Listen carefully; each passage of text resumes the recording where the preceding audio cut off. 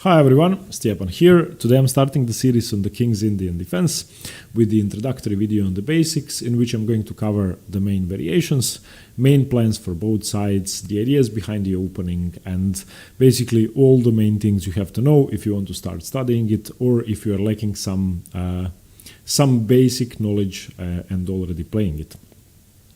This is the first video and the first opening in the D4 series. As you know, I have finished the E4 series, and with the King's Indian, the D4 openings are starting. It's going to be a long series.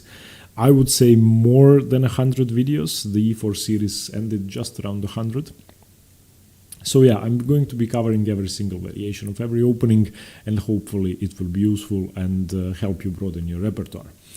The King's Indian is probably one of my favorites, which is why I chose it to begin with.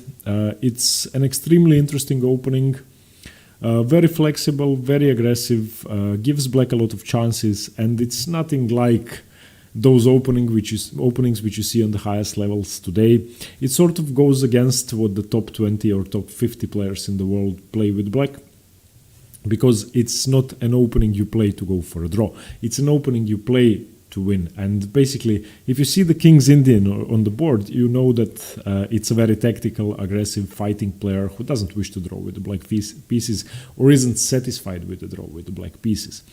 Before I begin, I would just like to mention the strongest players of all time who played the King's Indian, whose games you should study if you want to get familiar with the opening, because as with any other opening, studying Grandmaster games should be one of the first things you do. The opening wasn't really as popular at the beginning of the 20th century.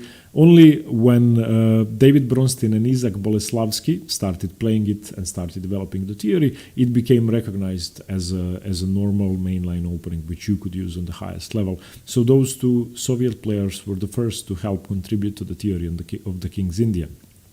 After them, Svetozar Gligoric, the Yugoslavian Grandmaster, contributed a lot. Miguel Najdorf, the Argentinian Polish Grandmaster, who also, of course, developed the Sicilian Najdorf. And to end with definitely Bobby Fischer, who is the greatest player of all time ever to have played the King's Indian, and it was his main opening against D4. After him, Garry Kasparov, and before him even Mikhail Tal. So you can see that one thing that these three great players have in common, that they were all considered to be attacking geniuses, and they didn't really want to go for a draw. Bobby Fischer and Kasparov and Tal went for a win in every single game. So if you're looking for an opening to win with the black pieces, then the King's Indian should be your weapon of choice. Okay, now the opening starts after the moves D4. And black plays knight f6. Two main moves against d4 are d5, which is considered to be the classical approach, and knight f6. d5 used to be the main response in the classical era of chess, when it was considered that you need to take the center. And the King's Indian and the other openings branching out of knight f6, which are considered to be the modern openings, sort of go against that principle, which is why the King's Indian wasn't really popular up until the mid-20th century. So knight f6, c4, white continues in the classical principle, taking up central space, g6 for black, knight c3 for white, and bishop g7. After knight c3, black can still play d5, entering the Grunfeld, but if he plays bishop g7, this is now the King's Indian defense. The main feature of the King's Indian defense is that it's a hyper-modern opening. What does that mean? Black is conceding central control to white. Black is allowing white to expand in the center as much as he'd like, to take up as much space as he'd like, to control as many squares as he'd like, and in most variations, as we are going to see, white is going to be controlling f5, e5, d5, c5, and b5, which is a huge number of squares in the middle of black's position. So from a classical chess perspective, this position is already losing for black, which is why it was considered dubious for a long time. But as we are going to see, black plays this way with a clear purpose in mind. Same as with other modern and hyper-modern openings, such as the Pirc or the modern defense, black allows white to expand in the center just to be able to undermine that center afterwards. So the main idea of the King's Indian is to strike at white's center, to counterattack, to open up the position, and to make white's position crumble. White's most principal move here is to simply take the center with the move e4, and black's only response is the move d6. And this is where the King's Indian starts. You could call this the starting position of the King's Indian. So now the main idea for black is he's going to castle fairly quickly. So you can see that the black king is already tucked away on g8. Black has already obtained a lead in development, while during the time black was developing, white was taking up space. So white lacks development, but has more space. One thing that needs to be highlighted is that if black manages to destroy white's central control, then he is going to be ahead in development and simply better. The engines never understand the King's Indian, same as they don't understand the Peer's defense or the modern defense.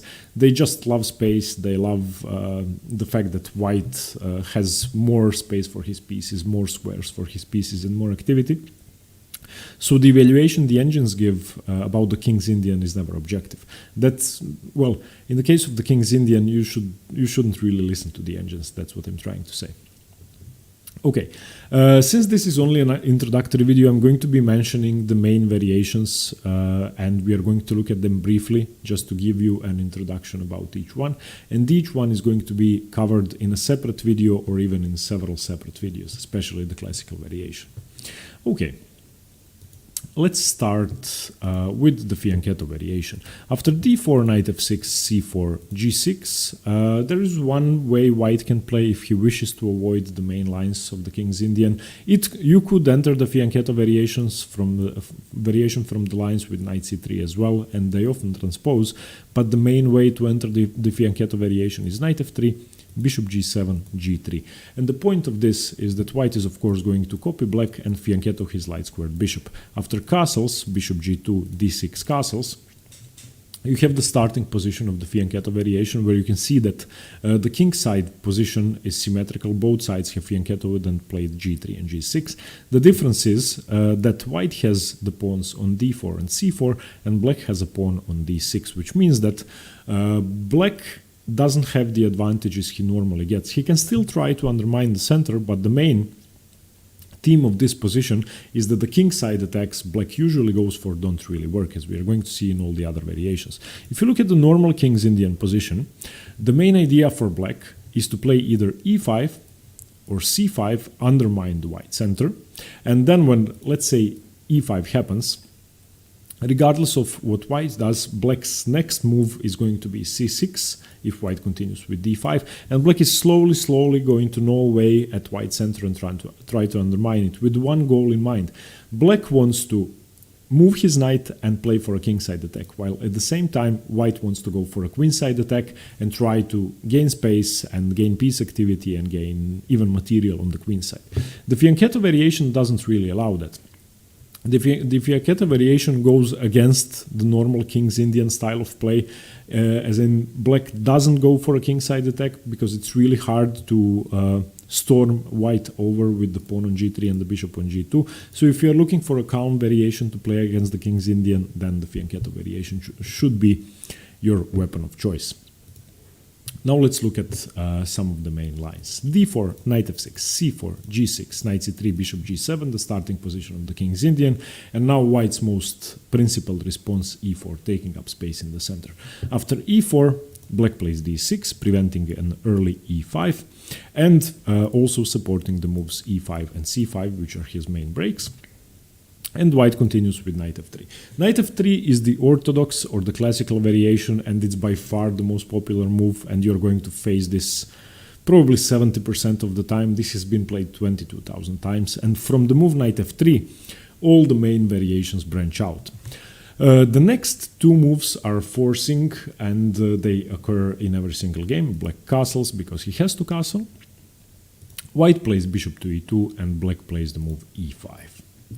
After the move e5, you have the starting position of the orthodox King's Indian, and a position that has been on the board 20,000 times, and it's one of the most thematic positions in all of chess. Here, white can branch out. The main move is castles, but there are also positions with bishop e3, which is called the Gligorich variation. There are positions with d5, named after the great Tigran Petrosyan. This is the Petrosyan variation. White can also opt to take on e5, d takes e5, d takes e5, queen takes d8, rook takes d8, and this is the exchange variation. As we are going to see, it's not really smart to take the e5 pawn. So all of this we are going to go over in great detail. But mostly we are going to be focusing on the main line with castles, because after castles, knight c6, d5, chasing the knight away to e7. This is called the Mar del Plata variation. You have the most thematic variations of the King's Indian, namely the bayonet attack with b4, which is considered to be one of the main lines. You also have positions with knight e1, which is well, this is the classical system. Knight d2 is the modern system. Bishop g5 is another aggressive variation. This is called the Aronin-Taimanov variation. And we are going to cover all of these. So from the classical King's Indian, there are so many possibilities and there are so many chances for white and for black to gain something out of the opening. And the sad thing is that you have to know all of them. Basically, if after the move c4, g6, knight c3, you play bishop g7, then you need to know all of this, which is why we are going to cover all of them in detail, and I'm going to try to give you detailed explanations of each one to make sure that you don't get into something which you are unfamiliar with. So let's continue. e4, d6, knight f3, the classical, castles, bishop e2, e5. Castles is the main move, knight c6, d5, bishop knight e7, b4, let's say the bayonet attack. And here you see the main features of the King's Indian, and this is one of the most thematic setups. Of course, the King's Indian can have several different types of centers, as we are going to see. Black can, instead of e5, play c5. An exchange can happen on e5, which means that it's a semi-open center. In the fianchetto variation, you're going to have a sort of Morozzi-Bind centers. And there are several possible types of centers which can occur in the game, but this one is the most thematic one. And the main theme of the opening is that black wants to play f5 and attack on the king side, and white wants to play the move c5 and attack on the queen side. If you remember the middle game video I made on pawn breaks, you always want to break on the side that your pawn chain is facing. So for black, the most obvious pawn break is f5. For white, it's c5 in this position. And the bayonet attack is the most beautiful example of that. Knight h5 is the main move, with a clear purpose of simply freeing up space for the f5 pawn.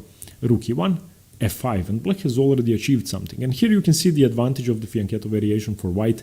It would be really hard to create attacking chances if the pawn was on g3 and the bishop was on g2. But in the normal King's Indians, this is extremely dangerous. The engines, once again, don't really like black, but these positions are venomous. Both sides have to be extremely precise, and every single tempo counts. So this would be the equivalent of the Sicilian in d4 openings, and probably one of the most complicated variations, one of the most complicated openings you can play. Okay, so that would be the classical. So after e4, d6, you play knight f3. And if you play the King's Indian, this move you are going to be facing the most. The second most popular move is f3. After d6, pawn to f3. This is called the Sämisch variation. It was named after Friedrich Sämisch, and this one often leads to opposite side castling and very aggressive play. You can see that it resembles the Yugoslav or the English attack, positions which white often plays against the Sicilian dragon setups, where black fianchettos and castles short and white castles long with f3, bishop e3, queen to d2 castles, and then going for g4, h4, and stuff like that. So the Sämisch reinforces the center and prepares for a kingside onslaught on black. It doesn't allow black to go for a kingside attack while white is maneuvering, attacking on the queen side and stuff like that. The Sämisch is, in my experience, the worst variation for black to face. Just to give you a sample variation, black castles, bishop e3, c5, black needs to go for his break, opening up the center, knight g2, e2, knight c6, d5, knight e5, knight g3, and here we come to the point which I wanted to mention earlier. In closed center positions in the King's Indian, where black has played e5, his next move is going to be c6, undermining d5, and in positions where black has played c5, his next move is going to be e6, undermining this structure. And often after, let's say, bishop e2, ed5, cd5, you are going to have a Benoni type weakness on d6, so this is something you need to be familiar with.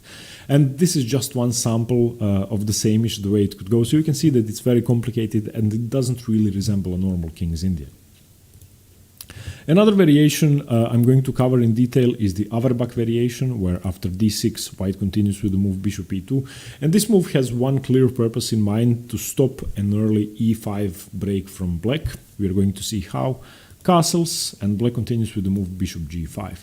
Now the move e5, even though it seems normal, cannot be played here.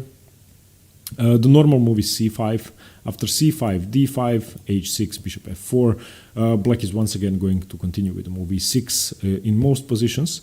But if after bishop g5, black goes wrong with the move e5, now white is in fact winning. The reason for that is slightly far-fetched, but you have to know the position basically to know it.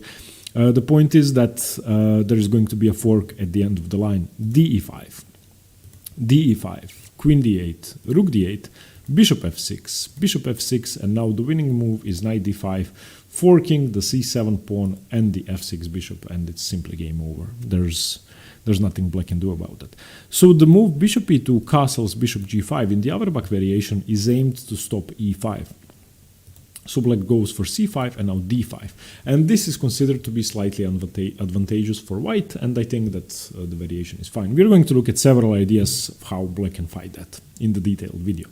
And the last variation I want to cover is after d6, visually the most aggressive move f4. This is the 4 pawns attack, and this is white basically going all in, telling black, you play the King's Indian, I'm going to play the 4 pawns attack and crush you.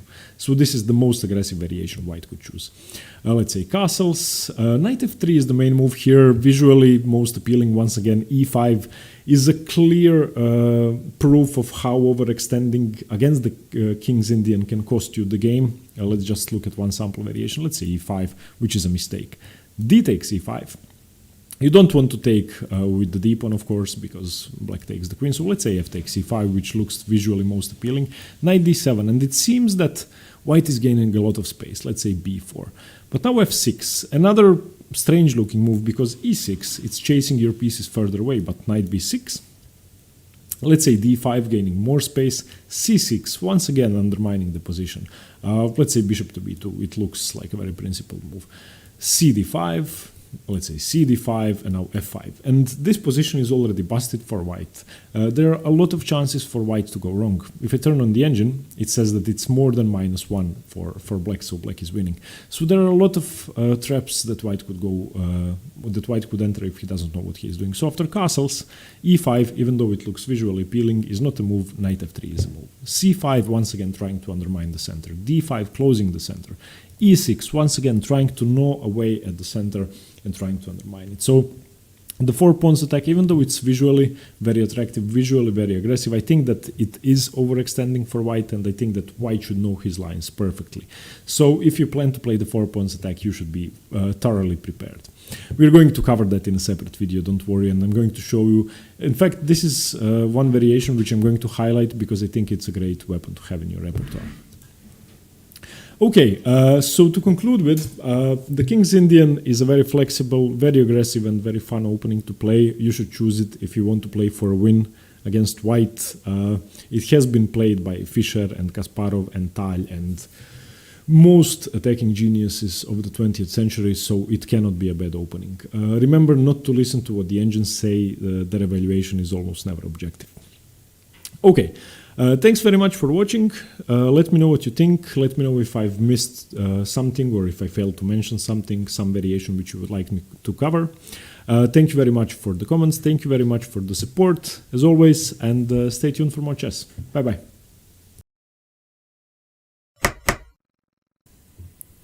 Hi everyone, Stjepan here.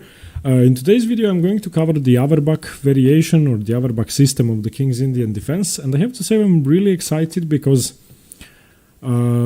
in my opinion this is by far the strongest way to fight the King's Indian and probably the way to beat the King's Indian. On the highest level it scores extremely well for white. Generally it scores 40% for white and only 24% for black. It's complicated to play for black. It doesn't go along the normal system black has in the King's Indian. Black has to be extra careful, and the games I looked at in the main line look just better for white, in my opinion. And I'm wondering whether this is a bust to the King's Indian. Of course, it has been known for a long while and black can fight, but so far, after I've studied the King's Indian for a while and went over all the variations in detail preparing the videos, this seems like by far the best option. I would really appreciate your opinion on this. If you played with white, let me know how you score. If you play the King's Indian and face this, let me know what you play, because if I were in black's shoes, I'd be really scared, and I'm actually waiting for my next opponent who plays the King's Indian, and I'm going to prepare this against him because I think it's a great system. Okay, so the point of the opening, let's just get to it. d4, knight f6, c4, g6, knight c3, bishop g7, the King's Indian, e4, d6. In this position, bishop to e2 is played instead of the more normal knight to f3, which is the classical or the orthodox King's Indian. Bishop e2, and of course after castles, white can still play the move knight f3 transposed to the classical, but today we are going to be looking at bishop g5, which is the Averbach. And the point of this move is to stop the immediate e5. As you know, if after, let's say here, after bishop e2 castles, white plays the move knight to f3, the most common move is e5. After that, castles, knight c6, d5, knight e7, and then we can have the classical system, we can have the bayonet attack, etc. However, after bishop e2 castles, bishop g5 stops the immediate e5 which black normally plays. So first of all, it might win you some quick games on move 6. If black plays e5 here, then it's really easy to refute this move and the position is now already winning for white. There are in fact two winning ways. So d takes e5 should be played, d takes e5, you exchange the queens, queen takes d8, rook takes d8, and now you can choose between winning a pawn and winning the exchange. It's as simple as that, winning for white. If you want to win a pawn, then bishop f6, knight d5 forks the c7 pawn and the f6 bishop. So black would have to play bishop g7 and then, bishop g7 and then knight takes. Wait, let me just look at my analysis. So bishop takes f6, knight d5. Yeah, black would have to play the move knight d7. That's the only move, I'm sorry. Knight d7, and then after knight takes c7, he would have rook b8. And the other way to win after rook takes d8, if you don't want to win a pawn, you can win the exchange by playing the move knight d5. This is an even stronger move. After knight d5, the knight is double attacked. There's no way to protect it but with rook e6, but the knight is also attacking the c7 square and winning the 8a rook. So the best move for black, the only move for black, is knight takes d5, and after that you play bishop takes d8. The knight goes to f4, and now you have just a winning position. You can in fact take on c7. You can defend here if you don't want to get checked and win and lose g2. So let's say bishop f1 should be the most precise move, and this is winning. So bishop g5 is stopping e5. That's the first thing. And many players, trust me, are going to be playing the move e5. So if not e5, let's just look at black's options from black's perspective. Black can play the move, let me just flip the board, to bishop g5. The main line is c5. The three sidelines that we are going to be looking at are knight a6, h6, the immediate chasing away of the bishop, and knight b to d7. The thing I would like to say at start is that neither of these seems good for black, and I see no way for black to equalize the game. I might be inexperienced in the King's Indian, but please, somebody who knows more about it, tell me how do you deal with the Averbach system, because I'm just too excited to play this against somebody who plays the King's Indian. This seems just incredible. So let's look at knight b to d7 first. And one theme in all of these variations, apart from the main line with c5, is going to be that white is going to be the one attacking on the king side, which is incredibly good for white. He doesn't have to get cramped, he doesn't have to defend from a king side attack. Instead of that, white is going to do the attacking himself. So queen d2. After queen d2, black can play either c6 or e5. They're not going to transpose really, both are going to lead to similar plans. If c6, then knight f3 and e5.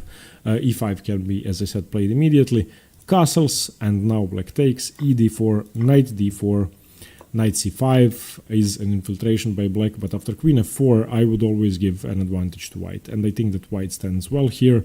All of his minor pieces are very active, especially the knights in the center. When compared to the annoying pin that the bishop has on the f6 knight, I think that that white's knights are better. So one idea could be a move such as knight e6, trying to exchange a pair of knights and then playing bishop e6, or even fe6, trying to gain space in the center by moving another pawn towards the center. The main move though is queen to e7, with the plan of queen e5, and after rook ad1, queen e5 and bishop f3. So this would be the c6 variation, which I have to say I consider better for white. If you just look at the piece activity, this is easier to play with the white pieces. The engines will give it as equal. So this, to conclude with, might be the best attempt, and this is my conclusion thus far. So once you meet the Auerbach system, bishop g5, knight bd7, the move knight bd7, after queen to d2 to play the move c6 and get this position after e5 castles, ed4, knight d4, knight c5. This is, from what I've found, the easiest way to play for black, but it's still better for white. The main line after knight bd7 goes queen d2 and the immediate e5, which is met by d5. You are going to play c6 afterwards, but the plans change. Knight c5 still, f3, defending the undefended e4 pawn, and now a5, stopping a queenside expansion by white.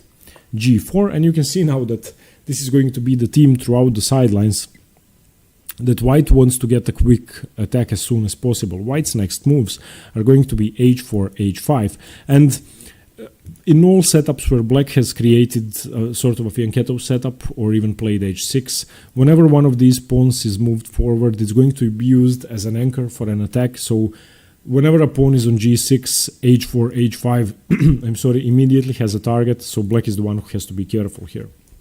c6, knight h3, cd5, cd5, bishop d7, and now knight f2, clearing the way for the h-pawn, supporting the center, and after a4, h4, queen a5, h5. And I really don't like black's position here. I think that, okay, it's hard for white to castle queenside, but still, he has such a huge attacking potential that black should be the one in trouble. In fact, this line, the engines give us more than +1.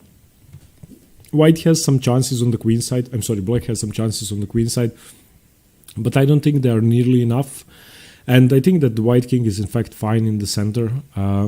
Of course, both sides can misplay this. In a matter of moves, after let's say rook c8, b5, b4, white could also be in trouble. But the fact that the white king hasn't castled yet, in my opinion, makes things easier for white, because he can tuck his king away at on f2 and just withstand the queenside pressure that way. Okay, the second position I want to look at is the move h6, which is a sideline that immediately resolves the issue of the bishop. But this would, in my opinion, be the worst way for black to play, because this is often a target that's going to have to be protected with king h7, especially as we know that queen d2 is the most common move in these variations. So bishop e3, a retreat. You don't want to play bishop f4 because you run into g5. e5 by black. It can be played now. The bishop is no longer here. Black can also play c5. After bishop e3, this would be a sideline. So after c5, white can either take on c5 or play d5. After dc5, this isn't bad for black. He doesn't have to recapture. Black can in fact play the move queen a5.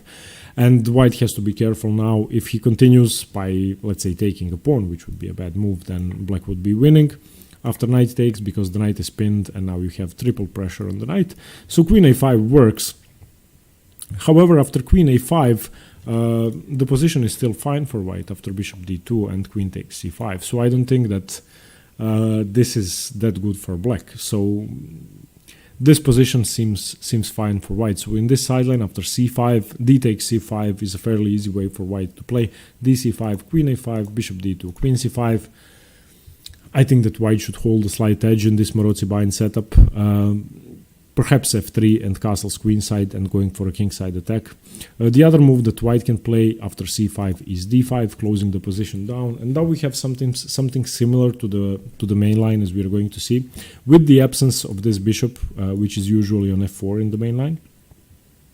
So e6, black wants to undermine the strong center white has. Queen d2, e5, e5, king h7, and you can already see that if a tempo has to be wasted to protect this pawn, then that's, in my opinion, not a good practical decision. And you can see how these bishops are poised towards the king side, poised for an attack.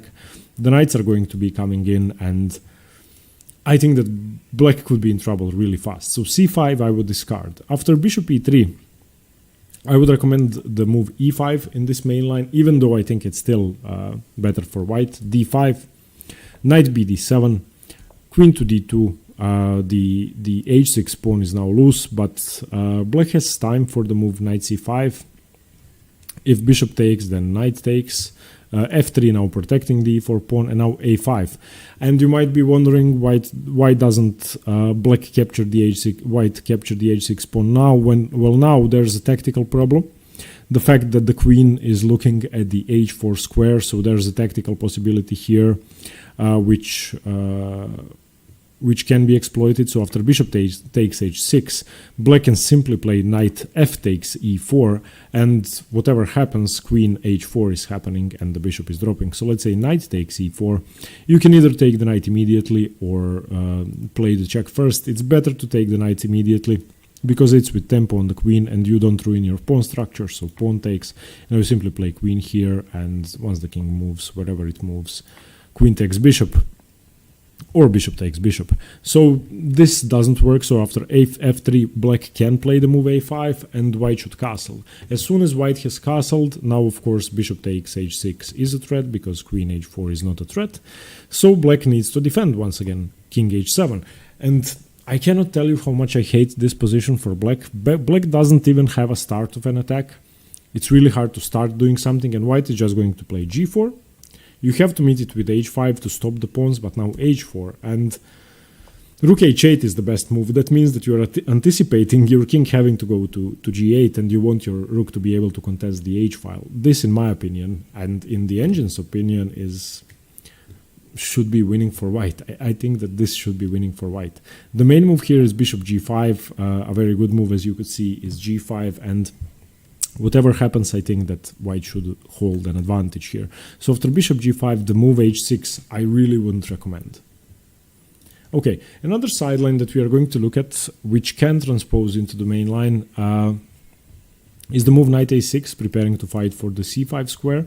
Queen d2 once again is the main move. e5, d5, and now c6, the undermining move, should be the best option. If you play knight c5, then we have transposed to the position with knight d7, where instead of a6 the knight went to c5 from d7. So this is the knight b to d7 line, so you can use this as well. So we would have f3, a5, g4, the position that we already looked at. But after d5, the move c6 should be the best option. White still plays the move f3, and now we have cd5. cd5 taking with the e-pawn is also possible, but this is considered better.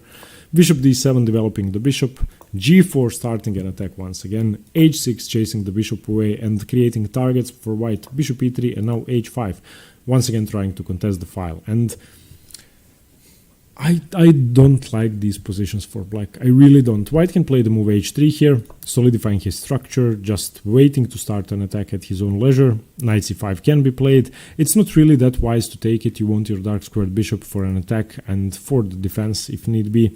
So b4 is the main move, and now black manages to get an exchange. Knight a4, bishop a4, and rook c1 by white.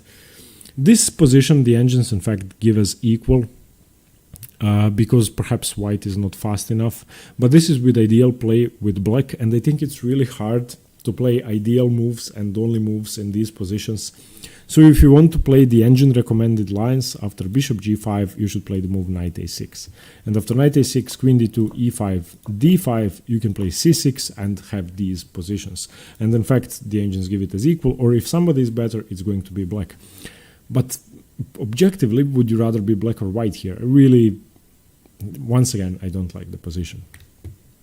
And the main line, which is the most concerning line that we are going to be looking at, which ends up being a pawn up for white if you play it correctly with the black pieces, is the reason why I would be extremely afraid to play the King's Indian against somebody who knows the Averbach system. After the move bishop g5, the main move is c5. As you can see, not going for the plan with e5 and knight a6 or knight b to d7 or something else. After c5, white now continues with d5. And once again, same as after e5, closing down the position, h6, chasing the bishop away, and now the bishop goes to f4. The reason the bishop goes to f4 is that it wants to keep the pressure on d6. And there is one main move here, which is, in my opinion, better for white, as we are going to see.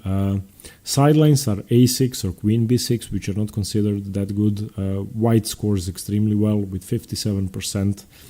One move that I was looking at is a6, and after a4 by white, you're sort of cramped on the queen side, but you're not losing a pawn and you're not giving away too much. So this is the option I was looking at. Now going for e6 would lead to the same variation, but perhaps now queen a5 could be good. I'm really struggling to find the moves, and that's why after bishop g5, I would never recommend the move c5. And now we're going to see why. d5, h6, chasing the bishop away, bishop f4, and the only move, according to the engines and according to theory, which gives black practical chances, is the move e6. Now, what's the problem with e6? e6 clearly loses a pawn. You can see that as soon as this capture happens, d6 is going to drop. So the main line and the only way white should play is d6, bishop e6, bishop d6, and after bishop d6 your rook is under pressure, so you need to play rook e8, and this is considered to be slightly better for white, but I would give it as almost winning. I don't see how this is survivable for black. The main move might surprise you, and I've been studying why the main move is the main move, and I still cannot see the reason. The main move is knight f3 for white here. After knight f3, black should continue with knight c6. And now we are going to see one finesse of the position. After rook e8, I was wondering why couldn't white simply capture the c5 pawn and offer the exchange of queens, and guess what, it turns out he can. Now I'm going to show you another position before we go into this. After knight f3, which is the main line, and knight c6 by black, now taking on c5 is not possible, because after bishop takes c5, black has the move queen a5, and queen a5 is attacking the bishop, and after bishop e3, black can now play knight takes e4, putting tremendous pressure on the c3 knight. The difference is that after bishop takes c5, queen a5, white doesn't have the move b4, because the knight is on c6, which means that after rook e8, when the knight hasn't been developed to c6 yet, white has the move b4, which is why I think knight f3, which is the main move, shouldn't be the main move, and I think that by far better is bishop takes c5. And now after bishop takes c5, black doesn't have the move queen a5, because after queen a5 you simply play b4 and the position is winning. And as you can see, black has 5 pawns, white has 7 pawns. So after bishop takes c5 in this position, after rook e8, queen a5 cannot be played. The main move for black and the best move for black is knight c6. But after knight c6 you can just continue with queen takes queen, rook takes queen, and let's say rook d1. And exchanges favor you. The engines give this surprisingly as plus 0.6. I cannot understand why. I think it's clear 2 pawns up. Okay, e4 is slightly loose. There might be some problems on this diagonal, but 2 pawns is 2 pawns. And I think that this position should be much better for white. So after, let's go from the top. Bishop g5, c5, d5, h6, bishop f4, e6, d6, bishop e6, bishop takes d6, rook e8. If you play this position with white pieces, don't play the main move, because it's the main move. If you want to, you can investigate bishop c5 further, but I really don't see a problem with that. Knight f3 is the main line. We are going to look at it, but I think that this opportunity should be seized. Bishop takes c5, and there's nothing black can do. Knight c6 is the best move. Now you exchange the queens, and in my opinion have a winning, easily convertible position. If you want to continue with knight f3, then you are allowing knight c6, so now taking on c5 is no longer possible, which means that black is going to be 1 pawn down. castles, knight d4, and now since you have allowed this actually gives a strong knight for the black pieces, but still black is going to lose another pawn because the main move is e5. After e5, knight d7, knight takes d4, c takes d4, queen takes d4. Once again, if you count the material, black has 7 pawns, black has 5 pawns, white has 7 pawns, and I mean, okay, the e5 pawn is going to drop, but still is going to be a pawn up. So the position would go knight e5, bishop e5, queen d4, bishop d4, bishop d4, and let's say rook a to c1. It's still, in my opinion, a clear pawn up for white, and it should be winning. So please help me out here. Try to explain why why everybody doesn't play the Auerbach system against the King's Indian. I've been studying this for a week now, and I'm so excited to have finally understood a position in the King's Indian which seems much better for white without too many complications. Please, if you're a better player than me and you play the King's Indian, tell me what do you do against this. Try to give me some advice, because I've been going through books, I've been going through databases, I've been going through Grandmaster games, and I find the positions much better for white.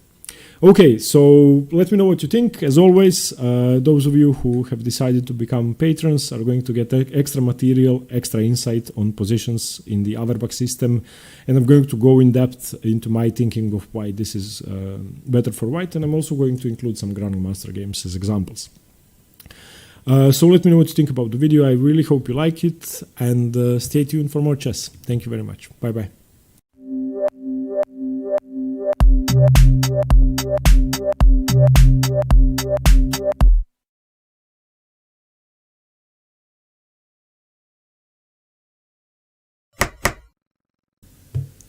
Hi everyone, Stepan here. In today's video I'm going to continue the series on the King's Indian defense with the 4 pawns attack.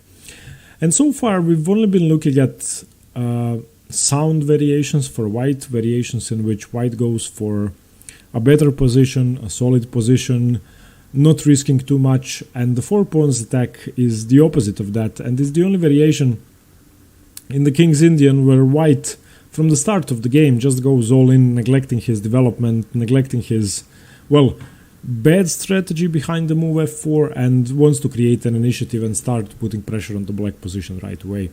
The position occurs after d4, knight f6, c4, g6, knight c3, bishop g7, the King's Indian defense. We have the move e4, which is the main line and the only move, d6, and now white doesn't play knight f3, he doesn't play bishop e2, he doesn't play f3, he plays the very direct move f4, and this is the 4 pawns attack because white is attacking with 4 pawns. And the implications of this move are vast and versatile, simply because there are so many options white could choose from in advancing his pawns. Oh, it's obvious that white can try and play f5, he can try and play e5, d5 or c5, and black has to be very careful not to get cramped, not to get his position destroyed very early on. On the other hand, the pawn advance with f4 leaves a lot of weaknesses in the position, and in a hyper-modern fashion, same as with the Austrian attack in the Pierce defense or the 3 pawns attack in the modern defense, black is going to want to undermine the pawn center as soon as possible, so black has to play extremely actively. We are going to be looking at 2 main moves. From this position, black can choose to play c5, but that is going to transpose to the line that we are going to be looking at, so I'm going to mention that at the end of the video. We're going to be looking at the move castles for black here, and that's basically the same idea black has in the Pirc and in the modern. So castles, and white now plays the move knight f3. This is the main line. Instead of knight f3, white has played bishop e2 and bishop to d3, but just for comparison's sake, knight f3 has been played more than 3,000 times. All the other moves combined have been played less than 100 times. So knight f3 is by far the main line and the best move, knight f3. And now the main branching of the ways is going to be black playing either c5 or knight a6.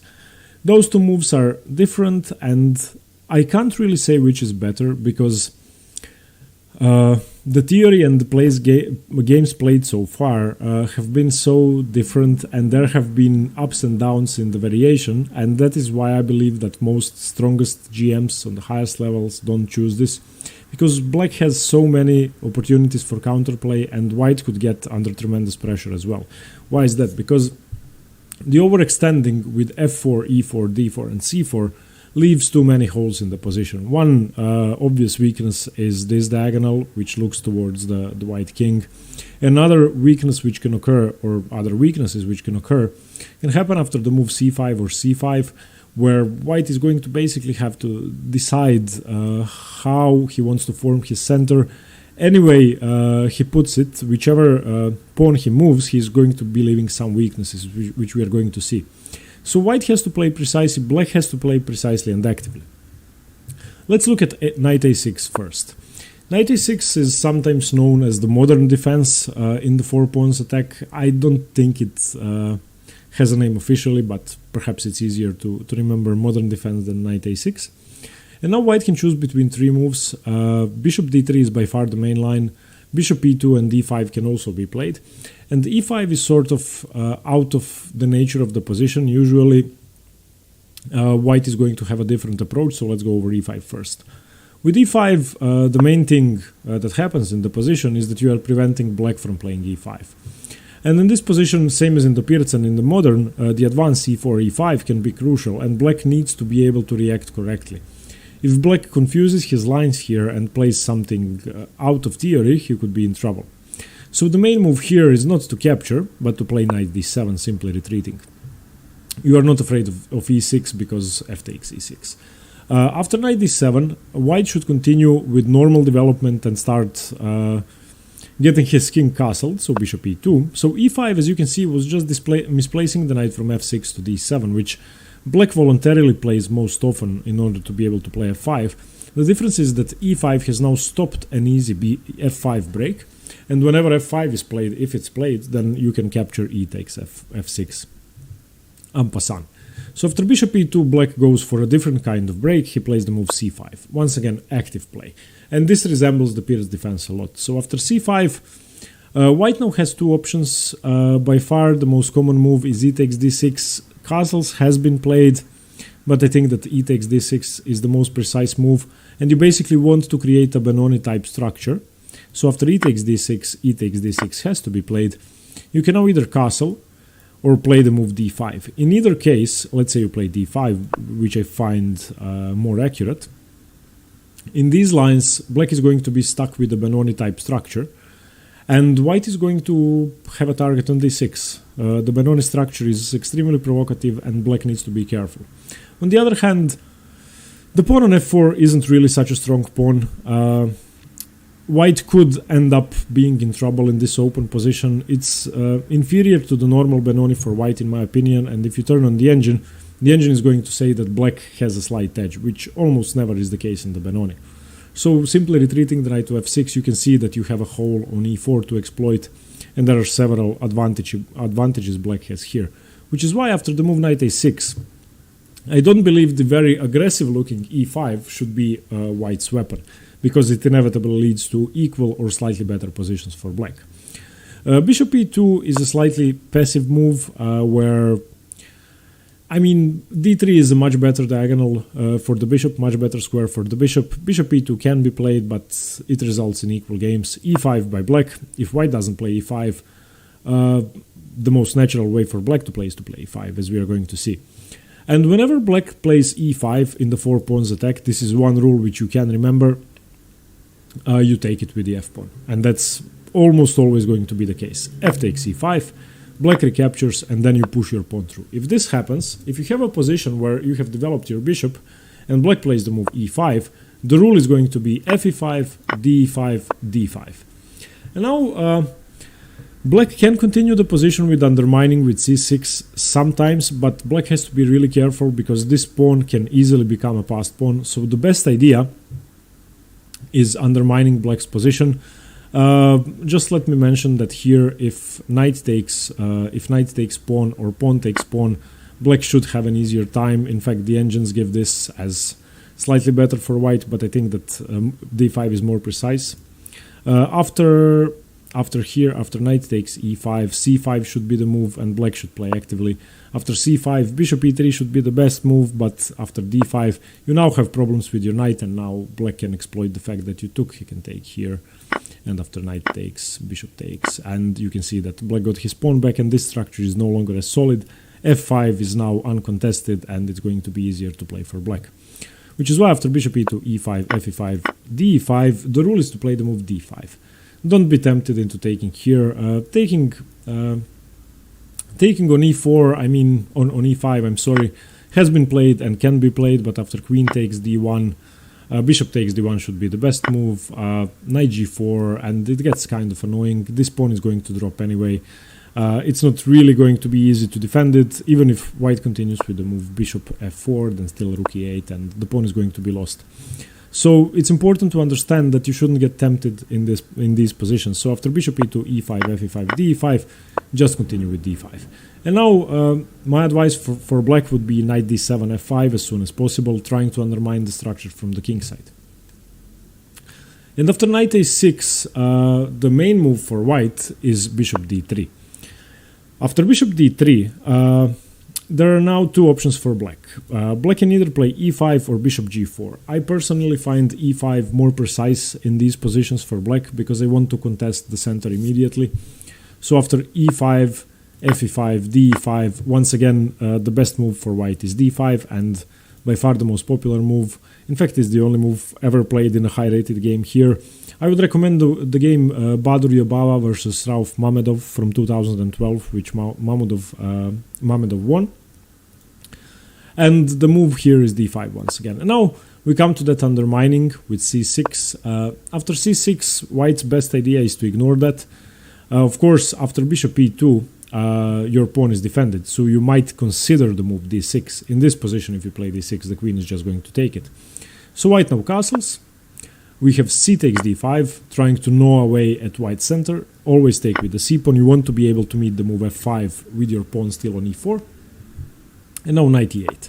The point behind knight e8 is clearing the way for the f5 pawn. Bishop e3, developing the bishop. Knight d6, and now this knight is really strong. White needs to do something about that. So knight b5, contesting the knight, black has to take. Knight b5, bishop b5, knight c7, attacking the bishop, bishop d3. And now, even though the engines give this position as much better for white, it's almost +1.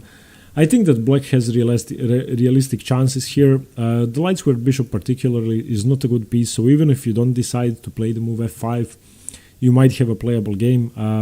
The main move here is knight e8 and knight d2 for white. And as white, you should just remember that if black plays the move f5, that's the only thing you should be worried about. Let's say after bishop d3, if f5 is played immediately, I think the best move should be just to take. Yeah, in this case there's problems with d6, but usually, I'm not sure about this position. If takes, white should still have an advantage. Yeah, white has more than a +1 advantage. It just took the engine some time to see it. But I think f5 should be one of the most active moves. And generally, when your opponent plays f5, here you will want to take it. In this particular position, there are some tricks with d6, but remember that usually white should take on f5 and black should recapture with the g pawn. So after knight a6, the three moves available, bishop d3, bishop e2, and e5, should all be okay for white. I would recommend the move bishop d3 because it leads to advantageous positions for white. So once again, e5 has to be played, fe5, d5, d5, and black's most active way is c6, castles, cd5, cd5, knight e8, bishop e3, knight d6. White should remember this trade with knight b5. And after knight b5, bishop b5, knight c7, bishop d3. The correct way for black to play might be to go for f5. Another idea is to reroute the second knight to d6 to blockade the passed pawn. As you know, passed pawns, as Nimcovich said, should be kept under lock and key and treated as criminals. And the best piece to blockade a pawn with is a knight. So in this position, knight e8, once again rerouting the knight to d6. So let's say rook c1, and now knight d6. And now you have annoying pressure on e4, you are supporting f5, you are going to be playing bishop g4, perhaps trading off this knight, And yeah, I think it's better for white, but not that hard for black to play. This pawn isn't going anywhere anytime soon, especially if this trade happens, it might actually become a liability. So after f4, the 4 pawns attack, and castles, knight f3, we just looked at the move knight a6, which is a sideline. The main move is c5, and before I get to that, I want to show you the transposition I mentioned at the beginning of the video. So after f4, if black doesn't castle immediately, his other move is c5, and that just transposes to the line that we are going to see. d5 by white, castles now, and now knight f3, e6, bishop e2, e d5, c d5. And you are going to see that we are going to have this exact position. This is the main line of the 4 pawns attack. It's, I'm sorry, also known as the normal attack, which isn't really an imaginative name, but I just call this the main line of the 4 pawns attack. So, okay, we are looking at the move c5, and this is now the main line. I'm sorry. After c5, there are several moves that are going to be played in every game, and that's what we just saw in the other line. d5. White can take on c5, but I don't really like these variations. d5 is much more active because you want to play the move e5. And now black needs to play energetically. This is now the critical position in which if black doesn't know what he's doing, he could be in trouble very fast. And the main move here for black is e6. After e6, white continues with the move bishop e2, developing before continuing any other active play. Of course, e5 doesn't work because fe5, and now this is a clear passed pawn with a weakness on c5. So e takes d5, and now c takes d5. White always recaptures towards the center with the c pawn. And the most important thing about recapturing with the c pawn is that you want to play the move e5. And very often e5 is going to be the decisive break in the position. And now we come to a crossroads. We come to the biggest branching of the position, and this is basically where the theory starts in c5, and this is what you are going to get in most of the games. This is probably the position that's going to be on the board if you play the 4 pawns attack, and the player who plays the King's Indian has any clue about the position. In this position, black has 3 moves.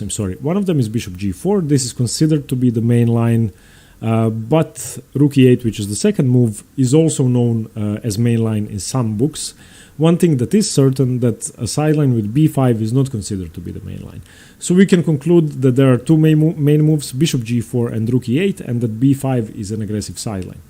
So we want to look at b5 first. b5, on the first glance, is a pawn sacrifice. Secondly, if white doesn't do something about that, the move b4 seems very annoying, and it seems that if you know about queenside pawn majorities, if you don't, you can watch the video on that. It's the middle game series. It's in the middle game series. But if white doesn't do something about this, after the move a5 and b4, black is going to have a clear 3-2 pawn majority on the queenside, which can be very influential in an endgame. On the other hand, if white does something, he could be in trouble. The main move here is e5 for white. So you are fighting fire with fire and basically returning the aggression to black, because b5 is the most aggressive move. If you choose to play the move bishop b5, then black is better. Bishop b5 simply doesn't work because of knight takes e4.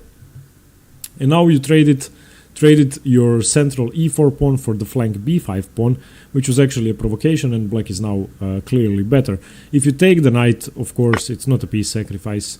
Then queen check, and once you play king f2, which is the best move, queen takes bishop, and you can see that white is kind of in trouble, and that black should be fine. In this position, I'm just wondering, about this move. And I guess there has to be something wrong with that. I'm looking at the b2 pawn, but it doesn't seem to be dropping for now. Yeah, okay, but black still has an advantage, and it's probably hard to play because the white king is on f2, and the pawns are overextended, and there's really no safety for the king. The bishop is coming to b7, and it could be very dangerous. Okay, so that's for taking on b5, and I don't think that should be played. After b5, well, there might be something to it, but the engine says it's better for black. I don't really trust in positions where your king is on f2, so I wouldn't be brave enough to play this. But once again, bishop takes b5, knight takes e4, knight takes e4, queen a5 check, king f2, queen takes b5, And now knight takes d6. And yeah, once again, if I turn on the engine, it's better for black, but I really don't like the positioning of my queen. Okay, this is something to investigate further. I've discarded the variation because it's known to be bad, but now I actually like the prospects of this aggressive play. So it might be something to look into. Anyway, the main move after b5 is not to take the bishop, it's to simply play e5. And you counterattack black while he expands on the queen side. And now black has to take, d takes e5, f takes e5, and it's clear that white now has a very dangerous passed pawn. But in the long run, black has this pawn majority on the queen side. And the main move is knight g4, putting double pressure on the e5 pawn and trying to provoke white into weakening himself even more. Now the main move might surprise you. It's not e6, which would just be losing. It's not trying to defend the pawn with bishop f4 or something else. It's the move bishop g5. And bishop g5 once again creates a stronger threat than black's threat. So firstly, to b5 you reacted with e5 counterattacking, and now to knight g4 you react with bishop g5. And the position continues with the energetical queen b6. And this is what I don't like for white. I think that this variation with b5 for black, even though it's a sideline, I think it's very scary. And if I were playing this with the black pieces tomorrow, I would definitely be playing b5 because I really like it. And I think that despite the engine thinking white is better in some lines, I think black has tremendous chances in the opening. So here, after queen b6, you can see that obviously c4 is a possible check, and that's in fact what happens in most of the games. And you can also see that the pawn is still hanging and that white has no way to defend it. So white should castle here, and black should play the move c4. After king h1, this trick with knight f2 check doesn't work because white is going to be better. After knight f2 check, rook takes, queen takes. These pawns are now extremely powerful, and white should be completely winning here. His rook was much less active than the g4 knight, so this trade was definitely unfavorable. So remember that, the position is just much better. And let's say knight takes b5. So remember not to get tempted into positions like this. So after the move c4, king h1, black shouldn't continue with knight f2. But still, black's position is very active after the move knight d7. And after knight d7, I think that black stands fine. I actually think that black's position is okay after, let's say, knight c5 as a possibility, let's say, undermining white structure some more. These two pawns are very dangerous, but remember that you can win the exchange at your own leisure, and that this position with the king on h1 and all of these holes created by moving the pawns is actually very unfavorable. Black can also think of just grabbing the pawn, which might be inferior, but that's also an idea. So worst case scenario for black, you can be a pawn up, and that's why I think b5 is a very dangerous line. So after c takes d5, b5 is definitely a move to consider. If you don't like tactical positions, then definitely not for you, but if you like sharp play, then this should be your favorite move. Now let's look at rook e8. Rook e8 is, as I already said, by some considered to be the main move. Rook e8 doesn't really prevent e5, as we are going to see, and even though black is trying to prevent it with the move rook e8, it's still a possibility, so white should play e5. And in these positions in the mainline 4 pawns attack, e5 should be what white desires to play until he manages to play it. And once again, after e5, black reacts with d takes e5, white plays f takes e5, and black plays knight g4, and we have a similar position. And once again, white continues with bishop g5, once again black plays the move queen b6, and once again white castles. Here you can once again go for c4 and king h1, and trying to provoke the black king into a weaker square. You can even win the exchange, but the main move, and what is considered to be the most precise move, is simply grabbing the pawn. So now knight takes e5. After knight takes e5, knight takes e5 by white, bishop takes e5, and bishop c4, black stands better, and I really don't see compensation for white. And this position is now 5 pawns for white, 6 pawns for black. White does have pressure on f7. White does have an open rook in an open position. The main move is bishop c4, which is in fact not such a good move. And white has a lot of fighting chances, but in theory black should be better. And this is just the theory. Now let's look at what the engine says. In this position, the engine prefers white, but once you play the theoretical moves, it sort of changes its mind. So e5, d takes e5, f takes e5, and now knight g4. The engine likes the move e6, which was almost never played. e6 has only been played 100 times, so it's really a sideline when compared to bishop g5, and I really don't like it because, once again, it involves losing material, so takes. And white now has a strange choice. I think that, okay, firstly, taking on e6 isn't good. d6 will also inevitably lead to the loss of a pawn, and one other thing which you create with a6 is knight c6, knight d5. If this knight gets to d5, if the pawns get connected, then black is going to have two connected passed pawns on e5 and d4, which I really don't care for.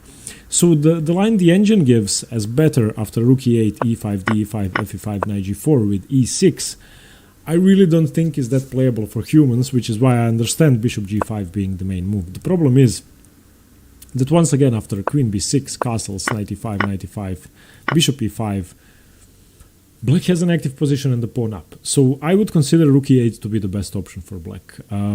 Regarding everything, all the factors and everything I've been reading, I think rook e8 is the most dangerous move for white to face. If white doesn't continue with e5, then, I mean, you're not playing an active position. Why play the four pawns attack? And the main move, most often played move after c takes d5, is the move bishop g4. After bishop g4, it's clear that it's not going to be as easy to play the move e5 if white doesn't do it immediately. In fact, here, castles is the main move. e5 has only been played 43 times. After e5, d takes e5, you can play f takes e5, and now after the knight gets to d7, black has basically provoked white into playing the move e6, and after e6, you can either take on f3, you can take on e6. I think that bishop takes f3 is more precise. If you interpose, I guess white can interpose pawn takes f7 check, and then rook takes f7. Yeah, I think that this position should be just better for black. It seems safer for black. It seems that black's king is in far less danger, and everything seems to be open around the white king. Let's just engine check that. So after knight f to d7, e6, and now bishop takes f3 was correct. And now why not e takes f7? Why is this so losing? Okay, bishop takes. I guess there has to be some tactical thing. Okay, yeah, either queen h4 or bishop d5 stopping the white king from castling. So you can see that you can get in trouble really quickly.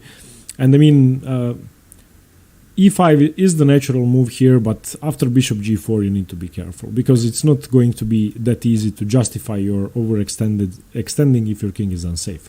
So after cd5, bishop g4, white should simply continue with castling, and then at some point try to play for e5 if possible. In this position, black continues with the move knight b to d7, and now it's really not easy to play e5, as we can see. So white plays h3, and after h3, bishop takes f3, bishop takes f3, you now no longer have the f3 knight which supports e5, so now we get a slightly more favorable position for black in that regard. Rook e8, putting pressure on e4, g4, and now we get to the psycho variation of the four pawns attack, and this is probably my favorite for white, but once again, if after cd5 black chooses to play rook e8 or b5, this is not going to be possible, which is why I think bishop g4 shouldn't be played by black. After cd5, bishop g4 castles, knight bd7 stopping e5, h3 chasing the bishop away, bishop takes, rook e8, white continues with g4 and starts to create a pawn storm on the king side, h6 to prevent it, but now h4, h5, g5, knight g4, a pawn sacrifice by black now, bishop takes g4, h takes g4, queen takes g4, and believe it or not, the engines think this is better for black. In fact, on grandmaster level, this might be considered winning. You can see that it's almost -1. The bishop has a very strong square to which he comes with check, but for humans, I don't want to be on the black side of this. I just don't. I think that it's going to be really scary. If bishop d4 check, now let's say king h2. followed by rook h1, or king g2 followed by rook h1, and simply playing h5, h6, or h5, h takes g. And I really wouldn't want to be defending this. So to conclude, there are two possibilities for black after knight f3. He can either play knight a6 or c5. I think knight a6 is less than optimal. I think c5 is better, and after c5 and the following moves, which are always going to happen, d5, e6, bishop e2, ed5, cd5, you can play the move b5, which is aggressive and a surprise weapon in some cases, and in my opinion, objectively good for black. You can play the move rook e8, which in my opinion leads to an advantage for black and is much harder for white to meet than bishop g4, or you can play bishop g4 and face this. So as black you get to choose. As white, if you play the 4 pawns attack, you need to be prepared for all three moves, and I think the variation is extremely fun. I would never choose it with the white pieces. I would much rather play the Averbach, or I don't know, even the Bakogonov, or the Samish, or even the main line in the classical, the Gligorich, for example, than this. But if you're looking for a sharp game and you're playing against somebody old or somebody very young who is likely to blunder, or somebody inexperienced, then this should be a very good weapon. Okay, thanks very much for watching. Let me know what you think about the four pawns attack. Let me know if you play it. Let me know if you face it. Let me know what you do against it. And yeah, please give me any feedback. I really appreciate it. Thank you very much, and stay tuned for more chess. Bye-bye.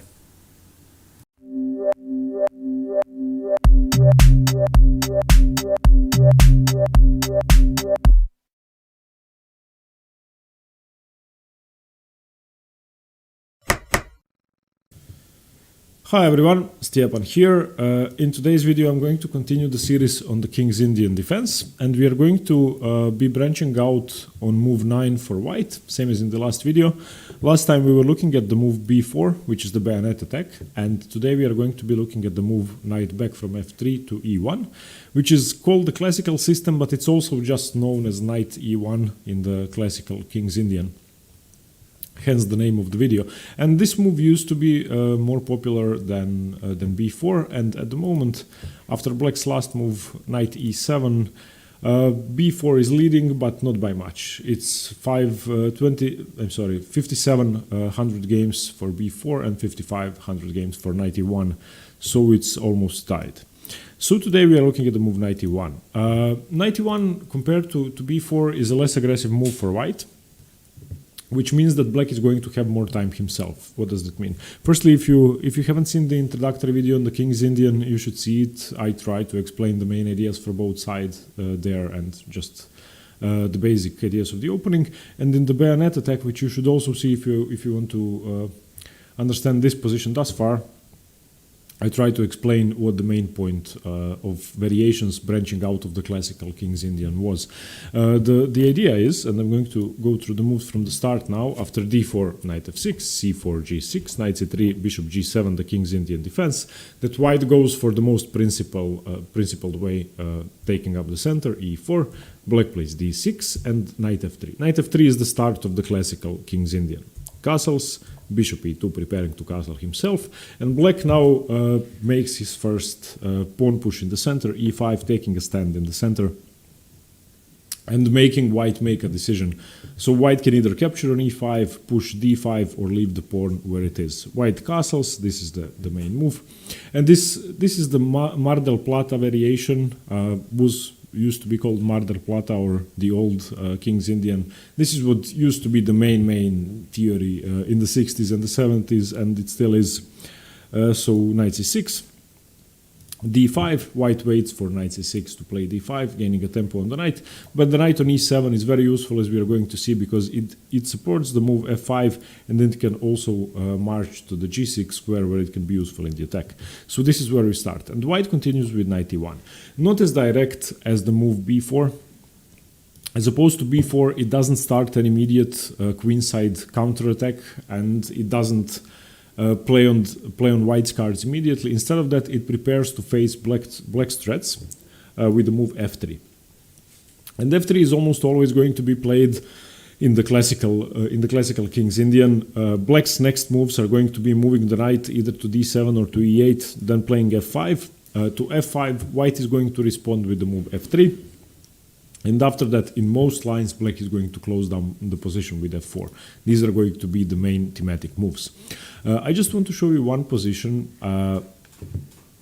this one, so that I can explain the ideas of the classical King's Indian. Then we are going to go into the variations in detail. So basically, this is what both sides want to achieve. We are going to get to this exact position, and the themes are all here, and you are going to see them throughout the video, throughout the variations. The first thing is that the knights are going to be placed on g6 and f6 very often for black. The second most important maneuver is the rook lift from f8 to f7. This rook is a multi-purpose piece. Firstly, it defends the c7 square and the 7th rank, especially from the knight b5 move, which is a very common idea for white. And secondly, it allows the g7 bishop to retreat back to f8. The bishop retreats to be able to defend the d6 pawn and the d6 weakness. For white, while black is playing f5, f4, g5 and trying to play g4, white is playing c4, c5. After white plays c5, he can always capture on d6 at his own leisure. After d6 has been captured, takes, let's say in this position this happens, and knight b5, which isn't a good move necessarily here, I just want to show you the ideas. You can see how useful these two pieces are. And if you know the ideas in the King's Indian, then this is going to be a thematic setup for black. So once black manages to scramble his pieces along his two first ranks and try to defend everything and all the weaknesses, then he's going to continue with his attack. On the other hand, white needs to try and provoke something more here, often taking the a7 pawn, gaining material and long-term advantages. But if black manages to checkmate first, and then the game is over, and white's long-term advantages don't mean much. Okay, so we're looking at the move knight e1. We're going to be looking at two moves by black. One of them I just want to mention briefly. Knight d7 is by far the most common move. The knight on d7 looks at the c5 square and prepares to come back to f6 in most situations after f5. So the basic idea of both moves is simply moving the knight away.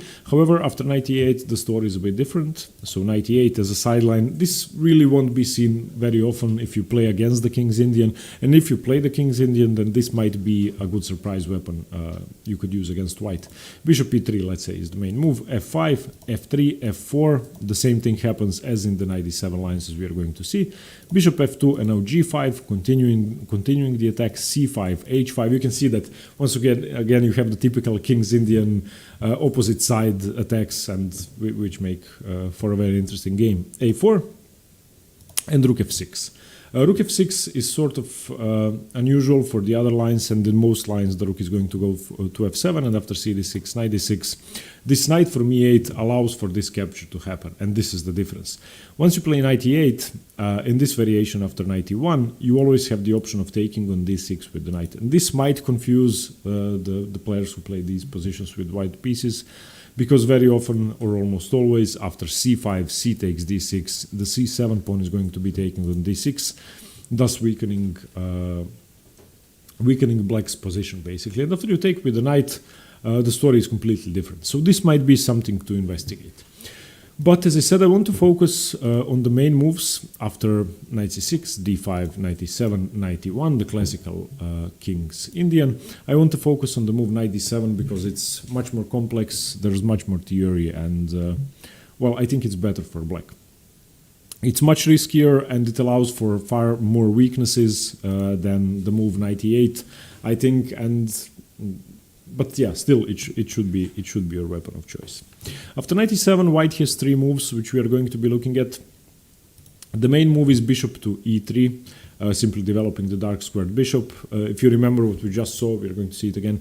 White is going to play f3 and allow the move f4, and the bishop on e3 isn't going to serve as a bad tempo gain. It's rather going to retreat to f2, and white is going to be content with that.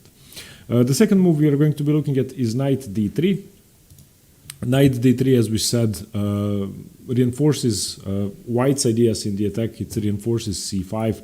If black ever captures on c5, then the e5 pawn is going to be weak, and it's simply returning the knight back to the center where it belongs. And the last move we are going to see is the move f3, which is a sort of bizarro King's Indian, where white does what black is supposed to be doing, and we are going to discuss that first, because I think it's very unusual and well, it's completely antimatic for the King's Indian.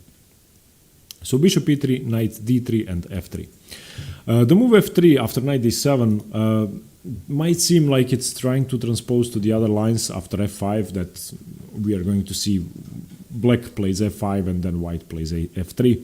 But the difference is that here, white still hasn't wasted the tempo on the move bishop e3 or the move knight d3. So white now has an extra move to strike on the king side himself, and he plays the move g4. This is very unusual. Inexperienced players playing the King's Indian are going to be shocked, I'm sure. This is a sideline, and it's definitely going to be a surprise. And it's going to be unpleasant for your opponents, even though they've played the King's Indian their entire life. If I turn on the engine, this position is equal or slightly better for white, but equal basically. So it's not the most precise way to play, but still you have equality in a position where you have the surprise factor, so it's very worth investigating.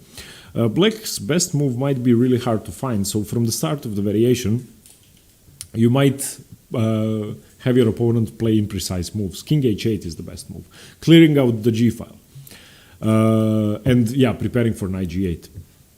Knight g8 supports the knight coming to h6 and to f6, coming to the defense if need be. King h1 clearing the g file for white, a5, and this is why I said bizarro King's Indian, because all of a sudden black is expanding on the queen side and white is expanding on the king side, and that's really strange. So rook g1, white is preparing a king side attack. f4, black is trying to slow things down, close the position down. White plays g5, and now you can see what's coming. h4, h5, opening up the h file and trying to checkmate. So this variation, after knight e1, which is seemingly a less aggressive move than b4, and after knight d7, which you're going to always see, for white this might be a great weapon to have in the repertoire, f3. And after f5, which is always going to be played, g4. So if you play the King's Indian, please be prepared for this, find a line of your own, and make sure that you understand this variation. Okay, now let's go to the two main moves. As I said, bishop e3 and knight d3. Both are useful, both pieces need to be developed. The knight has already been underdeveloped to allow f3, so it has to be brought back to the center, and the bishop needs a better square, a better diagonal. So bishop e3. This is the main line. In fact, let's go over knight d3 first, because it's simpler. After knight d3, the knight, as we said, is controlling c5, is controlling b4, is attacking the e5 pawn. It's preventing f4 in some positions, and in some positions white might even play f4 himself, if the situation is right, but most often it's going to be f5, f3. So the position continues f5 for black, as always, and here white doesn't play the move f3. He can, and it can transpose, but the main move is bishop to d2, not developing the move the bishop to d3, but with a bit different idea in the opening. After the move bishop to d2, black now doesn't have to play f4 immediately, doesn't want to play f4 immediately, because the bishop isn't on d3, the pawn isn't on f3 yet, so he's not in a rush to do anything. Instead of that, the position continues knight f6. And now this is a very strong knight in the center, of course, now does threaten to take on e4, so white has to play f3, and now black plays the move f4, and this is basically a transposition, with the difference that the bishop in the bishop e3 lines, as we are going to see, is going to be on the f2 square, and here it's on the d2 square.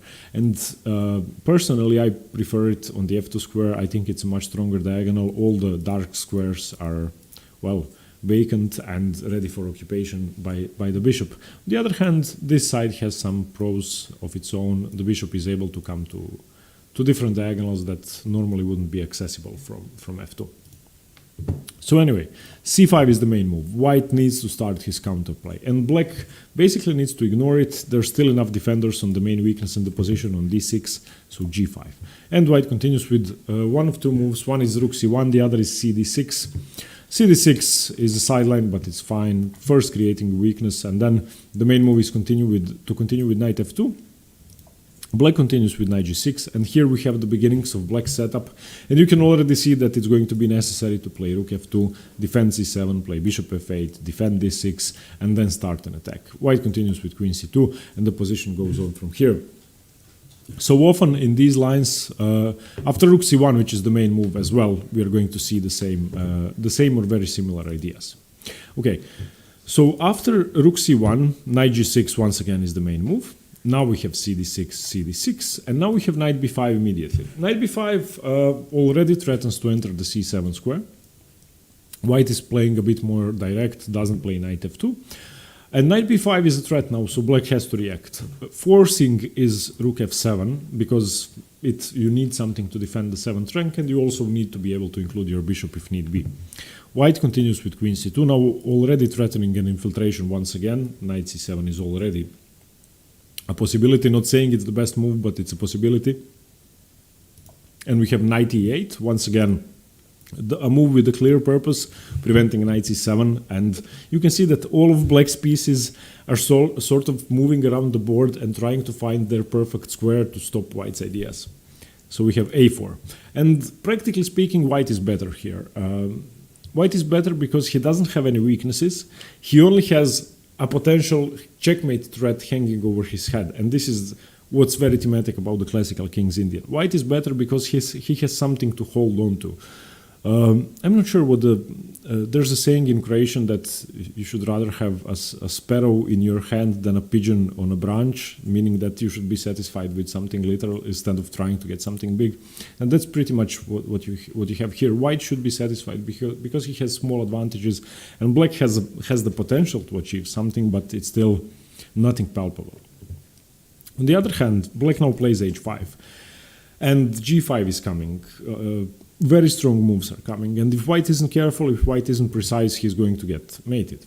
Knight f2, marching his knight into the defense, bishop f8, as I said, defending d6, and all of black's pieces are now helping out defend the main weaknesses, c7 and d6. So these 2 points are going to be the weakest in black's position. h3, stopping g5,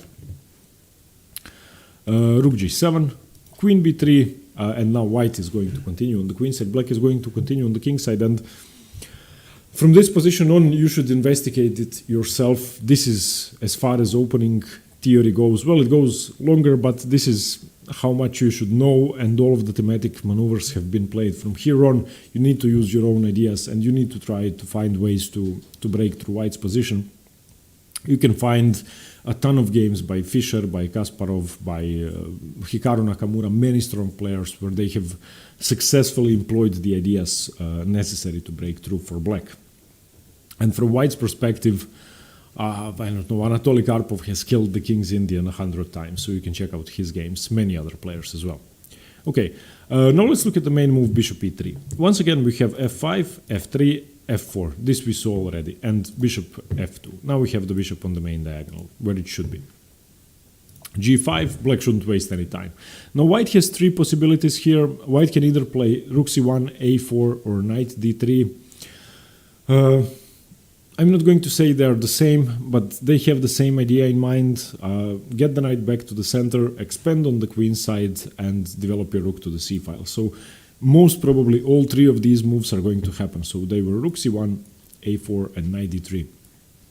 It's sort of a matter of choice, not because of transposition, but because the plans are similar. The main move is rook c1. I want to look at the sidelines first. So a4. After a4, black has 2 ways to react. He can either block down the position with a5 or play knight g6, which is more thematic. a5 I think is better, because after a5 you stop an easy b4, and you can also hope for a b6 and trying to prevent c5 in the long run. So knight d3, b6, and now b4, trying to break through. Black's best idea is to take a b4, knight f6, the knight comes back to the center, and h5. And after a5, I think black has successfully stopped white's plans, and I actually like this position. Which is why after the move g5, I don't like the move a4 for white. After a4 and a5, I think that the position you get here is much better for black from a practical standpoint because it's no longer easy for white to break through. After a4, black can also continue with the move knight g6, but I think that when white manages to play a5, it's going to be different. And black is going to have the same problems he has in the other lines. So I would recommend that if after the move g5, which you are going to see in every single game if white plays the main line with bishop e3, white plays the move a4, just play a5 without thinking. After g5, the other move that could occur is knight d3, but that's fairly similar to the main line because rook c1 happens afterwards anyway, and knight d3 happens in the rook c1 line anyway. So I want to look at one only. So after g5, let's look at rook c1. As I said, those two are most likely going to transpose. Knight g6. The next moves are going to be knight f6 and trying to push for an attack with h5 and trying to play g4. Mostly, in most situations, playing rook f7 and bishop f8. So if you have this position with the black pieces, it's easy to play it because you don't need to know the exact move order. You don't need to know which move I have to play on move 15, otherwise I lose. You need to know that your knights belong on these two squares, that your rook should be lifted to f7, defending the 7th rank, that your bishop should be brought back to f8, defending this diagonal. Those are the ideas. After you have done that, you need to try and checkmate as soon as possible, because you should know that white has an egging advantage on the queen side, which is much easier to utilize than your checkmating threat. Okay, so white has his own plans. c5. Knight takes c5. b4. Knight a6. Yeah, this is a point where I would like to highlight something. After c5, the fact that you brought back the knight to d7 enables you to play the main move. If you bring the knight to e8, as we saw in the sideline, where black gets to choose what to do on move 10, then you can no longer, of course, take on c5. But after c5, knight takes c5, which is the main move, and b4, you need to be precise here. If you play the move knight d7, which might seem like the best move, after knight b5, you are losing, because you are going to lose the c7 pawn.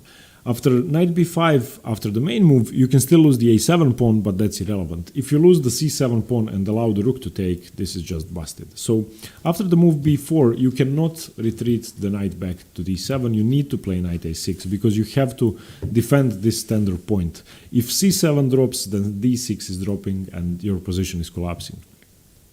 After knight a6, white can still win a pawn with the sideline knight b5, but the a7 pawn doesn't really have to do anything with the position, and it's considered to be fine for black if white takes it. So let's say bishop d7, knight a7, h5, bishop a6, ba6. This position is only slightly better for white because the fact that the pawn is not here doesn't really mean that much. It's not easy for white to break through.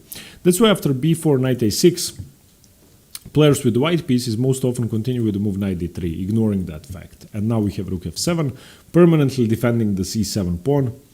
Knight b5, bishop d7, trying to chase the knight away. a4 defending, h5 continuing the attack. Knight takes a7, now winning a pawn is the main move, but as I said, it doesn't really mean that much. And now bishop f8, continuing your plan with the black pieces. It should be mentioned that the bishop can also be developed to the h8 square, which is extremely interesting, and especially in positions where you have successfully defended without having to recapture on d6 with the c-pawn. So after white plays the move c5 and you do nothing, if white doesn't capture here, and you manage to capture on c5 with the knight, as we see in this main line, then while the c7 pawn is still here and well defended and the d6 pawn is defended, maybe this bishop isn't such a useful piece. It is the most common move because it's thematic, but putting it on h6 has a lot of venom. Why? Because after g4, and if any capture happens, then f3 is going to be a deadly move. If a capture doesn't happen, then it's much more likely for black to be breaking through. Okay. Sorry if the video was long and complicated, but the King's Indian is long and complicated, and unfortunately every single variation is going to be...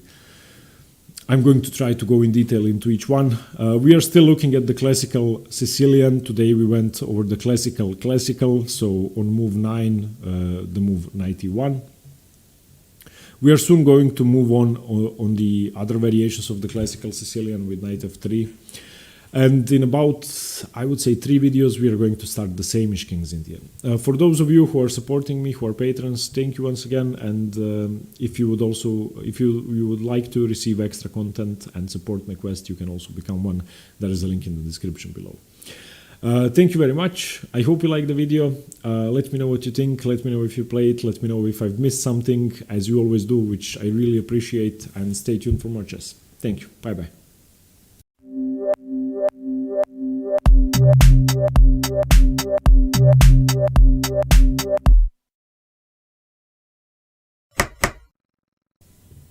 Hi everyone, Stepan here. In today's video I'm going to continue the series on the King's Indian defense with the Gligoric system, also known as the Gligoric-Taimanov system, so named after Mark Taimanov and Svetozar Gligoric. Svetozar Gligoric was the greatest Yugoslavian player of all time. He was also a candidate for the World Championship, and Mark Taimanov was of course one of the greatest Soviet players of the 20th century. He was also a pianist, which is a great thing to have somebody so proficient in two amazing skills such as chess and piano playing. But anyway, I think the most common name for the variation is the Gligoric system. One feature of this system, which occurs after d4, the King's Indian defense, and somebody noted in the comment that they would like me to go through all the moves from the beginning. I'm sorry I didn't do that in the last video. I'm going to do that from now. So d4, knight f6, black's second most common response to d4. I think d5 is the more common. c4, classical g6, going for Fianchetto setups. This can still be the Grunfeld or the King's Indian for black. Knight c3, and after bishop g7, it's now the King's Indian defense. If black continues with pawn to d5, this would have been the Grunfeld defense that we are going to cover in about a month or so. Okay, so bishop g7. And we are still on the most normal continuation for white, keeping central control, grabbing the center with d4, expanding, d6 for black, the most common move, and we are still looking at the orthodox King's Indian or the classical King's Indian with knight to f3. After that, we are going to switch to the same-ish with pawn to f3 and other variations. And we are looking at the main move for black, castles, bishop e2 for white, and now e5 for black. And this is where we branch out. After e5, in the last video, we were looking at the move pawn to d5, which is the Petrosian variation. If you haven't seen that video, you should look at it because it's one of the most interesting variations, in my opinion, in all the King's Indian. I give a slight edge to black, but yeah, it's playable for both sides and a great system. And today we are going to be looking at the move bishop to e3. Bishop to e3 seems like a very non-committal move, and that's because it is a non-committal move, which is very rare for the King's Indian. And most often, all the moves played in the King's Indian for both sides are going to be about trying to speed up their plans as much as possible. For white, that's going to be queenside pressure and queenside advances, and for black, that's going to be a kingside attack and trying to go for his main pawn breaks on the king side. So the move bishop to e3 doesn't really seem that thematic for the King's Indian. And the point of the move is that white is trying to keep the central tension. So white doesn't do much to commit in the center. He doesn't play d5, he doesn't take on e5, he doesn't do anything committal.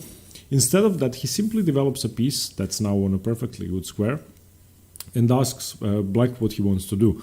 One of the main tricks of the opening is that black cannot really go for his normal setups that he usually goes for, because a huge advantage for white is going to be that this bishop has already been developed to the e3 square. That means that once the knight retreats to d2, which is common in the King's Indian for white, because white either wants to play f3 or f4 to counter black on the king side, then white is going to have an advantage as opposed to the other variations.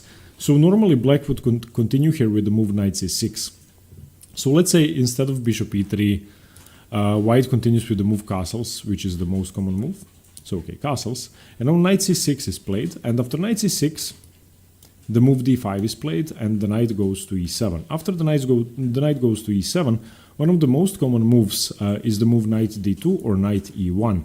And the move knight d2 is the third most common. We've already been looking at the bayonet attack, and you can see now that if white plays the move knight to d2, he probably wishes that his bishop was on e3 already.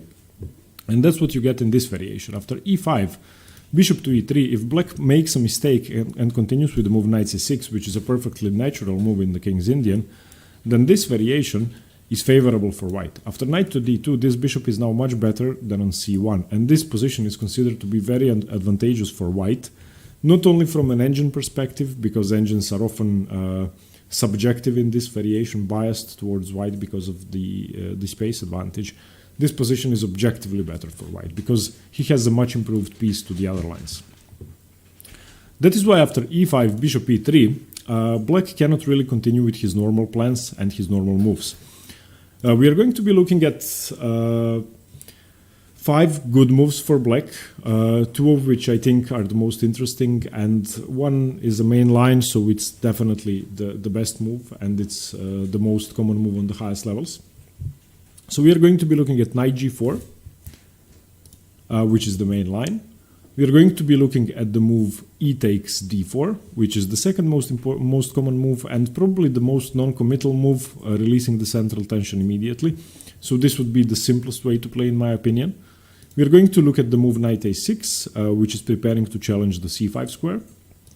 We are going to look at the move c6, which sort of black is going for central control a bit late, and he's now trying to challenge white's center without putting any further pressure on the king side immediately. And the last move we are going to be looking at is the move knight b to d7, which I don't think is as challenging for white. Sorry. So let's start. The move knight to g4 is the main line, and this move simply challenges the black bishop. So using the fact that the bishop has now been developed to the e3 square, it's a perfectly sensible move. And of course, white doesn't want to give up the bishop. So let's say white castles. Black would simply take the bishop and have an advantage in this position, because he never has to capture on d4, and white is going to be left with this permanent weakness. And I think even the f5 break doesn't have to be played here. You can simply play against the positional weaknesses in the center. That is why after the move knight to g4, the main and the only move for white is to gain the tempo back, because now bishop from c1 to e3 was a tempo gain for black. Now white wants to gain the tempo back by playing bishop g5, gaining a tempo on the queen. The problem is that black now has the move f6, this is the main line, and these are the only moves that are ever going to be played in this main line with knight g4. Bishop h4 and now g5. After bishop g4, bishop h4, black doesn't have to play g5, black can continue with the move knight c6, black can also play knight to d7 or queen to e8, getting away from the pin, but I think g5 is the most aggressive and most sensible move. Lines with knight c6 are fine as well, and after knight c6, white is going to continue with d5, and you're going to have d5, knight e7, and normal King's Indian stuff with this sort of order of moves being played. Still, white is going to play knight to d2, and after knight to d2, this knight from g4, which is now under attack by 2 pieces, is going to retreat to h6. And a similar thing is going to happen in the other lines. I think that after bishop h4, the move that's most interesting for black is the immediate g5, not going for knight c6 and development, but simply asking this bishop a question, forcing it to move back to g3. I think that it's good to release this pin on the f6 pawn. Now knight h6 still, because the knight can retreat. d takes c5, white releases some of the central tension. D takes c5, or always take with the d pawn. You don't mind this queen exchange really, because the bishop on g3 is not such a good piece and it's going to need some time to reroute. And I think that if white ever captures on d8, which is in fact the main line, and the black rook recaptures, then the g7 bishop can come to the f8 square, come to the c5 square or the b4 square, or ideally to d4, and be a much better piece than the g3 bishop. So I think that in the main line of the Gligorich system, I think that the emphasis should be put on the quality of the dark squared bishop. And I'm not really sure why white would go for such a variation when you have such an obvious weakness. Of course, he can compensate with a better pawn structure and better king safety, but once the queens get traded off, it's not that important. Queen d5 check is an intermezzo move, chasing the king away to h8 before an exchange of queens happens, so queen d8, rook d8. And now white continues with the move h4, trying to find activity on the king side. g4 should be the response. If you ever take, then the bishop is going to activate itself. And the only plan for the light squared bishop, for the dark squared bishop for white to activate, as we are going to see. And this maneuver you should keep in mind with black if you play the King's Indian, and with white if you choose to play the Gligorich system. If you don't do this, then white is probably going to be worse. So the idea is to play the move h5 and bishop h4. At least that way you have pressure on the f6 pawn. But the thing is, once the bishop from g7 goes either to h6 or to f8 to challenge one of the stronger diagonals, then the king is going to go to g7 defending f6, and the black bishop will not be doing that much, realistically. White continues with knight d2, the knight was under attack. Knight a6, challenging the c5 square and the b4 square, as we know, probably the most important queenside squares in the King's Indian and the squares that most battle is going to be revolving around. He wants to stop the move b4. White castles queenside, and this is rare for the King's Indian, opposite side castling, but still black's advance on the king side hasn't really weakened him that much because the queens have been traded off. In normal situations where the king has castled kingside for black and white castles queenside, such weakening with pawn pushes such as g5, g4 would be terminal, but now that the queens are off, it's okay. Now black simply continues his development, bishop e6, getting to the best possible diagonal, knight b3, white tries to challenge c5, tries to challenge the d5 square, and of course in some positions c5 could be an idea for black, and I was analyzing these positions with the idea of trying to get my knight into the d4 square, which would then be strategically winning, in my opinion.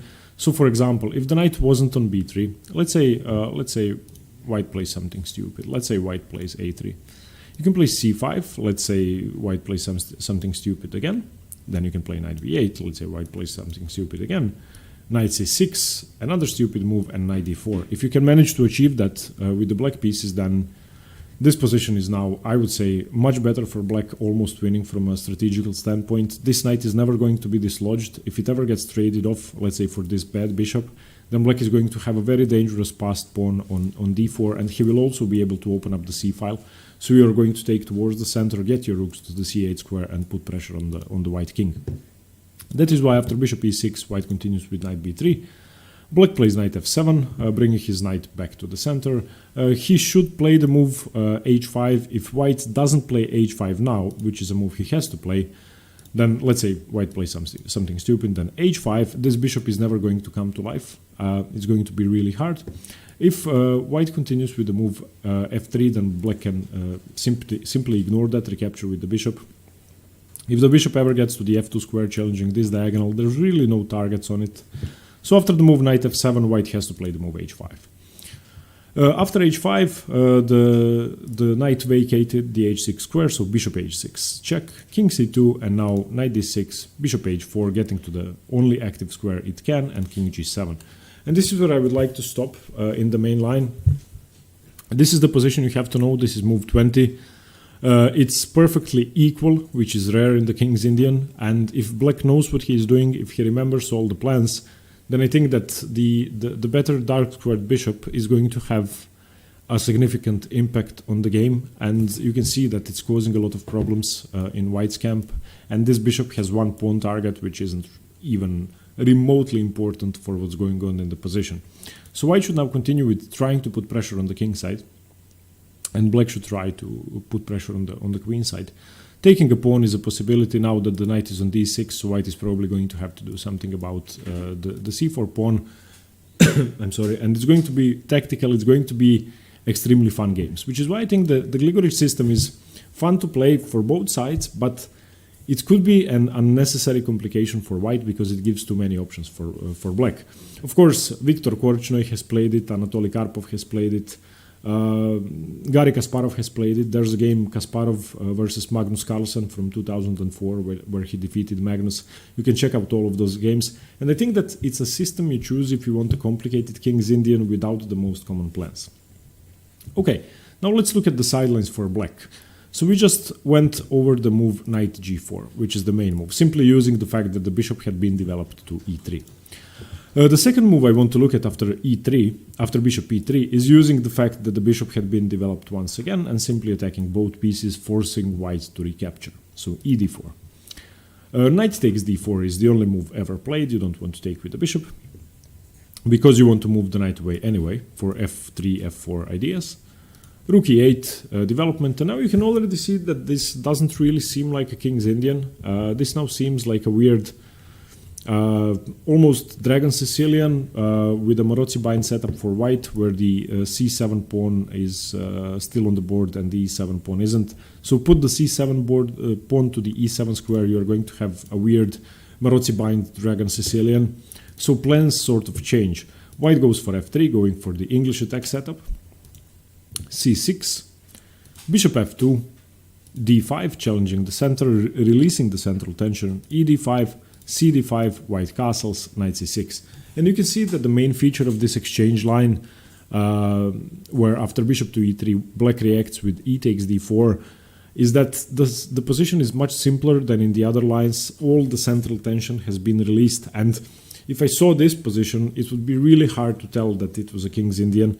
If you know typical King's Indian positions, then an open center is really rare. And the Gligorich system is something that, if white plays it, he needs to be aware that it might become a simple position like this one, where he cannot really go for the normal long-term advantages, but on the other hand, he won't be attacked on the king side as much.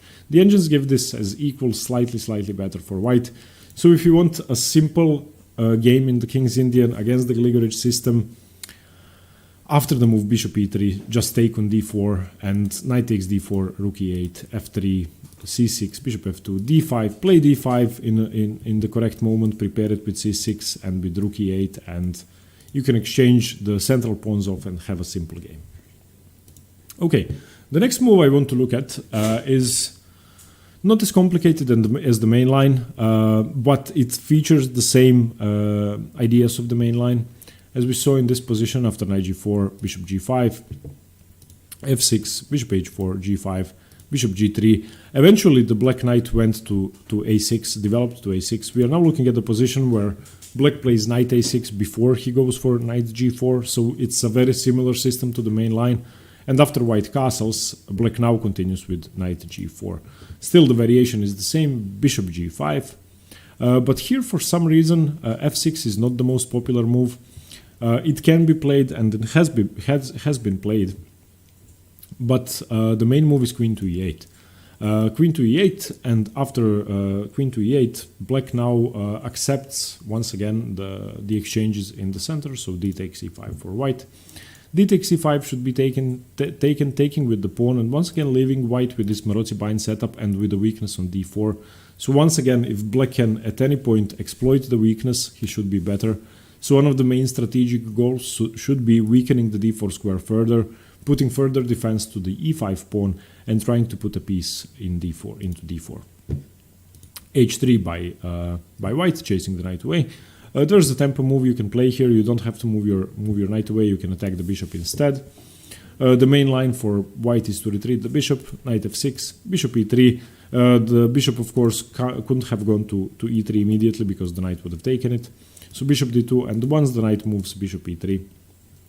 Queen e7 for black, developing his queen, preparing to connect the rooks. Knight d5.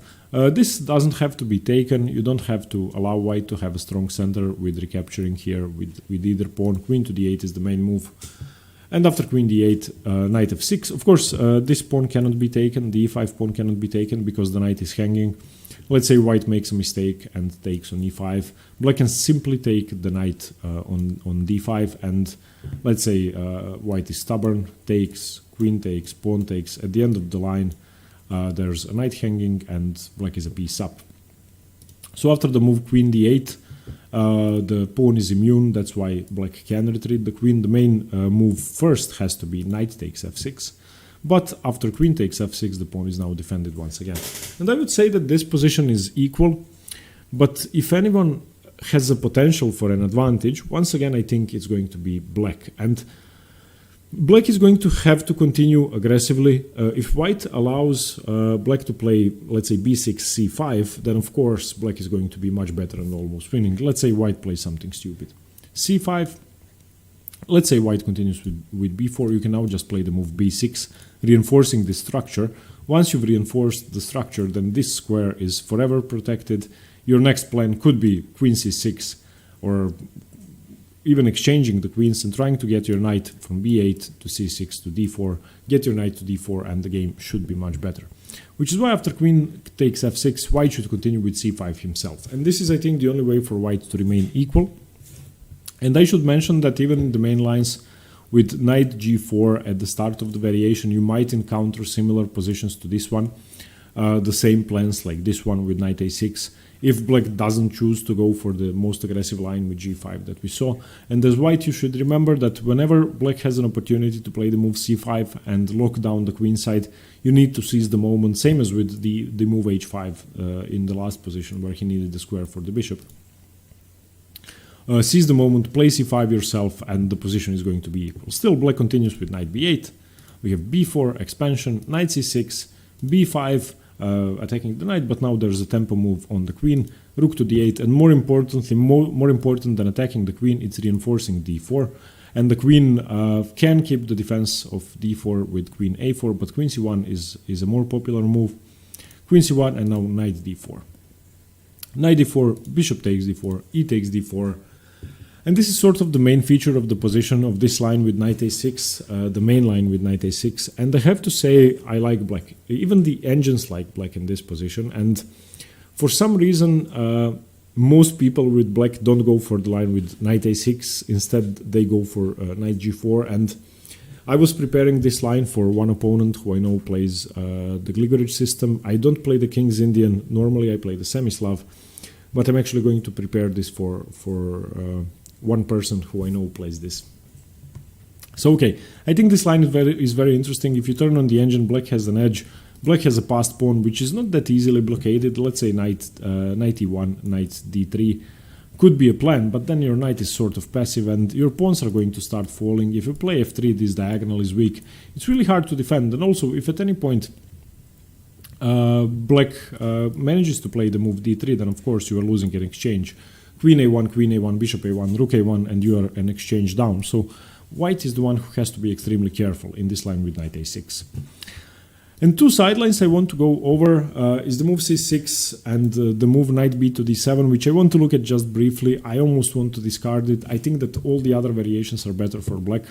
Castles, c6, they sort of have similar plans, but in the line with c6, black is going to delay the development of the knight. After c6, now d5, c5 is the main idea, sort of trying to stop white's queenside expansion and locking down the pawns, and this I don't think is good for black. Firstly, you're wasting time, you didn't do anything about your kingside attack, knight e1, knight e8, knight d3, f5. This is too slow, and white now in fact has time to play the move f4. And now there's sort of this central tension on the king side, but white has more space. So you can see that in this structure where black has the pawns on e5, d6, and c5, and white has the pawns on e4, d5, and c4. White is of course one file further in black's territory, and white has a space advantage. So in this line with knight bd7, you sort of have the same position that you would have normally, but you don't have an attack. And this is why I think knight b to d7 should be considered a mistake, same as knight c6 that we saw before. The move knight c6 is more interesting. After d5, the plan is once again to close down the position with c5. But first knight g4 chasing the bishop away, and after bishop g5, f6. So this is sort of the combination of the lines with knight g4 and the lines with knight b to d7, but you don't put your knight on b7. After bishop h4, you now continue with c5. And now you sort of have an attack. You are going to be much quicker to play f5 after castles. And you can also play the move h5. And after h5, the knight retreating to h6 is going to be a much better idea. White is once again going to try to prevent your knight from sticking on the g4 square by playing f3. And here you've sort of locked down the queen side for white's advances. And you have something, but it's not clear how much you have on the king side. That's my problem here. Knight e1, knight h6, f3, knight f7.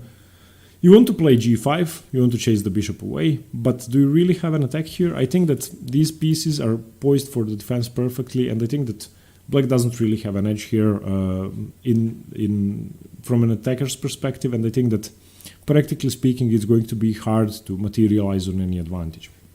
The engines give this as plus 0.4 for white, which is not objective in my opinion, but the prospects for a successful attack are much lower, and that has to be true. That is why I would discard, after bishop e3, I would discard the move c6. I would also discard the move knight b to d7 in this position, because I don't think they are dangerous enough. And once again, my recommendation would be the main line with knight g4. That seems to be the most interesting and the most aggressive way to play. If you want a simpler game, after bishop e3, exchange on d4, as we saw, that sort of releases the central tension and gives both sides a simpler game than the King's Indian usually is. After bishop to e3, knight a6, you have a combination of the main line with this move that is usually played later on and sort of different plans. And this is what I think Black should play if he wants to go for the win. Let's look at the final position that we analyzed once again. This one ends up with the passed pawn. But I think that experienced players are going to be prepared for this, so you should sort of have a side weapon. My advice would be that you either choose knight g4 or knight a6 as your main weapon against the Gligorich system, and then have a sideline prepared, perhaps c6 or taking on d4. Okay, sorry if this was too long, sorry if it was too complicated, but the Gligorich system is a very hard system to understand for both sides. I hope I managed to help you understand it. Let me know what you think, leave any comments if you have any more questions, if I left something out, if I needed to add something, and whatever you'd like to ask me. And stay tuned for more chess. Thank you very much. Bye-bye.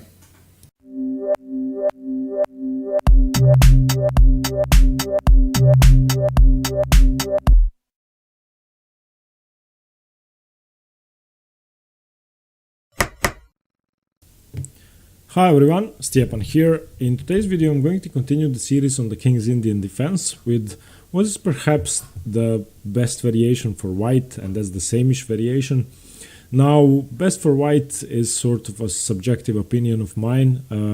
I really like the setup for white, I like white's chances, but it can't really be too far from the truth, because some of the best King's Indian players in history, like Bobby Fischer, hated facing the same-ish, and it's even somewhat of a fact that Bobby Fischer sometimes avoided the King's Indian if he knew his opponents play the same-ish.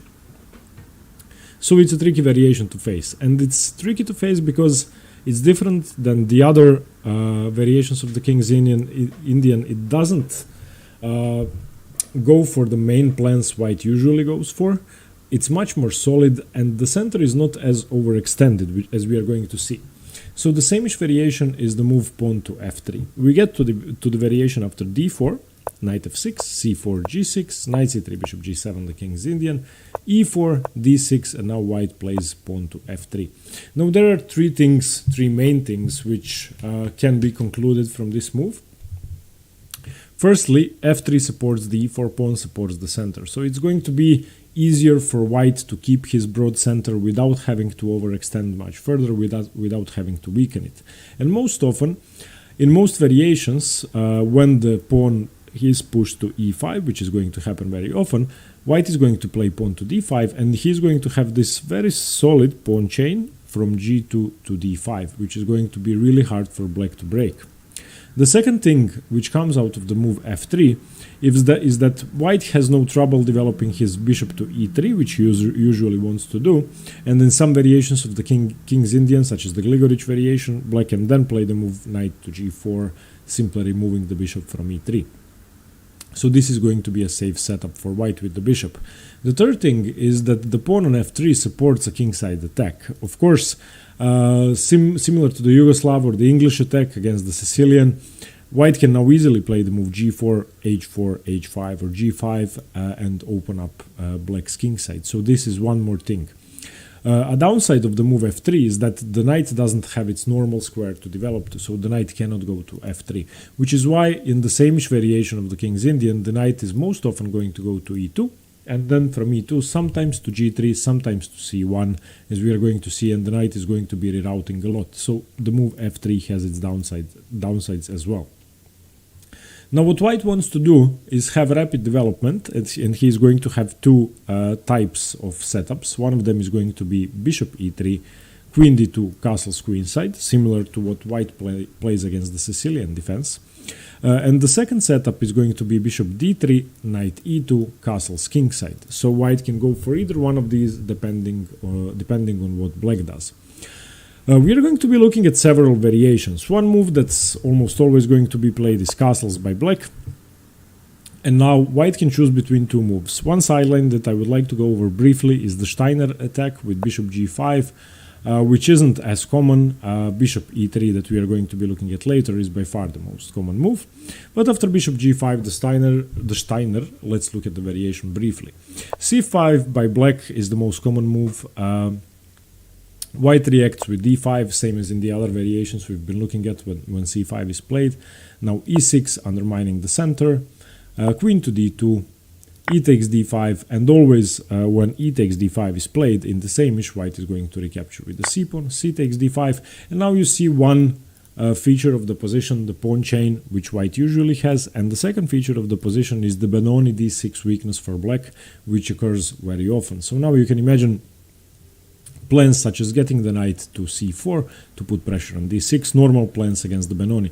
You can also see normal moves such as a6, a4, white preparing to stop black's queenside advance. In fact, that's the main move here. Black plays a6. Now if he is allowed to play b5, he's going to have a lot of space on the queenside, so white plays a4. Rook to e8.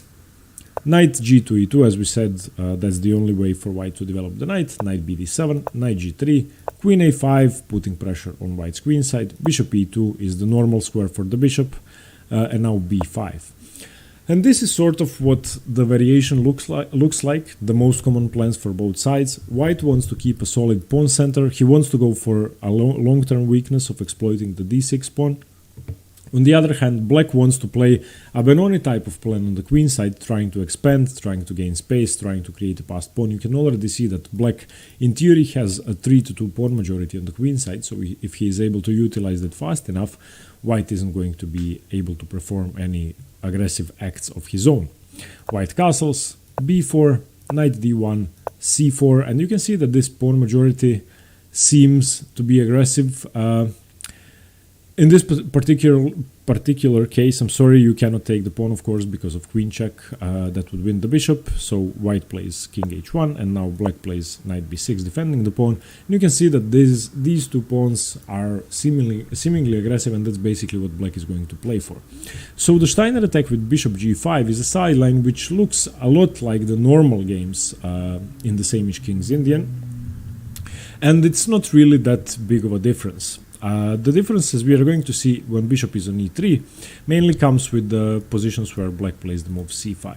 So let's go over that. So after f3, the same-ish, black castles, white plays bishop to e3. And now we are going to be looking at 6 different moves black can play. There are more, but these are the more common ones. And it would take probably around 5 hours to go through all the variations of the same-ish, so I only chose what I thought was instructive and the most interesting and most important ones. Okay, the main move still is considered to be the main move is still c5, and this includes a very interesting pawn sacrifice, as we are going to see. The second most common move is knight c6, which leads to the Penno variation, which is the favorite of John Nunn, favorite of many other King's Indian players, and a very interesting move. Another move black can play that we are going to go over is e5, striking in the center immediately. Then he can play knight bd7, supporting e5 and c5, and he can also play b6, going for a double fianchetto setup, and he can play c6. So let's start. I would like to start with the move c5 because I find it the most interesting, and I think that the main lines should be focused on in the same-ish, because I think most people after bishop to e3 are either going to play c5 or knight c6. Those should objectively be the best moves. So c5, and obviously this is now a pawn sacrifice. You can see that since the bishop is on e3, white can simply take the pawn and go a pawn up. Now, why is this allowed by black? Well, black gets huge initiative, and in fact most people, I think, don't accept the pawn sacrifice. The more common move in this position is knight g to e2, and after knight g e2, knight c6, d5, knight e5, you have a normal same-ish pawn structure. Knight g3, normal knight development, e6, undermining the center, which black is going to do very often, bishop e2 developing, ed5, once again taking with the c pawn, cd5. Now once again you see the two main features of the same-ish, the g2 d5 pawn chain for white, and the c5 d6 pawn structure for black, which is a weakness. But if after c5 white decides to go for the pawn, then you are in for a really exciting game. D takes c5, simply taking the pawn. black recaptures, d takes e5. And now in order to reduce the pressure on his position, white exchanges the queens. So queen d8, rook d8, and bishop c5. White is now a pawn up. And it might seem like a clean pawn up with this Maroczy bind structure with pawns on c4 and e4, but one thing that you have to understand is that black is controlling the d file and white is still far away from castling. Knight c6, knight g2 e2, knight d7, putting pressure on the bishop retreats, knight d5, now looking at the c4 pawn which is not defended, knight f4, defending the c4 pawn, knight b4, now threatening knight c2, winning the rook, and now rook c1. And you can already see that these four pieces are exerting a tremendous amount of pressure on white's position, and it's not easy to justify taking this pawn. Bishop e6 is the main move. And this move can be played because white doesn't want to capture it. The reason he doesn't want to capture it is if he removes the knight from f4, then he's going to lose the exchange because the black knights are looking at the d3 square. What's going to happen later on is that black is going to sacrifice another pawn, the g5 pawn, to force white to be able to take the exchange, but white is going to have two pawns for that, so the position is going to be balanced. So in this position, you have to defend. Your pawn is under pressure twice now. So b3, and now black plays g5, and now we have this thematic exchange. Knight takes e6, f takes e6, and now bishop g5, taking the pawn, but now losing the exchange. Knight check, bishop takes, the other knight checks, king e2, knight takes c1, rook takes c1. And this, believe it or not, is sort of the start of the variation with c5, where white accepts the pawn. Now, objectively, I would say that white is better. I think that two pawns are more than enough for the exchange. I think that the rooks don't have that much scope anyway, and it's going to be really hard to utilize their power. On the other hand, another pawn is hanging for the moment, so black needs to waste another tempo to do something about that. You don't have that many infiltration squares because the bishop is covering d2 and the knight is covering d1, so I would much prefer to have white in this variation. So in the lines with bishop to e3 c5, I think that white would be best advised to simply take the pawn, exchange the queens, and then try to survive the tactical possibilities black has. It's not that hard if you know what you are doing. You need to be careful about the c2 square, you need to be careful about the d3 square. If you manage to protect those sufficiently, or if you manage to exchange several minor pieces in a way that reduces the pressure on your position, you are going to be better. And even though you have to give up the exchange, the two pawns are going to be enough for that. Now let's look at knight c6. So after bishop e3, knight c6 is the second most popular move. In this position, white continues with knight g2 e2. Chasing the knight away to e5 wouldn't really make that much sense. You would be overextending your pawns. Knight g2. Now a6, queen to d2, preparing the setup that we talked about, most often castling queenside, and rook b8. And this is now the Pano variation, the main line, not to be confused with Panov. This is Pano without the V. And now white has several moves. The two most popular moves are knight c1 and rook c1. Knight c1 is considered to be the main line. You want to free up the space for your bishop, and you want to develop. You also want to be able to play the move knight b3 in some situations. One interesting sideline is h4, where white tries to expand on the king side immediately. Black has to stop that with h5. And now white can continue with either knight c1 or castle's queenside. I think castle's queenside is more interesting. And this is what I think is the riskiest way for white to play, because black now, of course, has prepared the move b5 with a6. So b5, bishop h6, e5, bishop takes, king takes, d5, knight e5, and now c takes b5, a takes b5. And yeah, it's a tricky position. Black is supposed to be better, and if white plays this way, he's going to have to be extra careful. But after rook to b8, I just wanted to mention the sideline with h4. Now, if you want something safer, then rook c1 is objectively the best move, and the engines agree. Bishop d7, developing the bishop, knight d1, b5, c5, closing down the position, and now e6, knight f2, and b4. And you can see that white's position is closed down. White doesn't have that much space. The only thing he has going for himself is the much better central control. And these pawns in the center, supported by the f3 pawn, are going to be tremendously helpful. And white does have time to reroute his knights around. In this position, in fact, you might not think it, but white is supposed to be much better. You can see that if I turn on the engine, white has more than +1.5.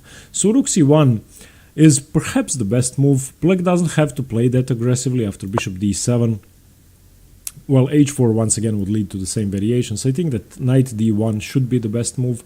Knight g3 is also a possibility. After knight d1, you have a much safer position. You are transferring your pieces towards the king side, and you are going to have a much better attack. Now b5 might be over-ambitious from black. The engine suggests the move e5, which isn't the most popular in theory, but now you would get the same plans that you get normally. You would have the same pawn chain. The difference is that black hadn't weakened the position and the pawn is still on c7.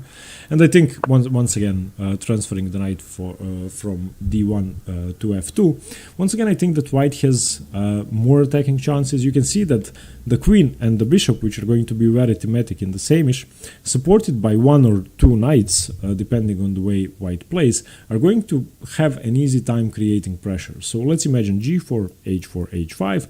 Let's imagine the knights entering position after, let's say, g4, knight g3. You can see that white has too many pieces attacking the king side, and usually, if you count the pieces, if you have more attackers, then the attack has a huge chance of being successful. So in the pawn variation with rook b8, rook c1 should be the best move, and this simply develops another piece, prepares to transfer the rest of the pieces towards the queen side, towards the king side, and prepares to stop black's queen side advances, and of course not giving black a target with castle queen side. The main line, however, after rook b8 is knight c1. Now knight c1 might seem like a waste of time, but you want to be able to reroute your pieces where you want them to be. You want your knight to be able to reach the b3 square and the e2 square, and you want your bishop to be open. And in most positions where black plays the move e5 and white plays the move d5, there's going to be a need for a piece to evict a knight from d4, as we are going to see. So in this position, if black plays e5 immediately, which is the most active move, d5, knight d4 can be played immediately, actually. And now, taking here twice would be a huge mistake. If you take, pawn takes, queen takes, knight takes here, cannot be captured by the queen because of rook e8, so you basically have given the pawn back and your king is stuck in the center. If you take queen e4, then simply rook e8. So this would be a mistake. So after knight d4, you cannot really capture that easily. That's why you are ready to reroute your knight to b3. The main move is knight b3. Now black captures. You got rid of the strong knight, and you can see how perfect the pawn structure in the same-ish is. The only thing white cannot allow is to weaken the dark squares any further. They are already very weak. Luckily for white, he has the dark squared bishop to control them. If this piece gets traded off the board, I think it's going to be much harder to defend them. Okay, now black needs to play energetically, c5. Taking en passant, I'm not sure would be a good move. Getting another black pawn towards the center, and yeah, I think that wouldn't be as good. The main move is g4 for white. Trying to start an attack, and usually if you want to start an attack on the king side, you want the queen side to be as close as possible, so not taking en passant is actually favorable for white. Now black continues with the move h5, and here you can take, trying to open up the lines. The main move is g4, is h3, defending, but I think taking could also be fine. The only problem is that after taking and knight takes, black does have the option of playing f5, which he basically got with tempo, and your king is still on e1, so it's not that easy. But h3 should be the safest option. Knight h7, and now the main move is to take, that the knight cannot recapture. G takes h5, and now queen h4 check, preparing to recapture the pawn with the queen. Queen f2 is the safest move. Queen h5, bishop e2 finishing development, f5, and remember, as in most other variations of the King's Indian, when black plays the move f5, you take it. It's usually the correct way to play. E takes f5, and now, not to weaken his king too much, although black could capture with the g-pawn, because that's a thematic move, it's best to develop the bishop with bishop takes f5. And you can see that this is pretty aggressive. One thing that I notice about this variation is that the b8 rook and the Peno plan of rook b8 b5 most often doesn't succeed. Of course it does if white is not careful, but if white knows what he is doing, then black will have wasted moves there in the opening. And if you look at the position, I think that white is risking much less, but it's not clear who is better. The engines will always like white here because white has less weaknesses, but I think it's an even position. And I think that black's bishop pair could even be better than white's bishop pair, and that the position is perfectly playable. In this position, of course, if white tries to play the move f4, I think simply bishop... wait, I'm actually interested in this. What happens with f4? Yeah, the queen can retreat. There's no problems with that. If it takes here, and black is supposed to be better. I didn't investigate this move f4, but for some reason it's bad for white, although I cannot discern why. So let's see. E takes f5, bishop takes f5. The best move is supposed to be h4, but let's see about f4. Queen h6 takes here, g5 takes here.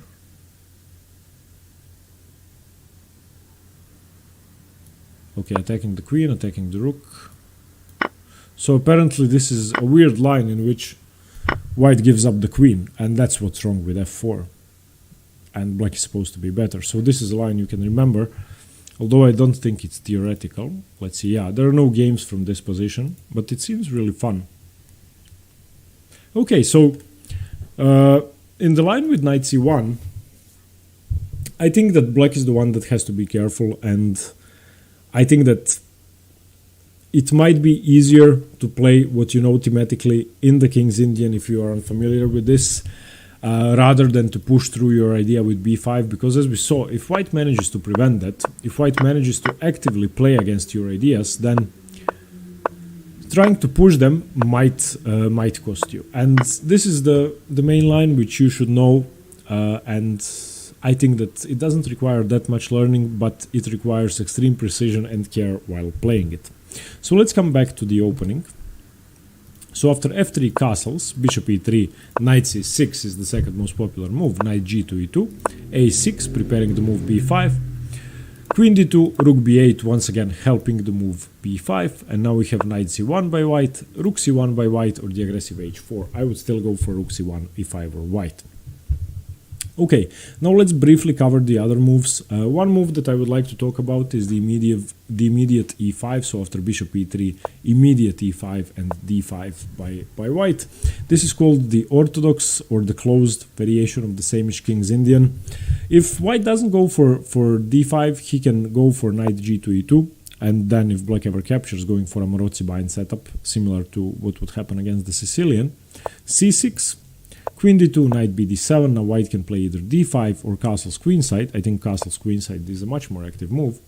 a6 preparing b5, king b1, b5, knight c1. And I don't think this position is worth the hassle. So I think that knight g2 e2 should be the sideline, and it is the sideline for a reason. I think d5 is much better. So after e5, d5 closing down the position. Once again, you have the same-ish pawn structure. For white, black plays c6, trying to undermine it. Queen d2, as we said, going for queenside castling, in some cases kingside, when the situation is unfavorable on the queen side. But most often, the setup in the same-ish is going to be bishop e3, queen d2. Now, black continues with c d5. As we said, whenever black takes either c d5 or e d5, then you recapture with the c pawn. So c takes d5. a6 going for b5, bishop d3 developing, knight bd7, knight g2 e2, b5. And this variation I like, but I like it for white because I think that the fact that the position is closed down in the center on the e file and on the d file sort of helps white. White doesn't have to castle queenside. White can now simply continue with castling kingside and still be slightly better. Let's say knight b6, staring at c4. White can always continue with the move b3, or he can simply play rook c1. And this sort of reminds me of what happens in the French defense when both sides are fighting over the c-file, and I always feel that white has a slight edge. I think that this is sort of a risk-free variation for white. So after bishop e3, I wouldn't recommend the move e5 for black. I think that it just doesn't pose enough questions to white. Okay, the next line I want to look at is knight bd7, a simpler move which prepares c5 for black. White can now continue with either knight h3, knight g2 e2, developing the knight immediately, or the more active and more precise queen d2. Queen d2 is the main line. Now black plays the move c5, which was prepared by the knight. Knight g2 e2 now, a6, and going for b5, going for a normal King's Indian plan of expanding on the queen side. Rook d1, queen a5, and now dc5, knight c5, knight d4. And now once again, white has my favorite setup in all of chess, the Maroczy bind setup, and the only difference is that I want to have my bishop on e2 and castle, and probably my rook on c1, but this is the setup which I know playing really well, which is why I believe that knight b to d7, since it leads to these positions, is going to be much easier for white to play. I think that Maroczy bind setups, especially this one, which is basically a Sicilian because the c-pawn is missing, is going to be very hard. And after white castles, there are going to be the thematic tricks with knight d5. White is going to be playing for a3, b4, trying to expand on the queen side himself. White's only problem piece is going to be the f1 bishop, and black's only problem piece is going to be all of his pieces, unless he manages to open up the position. So I really believe that this is easier to play for white, and I wouldn't recommend that after bishop e3 you continue with knight bd7, because it most often after c5, knight g2, a6, rook d1, queen a5, takes, is going to lead to Sicilian-like positions where white is playing the Maroczy bind and white has a more comfortable position. One interesting way for black to play after bishop e3 is b6, an uncommon variation with the double fianchetto, which if white isn't prepared for that might be hard to meet. White can either continue with bishop d3 or queen d2. Bishop d3 is more precise. a6, knight g2 e2, c5, striking in the center, and now white plays e5, not d5, using the fact that black wasted another tempo on developing the b6 pawn and now striking in the center himself. Knight f to d7, and now ed6, and now d5 can be played and should be played in most cases, especially since the knight is defended, but it's considered more precise to wait for the bishop to develop to b7 and simply continue with castling, because it's not clear what white is supposed to do. If white captures here, then his pawns are going to be ruined. He's going to have an isolated pawn on d6. So black can never really capture on d4. So white can just castle. c6 now makes d5 even more tempting, but it weakens the e5 square, which is going to be available to both knights. So white continues with bishop e4, pinning the knight, of course. Bishop b7, and now queen to d2. Knight f6, attacking the bishop. Now you can take, and I think it's best to take. Bishop takes c6, bishop takes c6. And now the most common move here is rook a to d1. Bishop h6 has also been played, but I think that the most precise move should be d5 in this position. And after d5, force the bishop to d7, which makes knight d7 virtually impossible. And again, I think that white has an easier time. Bishop h6, trying to exchange the bishops. The queen side is basically locked down. Black can play for b5, but not while the knight is still on c3, and it's easier to play. After bishop c6, rook a d1, which is the main move, black plays rook e8. Now bishop h6 offering an exchange. He declines, and now d5, bishop d7. You have a fairly similar position. And this also, if white knows what he's doing, b6 doesn't really make much sense, because as you saw, you never really have time to develop your bishop to b7 and use the long diagonal, simply because the King's Indian offers white so much central control that he can always lock the position down to his own advantage and according to the weaknesses that you've created. So now, since you've developed the bishop to b7, it makes perfect sense at some point to play the move d5, and you can see that black can't capture on d4 himself, simply ruining his pawn structure, because d6 is going to be too weak. So this is another variation which I wouldn't recommend. You can play it if you think your opponent is inexperienced, but I think that it's best to avoid it. If you turn on the live book, white actually scores 41% against b6, where in comparison against c5, which is the main move, white only scores 31%. So b6 is definitely far more risky. And the last move I want to look at is sort of Peer's defense move, c6, simply going for a Peer's setup with d6, g6, bishop g7 castles, and then c6. which makes a lot of sense. If you have experience in the Pirc defense, this should be fairly familiar. And this is in fact a setup which I play against the Pirc. It's either called the lion defense or the lion's jaw, or a weird Pirc defense where white goes for queen d2. So my setup is going to be knight e2, g4, and then knight g3, trying to dislodge the knight from f6 to h5 and then take it, opening up the king side. So this is something I'm very familiar with. Queen d2. Now black can continue with a6. That's the most common move, trying to play the move b5. A6, but white can stop that with a4, and now black has to change plans. A5, bishop d3. The point was knight a6. Now black has a permanent weakness on b4 to exploit, and this is also fairly common in the Pirc. So this is very similar to what black plays in the Pirc defense. So after knight a6, rook d1, developing the rook. e5, once again another modern defense, typical move, breaking in the center. Knight g2 e2, white ignores that. d5 can also be played, but knight g2 e2 is more precise. Black doesn't really want to take. Knight d7, castles, e d4 now. Knight d4, knight e5, bishop e2. Perhaps I'm biased, but all of these positions seem favorable for white to me. If you turn on the engine, it's going to say that it's roughly equal. And yeah, you can see plus 0.6, plus 0.5. If you like to think it's going to go a bit lower than that.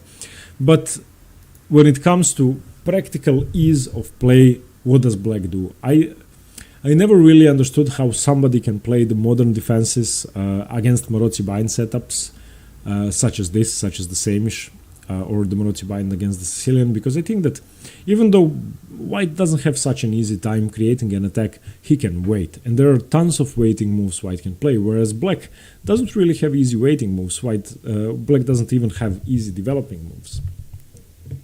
So okay, we've been looking at so f3, the Samish King's Indian, castles for black as the only move. We've been looking at bishop g5, the Steiner attack, and bishop e3, which is far more common. And then we looked at c5, the main line, which can lead to an interesting pawn sacrifice. Knight c6, which leads to the Pano variation, which I find favorable for white.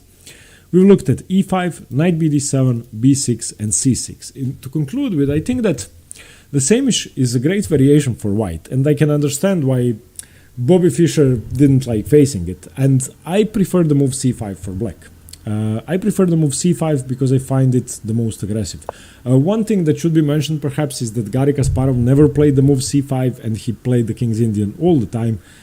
So you might want to look at what he was playing against the Samish for some more advice. Okay, as always, I'm going to be creating an in-depth look into the video, which I'm going to send out to the patrons. There I'm going to include a lot of example games, and at least one for every variation, because I think it's really important to analyze them. And we are going to go a bit more in-depth into the Samish. Okay, let me know what you think about the variation. I'm sorry if the video was too long. I'm sorry if it was too complicated. The variation is really hard, and it takes a lot of time to explain it, and I hope it wasn't too long. Yeah. Let me know what you think. Hope you liked it, and stay tuned for more chess. Bye bye. Thanks very much.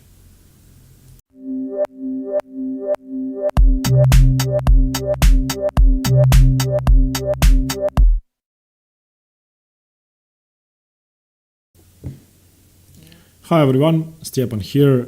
First of all, once again, I have to say thank you for what happened yesterday.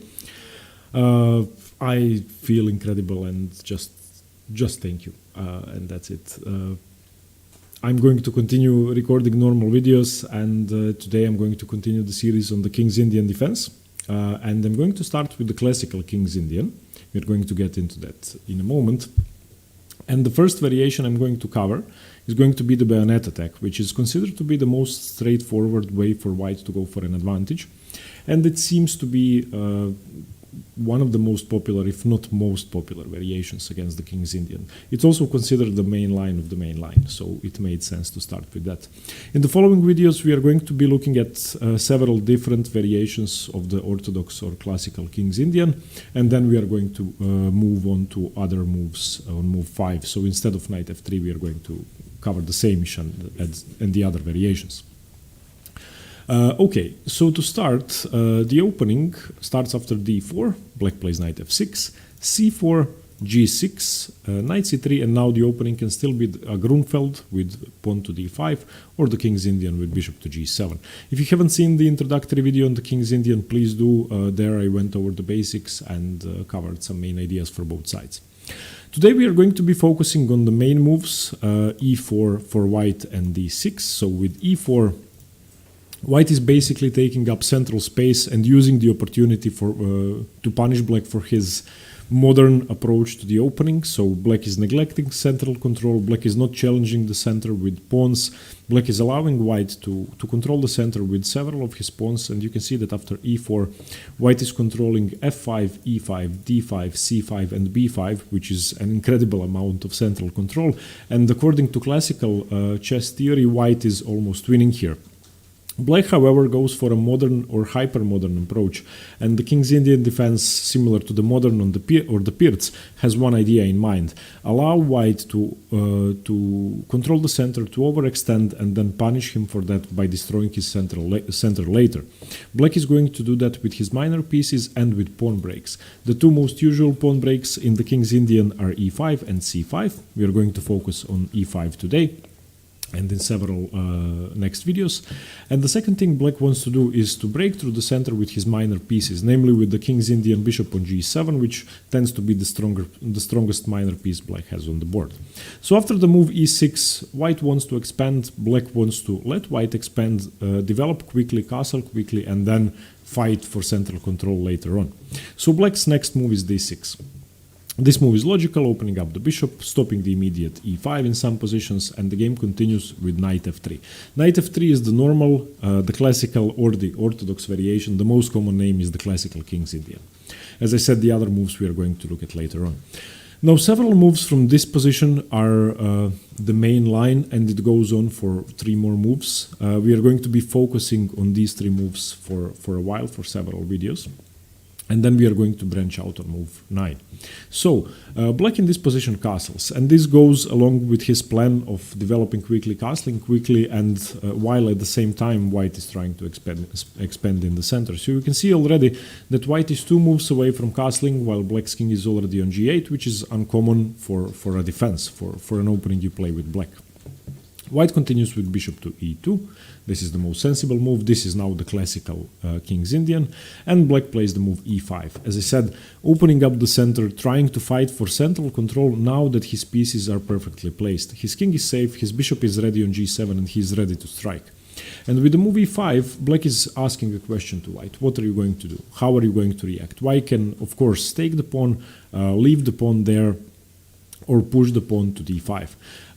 Today we are going to be focusing on the move castles, so white leaving black the option of capturing the pawn, and we are going to see that, but white can also capture or push immediately. The main move, which is almost always played, is castles. The reason for that is that white is waiting for black to develop his knight to c6, which is a very good square, as we are going to see, and he is only then going to push with d5, gaining a tempo with his move. If black ever takes, after e5 castles, if black takes, then white is going to have sort of a Marozzi bind structure, which is okay. This variation is fine, I mean, taking here, but it's completely different, and black doesn't have the normal King's Indian plans. So after castles, the main move is knight c6. The point of knight c6 is that black wants to start a kingside attack. The main theme of the King's Indian is that white is going to be attacking along the queen side, especially in the bayonet attack, as we are going to see, which is the most straightforward way to crash through the queen side, while at the same time black wants to play the move f5 and start his kingside attack. As you may know, the King's Indian is known to be a very aggressive opening in which black goes all in, and then white, if he wants to play perfectly, has to go all in as well, and the bayonet attack is a perfect example of that. So the move knight c6 makes sense. White does get his move d5 in, and black plays knight e7. The point of knight e7 is that the knight is much more useful than on d7. If black on the last move had developed his knight to d7, then of course white wouldn't have had the opportunity to gain a tempo with the move d5. But if you look at the position, what would the knight be doing on d7? This would be the case of superfluous knights, which is known in chess theory. meaning that two knights are in the way of one another, and the two knights basically don't allow each other to breed. On the other hand, the knight on e7, which has been used as a tempo gain to retreat from c6, is an extremely useful piece, as we are going to see in this variation and in many other variations of the King's Indian. This knight is supporting the move f5, which is black's main idea. Pawn breaks, if you haven't seen my video on the pawn breaks, it's in the middle game playlist. See it will go much more in depth into what I'm about to say. So basically, whenever you want to start an attack with a pawn break, and you have to do that in closed positions, otherwise your pieces are not going to have any room, you want to do that on the side where your pawn chain is facing, where the top of your pawn chain is. The second strategy would be to undermine the top of your opponent's pawn chain. So black can here either go for c6 or for f5, and since black wants to start a kingside attack, then f5 is the thematic move. And this is basically where the variation starts. From this position on, white can play knight e1, white can play knight d2, white can play bishop g5, bishop d2. We are going to be looking at all of these moves in separate videos, especially knight e1 and knight d2. And today we are going to be focusing on the main move, by far the most commonly played move, 5,780 games, high-level games with the move b4. b4 is the bayonet attack, and this is the most dreaded variation you could play with white against the King's Indian. It's extremely aggressive, it requires extreme precision from both sides, and white always has a nagging edge if he knows what he is doing, especially according to the engines, which simply hate the King's Indian for black. But the reality is that the opening gives a tremendous amount of attacking chances to black. Black is the one who is attacking where the king position is. So in this position you can see that white gave away all of his cards. He is attacking on the queen side, black is going to attack on the king side. Logically, white is in more trouble if black is faster, because his king is where the attack is going to be. We are going to be looking at three different moves: knight h5, which is the main move, a5, which is the anti-positional move, but which seems to work, and knight e8, which is, in my opinion, the most aggressive move, although white can choose to go into lines which occur after knight h5, as we are going to see. I would first like to look at the move a5, because it's, in my opinion, well, according to some theoreticians of the King's Indian, this is the most aggressive move.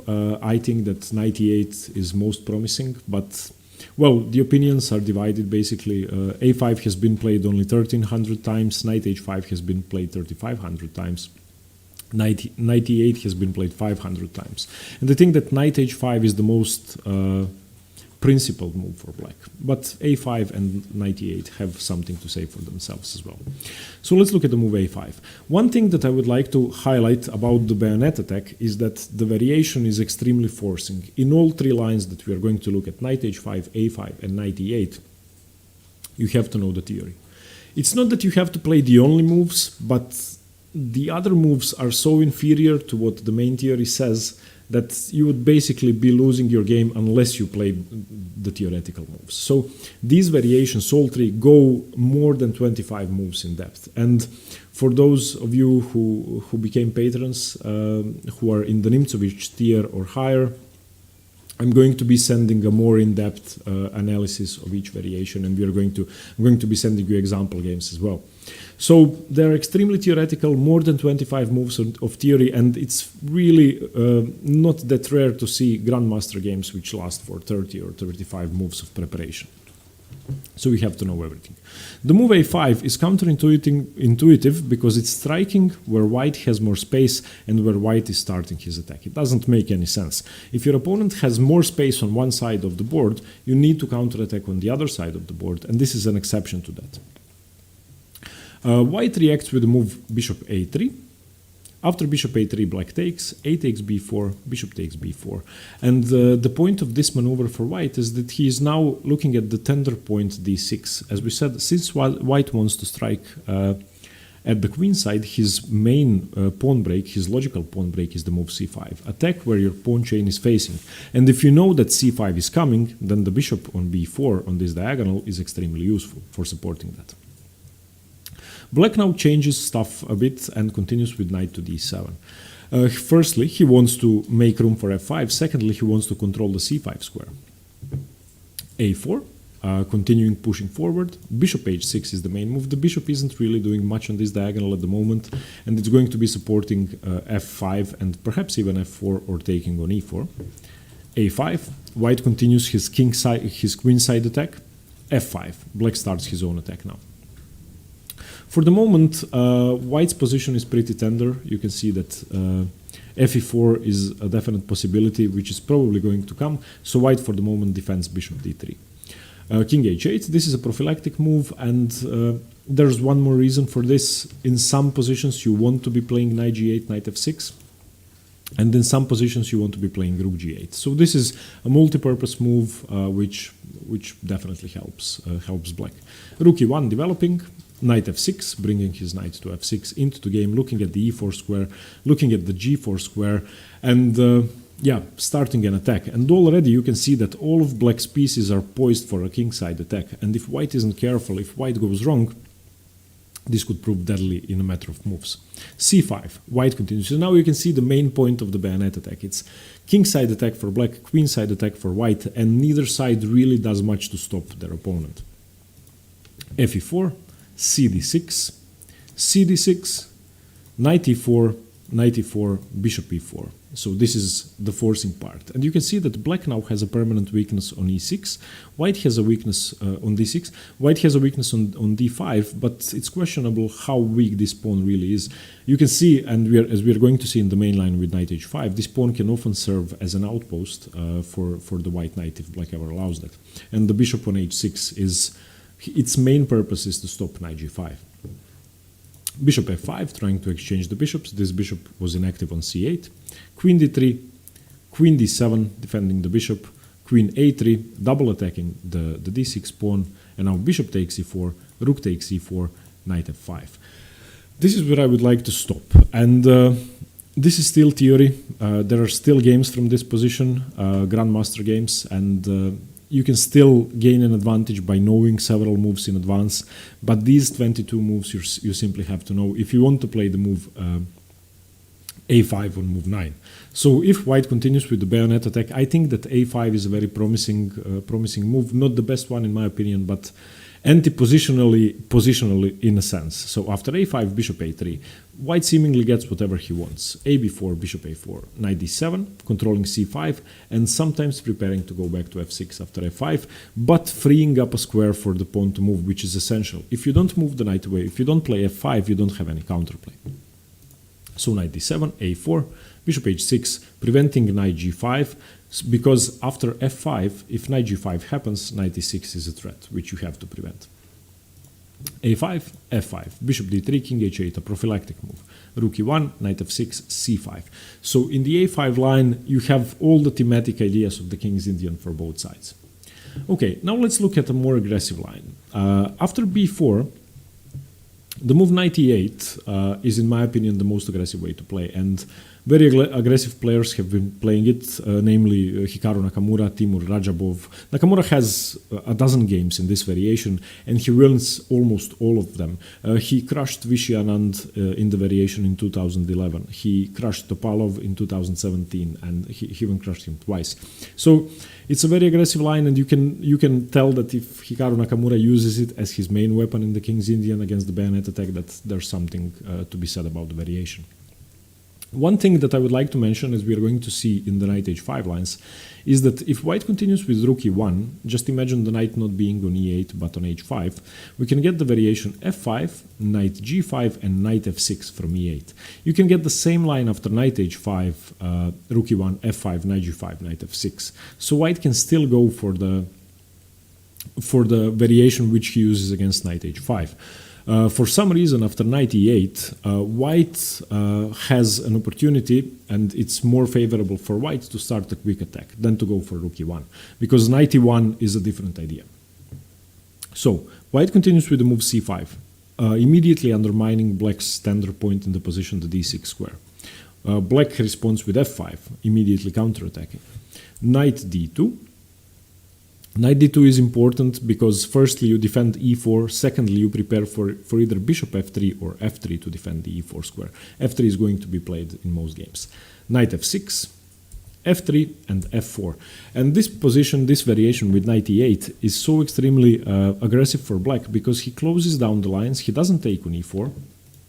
Instead of that, he prepares for a full onslaught on the king side by moving his king and playing g5, g4, h5, h4, and simply trying to open up as many lines as possible and checkmate the white king.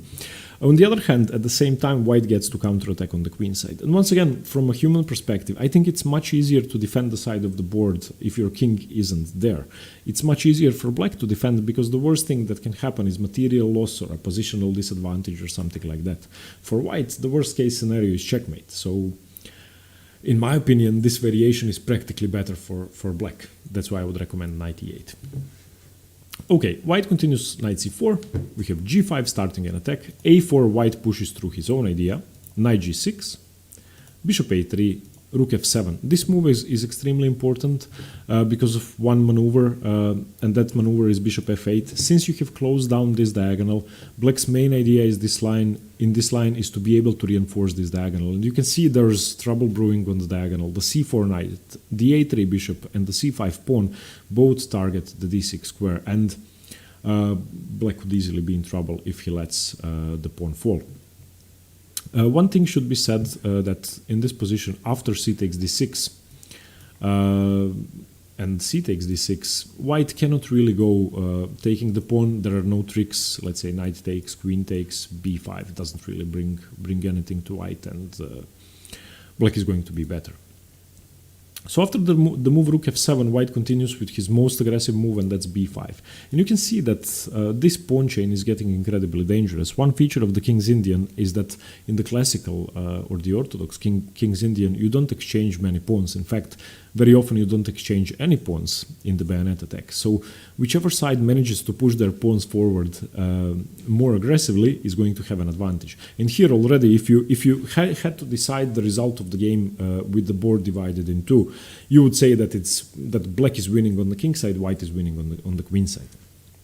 After b5, the position continues dc5, bishop c5, h5, going for an attack, a5, g4. And this is, well, it's understandable because neither side has time to waste. Any passive moves could be punished quickly, and you basically go all in and try for an attack. If you fail, you lose miserably, and that's it.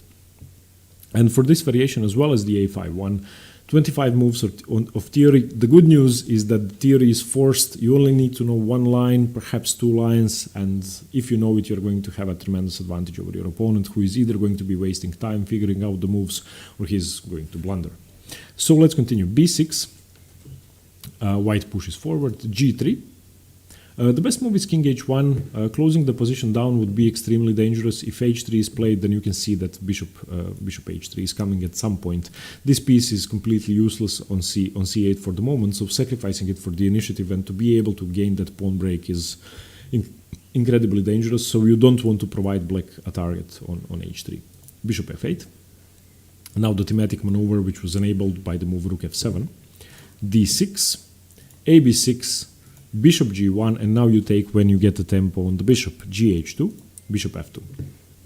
And this pawn, even though it's in the middle of white's king position, actually serves as a shield, and it's going to be easier to defend if you don't take the pawn. If you take the pawn, the lines are opening up, rook h7 is coming up, h4, h3 is coming up, and you're going to get checkmated. ba5, knight b5, looking at the c7 pawn, cd6, bishop b6, and this is still theory. This is still a very well-known position. Queen d7 is the main move. According to the engines, queen to e7 you can see is the main move, and white has a slight advantage, 0.6, 0.7, but from a practical perspective, the advantage is completely irrelevant, and whoever plays more precisely is going to win this game. So if you want a completely crazy King's Indian, I would advise you to play the move knight e8. When you face the bayonet attack, I think it's the most promising try for black. So knight e8, white should continue with c5, rook e1, f5, knight g5, knight f6, bishop f3. The line we are about to see isn't that favorable. And c5 is basically white's only chance to have enough initiative on the queen side to compensate for the king side weaknesses. The main move against the bayonet attack has only started being played in the last 25 to 30 years. It's sort of a new move. A5 and knight e8 were the main moves before that, and knight h5 is a new development, sort of new development. And once again, the line is forced. The only branching we are going to get is on move 12. After knight h5, the line we saw against knight e8 is the main line here. So rook e1, f5, white has to accept the fact that black gets his pawn break in first, knight g5, and now with this move, white exploits the weakness of the e6 square provided by the d5 pawn. One other thing that's possible, if black isn't careful, white is threatening to simply take on h5, so let's say black plays a stupid move, I don't know, bishop d7, then bishop h5, gh5, queen h5, and 1-0 white wins. So black's next move has to be knight f6, and now we reach the same position as if black had played knight e8. Now here, white can either play f3 or bishop f3. Bishop f3 is the main line, f3 is a side line which is forced once again, 25 or more moves of theory. So let's look at f3 first. After f3, black plays a strange looking move, king h8, but once again it provides the g8 square for the knights. It opens up the g file should black want to put his rook on g8, and it helps in the attack. So king h8, rook b1, helping with the queen side attack, h6 chasing the knight away, and now knight e6. And this is what you are going to get in the bayonet attack with knight h5. This move, which often, if you are uncareful, results in a pawn sacrifice. So bishop e6, d6. This pawn is now loose, and black, if he wishes to, can round it up in some positions. Whether he should do it or not, whether he has time to do it or not, is questionable. The main move continues with fe4, fe4, knight c6. Now that the d5 pawn is gone, this is a perfect square, and you can see the main feature of this position, a gaping hole on d5 for black, which once the knight enters it, if black ever captures, then ed5 or cd5 would create a protected passed pawn on e6 in the middle of black's camp, and the position would be almost terminal for black. On the other hand, white also has a huge weakness in his position, that's the d4 square, and the knight from c6 is of course looking at the d5 square, and this is going to be an almost octopus knight controlling several key squares in the middle of white position. Knight d5 for white. Black, as we said, shouldn't really be taking that. It's going to be really hard to defend the position with the protected e6 pawn. So knight g8, provided by king h8, and the knight is sometimes rerouting to e7, which might be a useful maneuver. Sometimes it retreats back to f6, depending on what white does. In the main line, it will go to f6.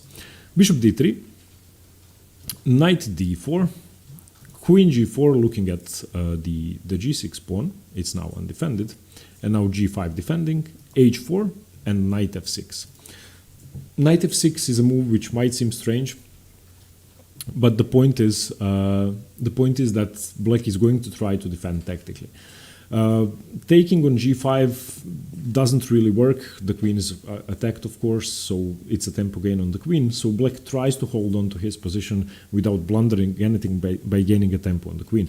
If white ever captures, then bishop captures is going to be defending. So queen g3.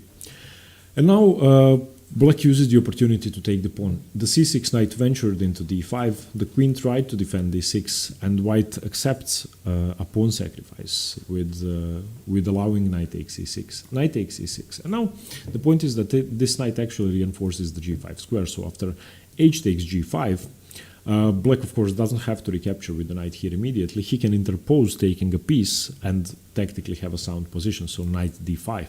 After knight d5, if white recaptures the d5 knight, then a simple knight takes g5 would be almost winning for black, simply a pawn up in a much better position. You can see that white's pawn structure is ruined, so the only move for white is g takes h6. After g takes h6, the bishop is attacked. It has to do something, either go here and lose itself, or go to f6. So the main move is bishop f6. Another thing you have to keep in mind with the black pieces now is that the g7 square is tender. Now we can see how useful the move king h8 was. Firstly, you got your king out of harm's way in advance. Secondly, you can now use the g file to your own advantage and place your rook there.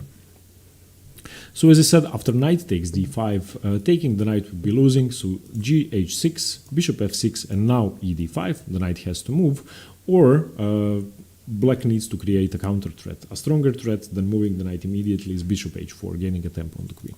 Bishop h4, queen g4, and now bishop takes e1 is the main move. You can also move the knight, but I think that taking the exchange is sounder, and this is now a forcing line, which you simply have to remember. Bishop e1, d6, bishop f2 check, and the king is going to go to f1, but you don't have any useful discoveries. And here is where I would like to stop. Let's just recap on the position. So from the bayonet attack, let's just go from the top. d4, knight f6, c4, g6, knight c3, bishop g7, e4, d6, knight f3, castles, bishop e2, e5, castles, knight c6, d5, knight e7, b4, the bayonet attack. We were now looking at the move knight h5, which is the main move. And after rook e1, f5, knight g5, knight f6, we were now looking at the sideline f3, which is extremely forcing. After f3, you are going to get this position, which we just saw. If you assess this position, white has 6 pawns, black has 5 pawns, but his pawn structure is much better. White has a huge weakness on e6, which is probably going to be captured at some point. He also has a weak king. Black has a weak king as well, but I think that the white king is going to be the first one in trouble. And the engines give this as better for white. But I believe that it's playable for black and that it requires precise play from both players. Of course, black here has the exchange for the pawn, so materially he should be better, but it's really hard to justify that because the bishop pair is monstrous in this position, looking at the black king. So f3. If you want to play this position with white pieces, f3. After f6, however, bishop f3 is the main move. After which black has a different strategy. After f3, he went king h8, and after rook b1, he went h6. Here, the point is to undermine white's center. So black continues with the move c6. After c6, white continues his development, bishop e3. h6 chasing the knight away once again, the knight goes into c6 as always in this variation, and black captures as always bishop e6, d6. And now we get a similar thing, f takes e4, instead of f takes e4, which is now impossible, the pawn is not on f3. White can either recapture with the knight or with the bishop. Knight takes is the best move, knight takes, bishop takes. And now, more than 100 games from here, Grandmaster games, this is now move 17 and the theory goes on for much longer. This is the first position where I would like to stop and highlight the importance of black's next move. If you don't play this move, your position is going to be worse. If you don't play this move, white might try to stop it, and white might even succeed in stopping that. The move is d5. You need to use the opportunity to open up your pieces, take a stand in the center and take up some space. So d5. White takes, cd5, cd5, bishop c2, the bishop was attacked, and now b6. After b6, queen g4, starting an attack on the g6 pawn, it's now attacked twice. e4, blockading the bishop, and you can see that black is overextended. There's a huge weakness on d5. White, on the other hand, has a huge weakness on e6. And most probably these positions are going to end up with black being a pawn up, but having a really weak pawn to defend on d4. Rook a1, queen c7, bishop b3, now double attacking the d5 weakness. Rook f5 defending, rook e2, h5, queen h4, bishop f6, another attempt on the queen, queen g3, and now black's best move is to decline the queen trade with bishop e5. And this, I would say, is the starting position of the variation. This is the theory you simply have to know. If you think that this is playable for black, then by all means go for this variation. This is considered to be the strongest way for black to play in this position, and I can't remember seeing any variation of the King's Indian where on move 25 black is equal or better. This is all zeros according to the engines and playable for both sides, of course. Once again, I think it's much easier for white to go wrong than for black to go wrong. Okay, I'm sorry if this was a lot of theory, but the bayonet attack is a lot of theory. And as I said, the three lines, you have to know all of them. You need to know all the moves. Choose one with the black pieces. That's the good thing. If you face the bayonet attack, you can choose one, memorize one, and practice it. For patrons, there are going to be assignments going more in depth into the variations. I'm going to be sending over example games, and if you would like that extra content, check out the link in the description below. Please let me know what you think about the variation. Let me know if you like the bayonet attack for white and which defense you prefer for black. Let me know if you've played it. Let me know if you know any interesting games, and feel free to link them in the comments. And thank you very much for watching. Stay tuned for more chess. Bye bye.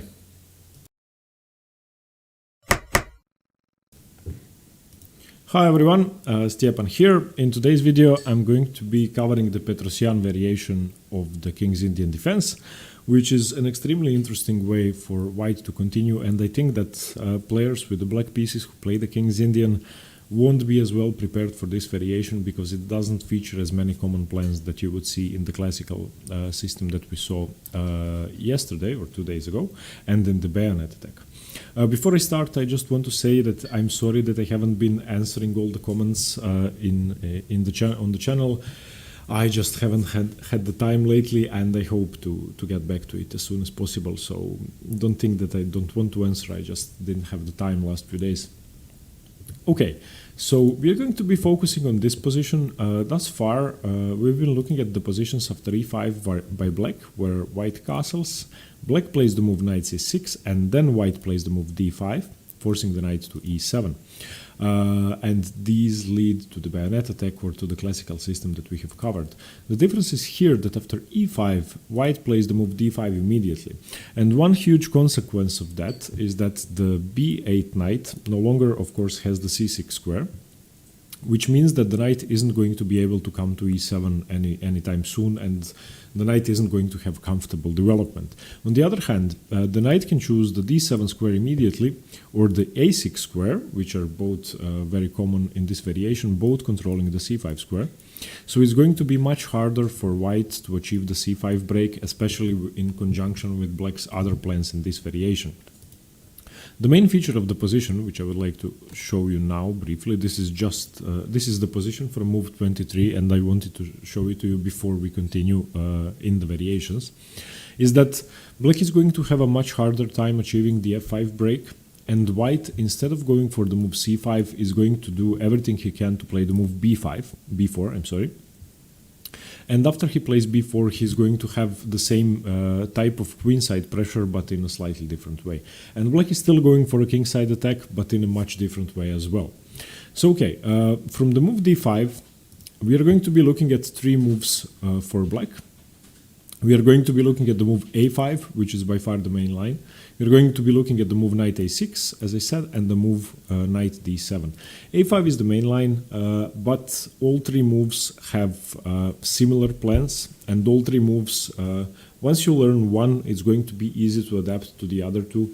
a5 is, of course, the most straightforward way to fight white's ideas if you know them, and if you know that white's idea is the move b4, then a5 makes perfect sense. And then once a3, b4 has been played, you will be able to exchange the pawn. But knight a6 and knight e7 are also very interesting. The variation was, of course, called after the great Tigran Petrosian, a Soviet player, Armenian, of course, who's been employing it in the 1960s, and after him Vladimir Kravnik was a big proponent of the opening. So for the games to study, I would definitely recommend Tigran Petrosian's games. Don't think of them as old-fashioned. The great Soviet players have developed the theory, and not much has improved since then. Of course, there have been some developments, but what Petrosian concluded in the opening still stands. Let's go. Let's cover the deviations first. I want to look at the move knight a6. The move knight a6 is a very visually interesting and clear move. It controls the square b4, it controls the square c5. So stopping white in his tracks as early as possible. On the other hand, white has a very clear plan himself. The main move here is the move bishop g5. After the move bishop g5, it's clear that white is trying to prevent black from achieving f5 easily. And if black cannot achieve the f5 break, then it's going to be really hard to start a kingside attack. Therefore, the variation is going to be revolving around that. The second move white has instead of bishop g5, which I want to cover first, is the move knight d2. Knight d2 prepares to play the move f3 in some positions, closing the position down, and prepares to meet black's kingside attack effectively. To knight d2, black can now of course continue with the move knight e8 since the knight isn't pinned and go for the f5 break. White on the other hand has played the move knight d2 with a clear purpose in mind, and that's the move h4. And this variation is I think most dangerous for black, and this is why I would recommend avoiding the move knight a6 on move 7, because this variation tends to be extremely aggressive for white and really hard for black to play. After h4, even though your king is castled on g8 and white has already played the move h4, you have nothing better but to play f5. And the problem is that after f5, white is simply going to continue with the h5. This doesn't make much sense according to the classical chess principles, but it's an extremely effective way for white to fight off black's ideas. Now the move that should be played might seem strange, and this is why I think the variation is dangerous. Most of you might be thinking about closing the position down with g5 or trying to ignore that by taking on e4 or even pushing f4. But the move here, the only move that's really good for black is g takes h5. After g takes h5, your kingside position is ruined, the h-file is open, and white can do what he wants. I'm not saying that white is terminally better for black, but white is simply better, and white's game is going to be easier. The two moves that can be played here, one of them is not that good for white, that's rook takes h5 immediately. This is actually a mistake which white has to be aware of, and he probably will be if he plays h4, because now you can play the move knight f6, the f5 pawn is defended of course, rook h1, and now you get to play knight c5, and it's considered that black has great initiative here and even an advantage. The point is that very often your bishop is going to be able to come to f5 and to g6 defending everything. So white's best move is b4, forcing a lot of trades, takes, f takes e4, bishop e3, and after the move bishop f5, black is more than fine, black is more than okay, and white's kingside attack doesn't really make much sense. The main move after g takes h5, of course, isn't rook takes or bishop takes. The main move is e takes f5, and this move is tricky for black to meet. After e takes f5, you still continue with knight f6. But now after knight d to e4, I think that this position is extremely unpleasant for black. Knight takes e4, knight takes e4, bishop takes f5, bishop f3, and b6 to stop c5, rook takes h5, knight c5. Still, you will be able to defend, but this is a more favorable variation of what we just saw, and I think that white should be castling queenside. In most variations, bishop g5 is a move here, of course, sometimes. Queen d2 or queen c2 or queen e2 and castling queenside, and that I think that white is going to have a very dangerous initiative with a move such as g4 coming in, which is why after d5, the Petrosian variation, I wouldn't recommend the move knight a6. The main line is, in my opinion, not as dangerous as this sideline. So after knight a6, bringing your knight offside, white has this dangerous plan of knight d2. Knight e8, you try to go for the move f5, and then h4 comes on the board. The engine doesn't think it's the best move, but it's extremely dangerous. Okay, after knight a6, the main move is bishop g5, same as in the variation with a5, and this is why they are often going to look similar, with the difference of the pawn not being on e5 and slightly different course of development on the queen side. After bishop g5, the main idea in all variations when this is played, and it can be played against all three moves, the main idea is to simply chase the bishop away, so h6. White should never take, white should play bishop h4, and now we play g5. In some variations you are going to play h5 instead of g5, we are going to get to that. Bishop g3 and now knight h5. There are no tricks with knight takes pawn here, I don't think, because queen takes, and then I'm not sure the position is favorable. Let me just check that. Knight, because the knight is hanging twice. After knight takes g5, you can interpose knight g3. I didn't even know that. So there are no tricks with knight g5. Instead of that, white should continue with the move h4. This is the trickiest way to play, and black needs to play g4 now. g4, forcing the knight away. The knight is always going to go to h2, and now you exchange. Knight takes g3, f takes g3, h5. You need to close down to the position, and white is going to castle. And this exact position is going to happen after the move knight d7. And this position is better for black. it's almost -1 for black, which is why white should be following a different line, which I'm about to show you. So instead of the move h4, which is the trickiest variation you could play, after bishop g3, knight h5, h4 is what you play if you want to complicate matters, which I would advise you to do. I think it's really hard to play for black. But if you want to be precise and play like the super grandmasters, then the move knight d2 is what you should be playing. On the other hand, I'm of the opinion that black should still hold an edge here after his next move, knight f4. And I think this is unpleasant for white. It's really hard to play for white. Castles, and then now black continues with f5. E takes f5, bishop takes f5, and all of black's pieces seem perfect to me, except for the rook on a8. And this knight is even pretty useful because it's coming into c5. So I think that this variation is fine for black. The only thing that white can do to spice things up if he meets the Petrosian variation d5 with knight a6 should be the move knight d2. I think that in the main line with bishop g5, black is fine and black is even better. Okay, the second move I want to look at is after d5, instead of knight a6, that black plays knight b to d7. And as we are going to see, we are going to have the same plan with h4. So bishop g5 is the main line, h6, bishop h4, and now g5, bishop g3, knight h5. And now we have the same situation with h4, with the difference of the knight not being on a6 but on d7. So h4, g4, knight h2, knight takes g3, f takes g3, h5, castles. This is the position that we have, and this is more favorable for white than the other line. The engines give it as better, even though I don't see such a big difference, which is why, in my opinion, after the move knight b to d7, black should hold an edge, if you understand what I'm trying to say. So I think that knight b to d7 is an interesting move. The engines give this as minus 0.5, which is extremely rare in the King's Indian, minus 0.3. So it's tricky for white to face that. On the other hand, after bishop g3, knight h5, white can still continue with the move castles or knight to d2 if you want to play it safer. And then you are going to have the same variation that we saw here, where the knight is coming to f4. Let me just find that. Yeah, okay, this position with knight d2, knight f4. So against both of these moves, knight a6 and knight b to d7, you need to be aware of this setup. With the knight on f4, let's say knight d2, knight f4, with the knight on f4, which is tricky for white, and you need to be aware of setups where this happens, h5, and you have to castle. So in all cases, I think that the Petrosian variation, we are going to look at the main line now, I think that the Petrosian variation is easier for black to face than the main lines with castles for white, where white plays d5 after black has developed the knight to c6. Now let's look at the main line.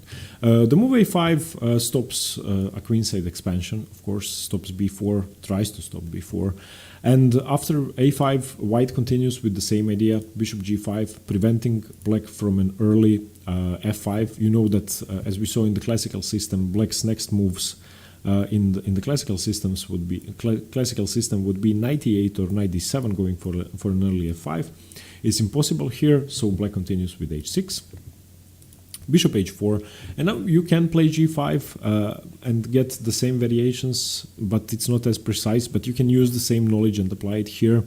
I actually think that the main line here is much harder for black to play than what we just saw, positions with the knight on f4 or positions with h5.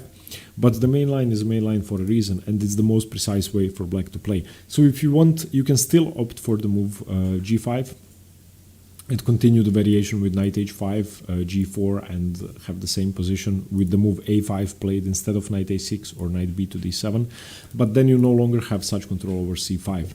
So the main move here instead is the move knight a6, playing knight a6 first, trying to enter these positions. White is now going to play knight d2, which is a move he would normally play in the systems we were looking at. And now black goes for a slightly different approach. He doesn't go for g5, knight h5, g4, taking on g3, and then trying to put the knight on f4 or having those positions. Instead of that, he simply unpins and brings the queen to a much more active diagonal, queen e8. Now the point of the move queen e8, firstly, is to be able to move the knight. The knight is going to go to h7, which is going to enable the move f5. Secondly, once the move f5 is played, an exchange happens, so ef5, gf5. You can notice that this diagonal is now free for the queen. Therefore, the queen is going to be able to come to the g6 square. So the queen is going to be dangerously placed on g6. The white king is going to be castled, and the variation is tricky for white to meet, which is why I think that black should choose the main line. Okay, queen e8, white castles, even though he knows what's coming. Knight h7, as we said, going for f5. White plays the move a3. White wants to play a3, b3, and then b4, preparing his pawn break. It does seem a bit slow compared to what black is trying to do. And now black continues with bishop d7, developing a piece first, which makes a lot of sense. So bishop d7. White plays b3, preparing for an eventual b4. h5, and stopping, of course, any advances by white. The move a4 might be tricky because bishop d7. Yeah, I forgot to mention that bishop d7 does develop the bishop, but it also prepares to play the move a4. And if white plays the move a4, which was undefended up until bishop d7, then black isn't going to be able to play b3. And if he plays the move b4, then black is going to be able to take en passant. Therefore, after the move bishop d7, there's an immediate threat of a4, trying to prevent white from going through with his plans. So after the move bishop d7, white should play b3 to be able to play b4 afterwards. Now, of course, in this situation, if white plays the move a4, b4 can be played because there is no en passant. Okay, so after the move b3, black continues his plans. They are slightly different. As I said, black isn't going to go for g5, knight h5. Black goes for h5, f5. So h5 is his next move. h5 gains a lot of control over the squares, and the queen coming to g6 is going to be defending those squares and those pawns. White now continues with the move f3, and we have bishop h6. Bishop h6 is a maneuver which is hard to know if you haven't seen a lot of theory, if you don't know a lot of the games.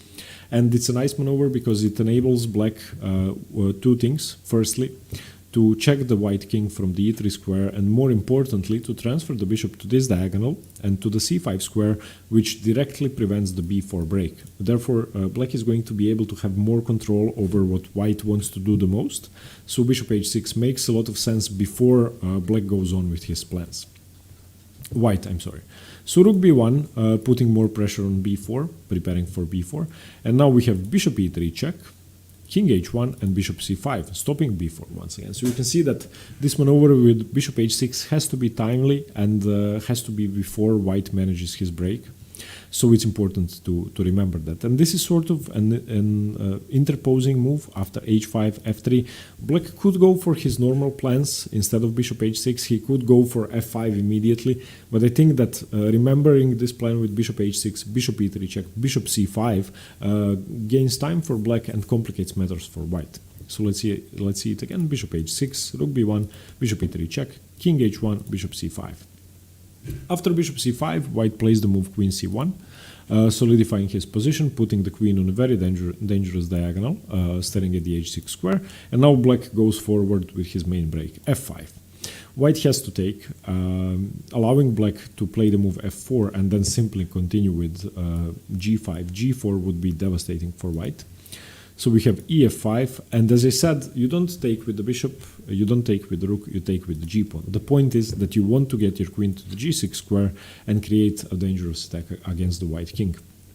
You can see that the queen, in conjunction with the c5 bishop, which is much more useful than on g7, takes away a lot of squares from the white king, and white could find himself in trouble very soon if he's not careful. White's main move here is knight a2, and white is, as if he were an ignorant child, still going for his main plan, just going for b4. That seems a bit strange, but it makes a lot of sense because white needs to seek counterplay on the queen side because he's dead lost on the king side, and black obviously has an advantage and has an attack. So going for b4 is the only thing he can do. And now finally black resigns his hopes to stop b4 because there's nothing else he can do. And he continues with his plan, queen g6, and b4 finally happens. After b4, you need to take it. That's the first thing you need to remember. So a4, and now, luckily, you can still retreat your bishop to the e3 square, keeping the pin on the knight, which is useful, and you can still, if need be, transfer the bishop to h6, and you are now covering the dangerous diagonal that the queen is at. To prevent that from being a very dangerous piece in the middle of his camp, white plays the move bishop f2, and now an exchange happens, rook f2, and we reach the position that we saw at the beginning. So this is sort of the thematic position for the Petrosian variation. Black has achieved everything he wanted, white has achieved everything he wanted. I think that black has a practical advantage, but the engines think it's equal, which is still fine for the King's Indian for black. From a human perspective, though, I think that black should stand better. I mean, if you have to defend your king, that's hard. If you have to defend material on the queen side, that's hard, but it's not deadly. And if you make a mistake with the white pieces, you're going to get checkmated. If you make a mistake with black, then, I mean, there's not much going on. You can still checkmate white. So this is the variation I wanted to go over today. I think it's extremely interesting, although I don't find it to be the best weapon for white. Still, it had to be covered. Tigran Petrosyan played it, and he's one of the best players of all time when it comes to prophylaxis and defending positions. So look at his games, look at the ways he was going on from this position. I wouldn't want to go any farther. This is move 23. We are out of the opening now. And look at what he did. I mean, there's a lot of knowledge to be gained from looking at the positions. This should be just a brief overview, and I hope you go in much deeper. As always, the patrons who are in the Nimzovich tier and all the others are going to get a detailed PDF where I go more in depth in the variation. I'm also going to be giving out some tasks and some sample games to analyze. Thank you very much. I hope you like the video. Let me know what you think about the variation. Let me know, have I done something wrong? Should I have added something, excluded something, or whatever? Your feedback always means a lot. And stay tuned for more chess. Bye-bye. See you later.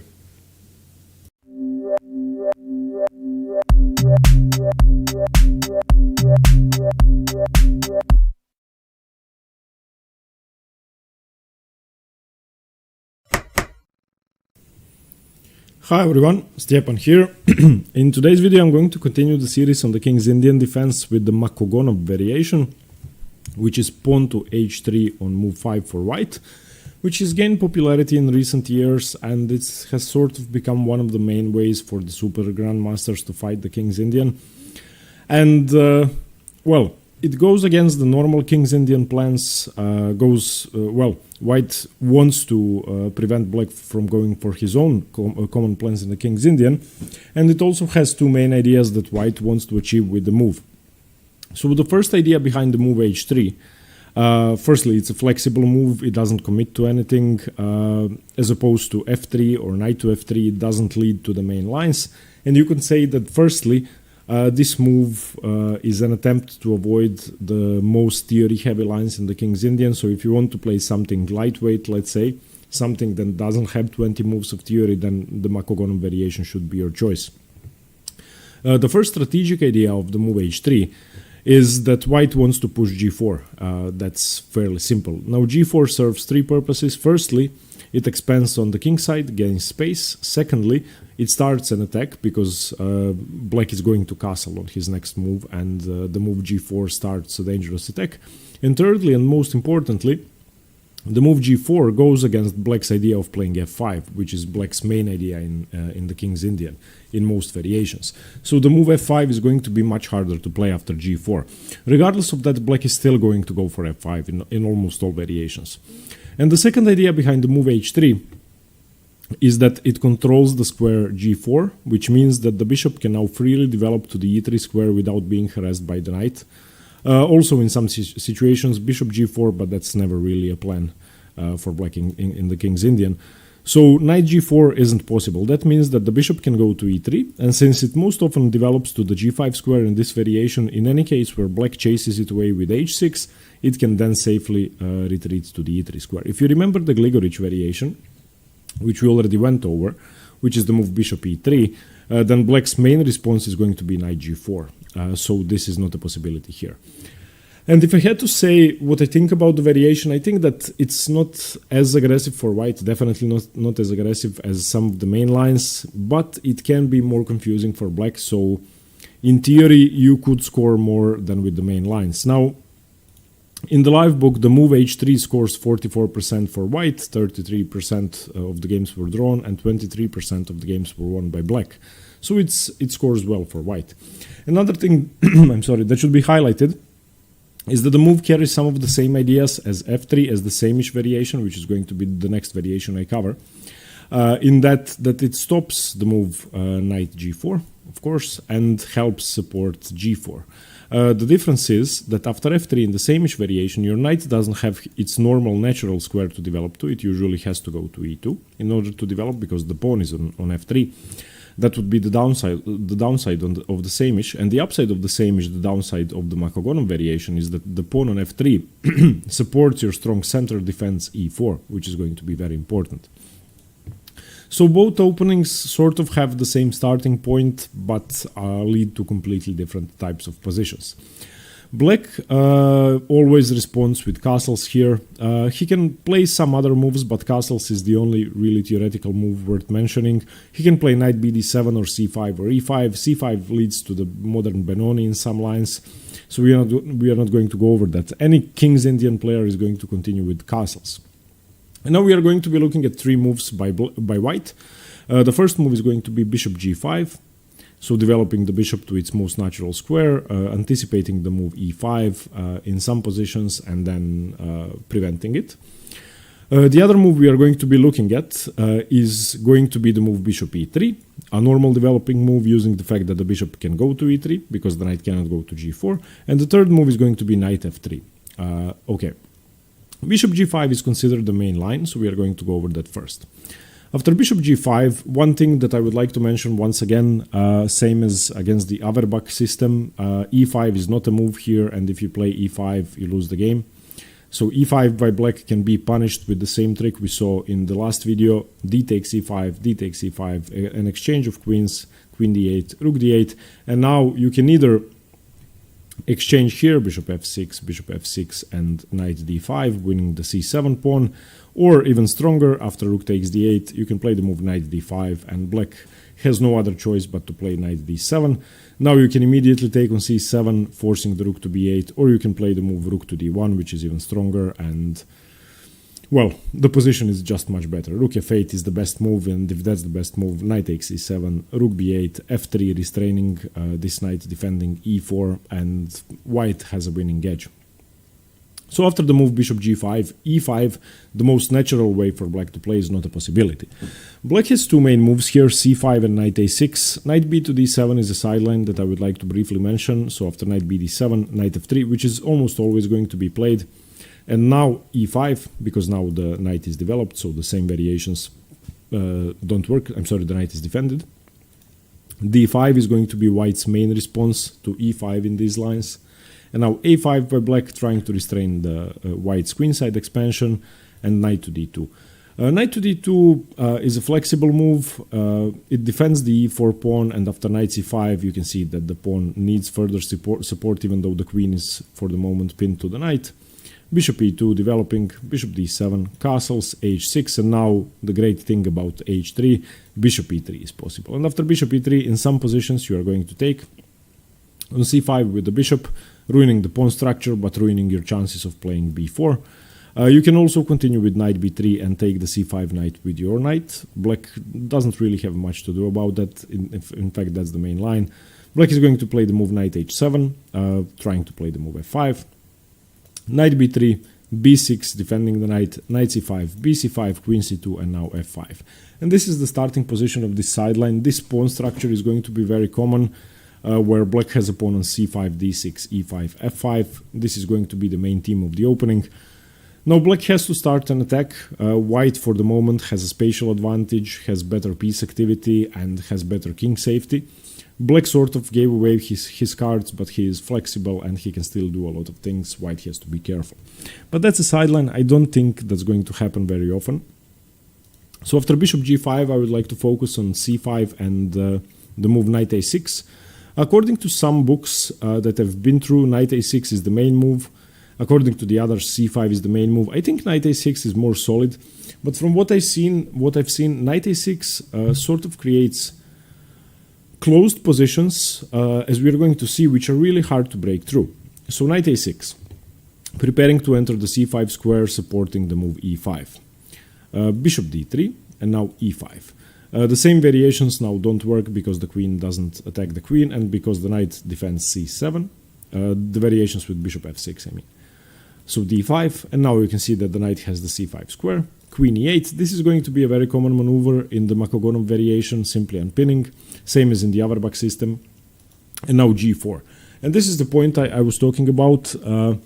g4 is supported by h3. Now you can see that it's twice as hard to play f5 for white, and for black, I'm sorry, and white sort of has a space advantage on the king side, which isn't easy to utilize, but it prevents black's plans.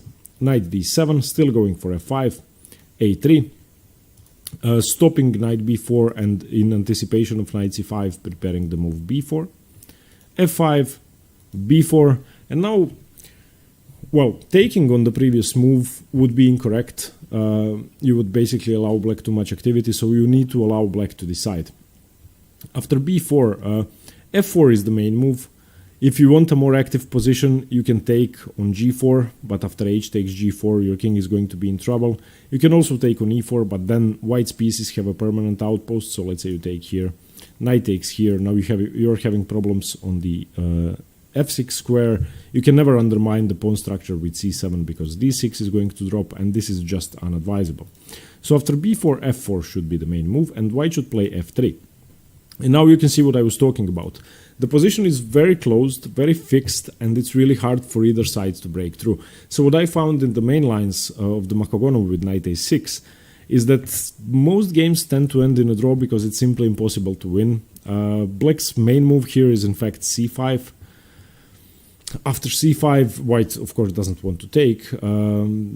He should play the move b5. And after b5, knight c7, knight g2, a6, a4, b6. This is now just a dead position. I mean, it's hard to do anything. The a file is going to open, but the white king is going to go either to d2 or f2. The h rook is going to come to the a file. If anybody should have an advantage, it should be white, because his bishop is better than black's bishop.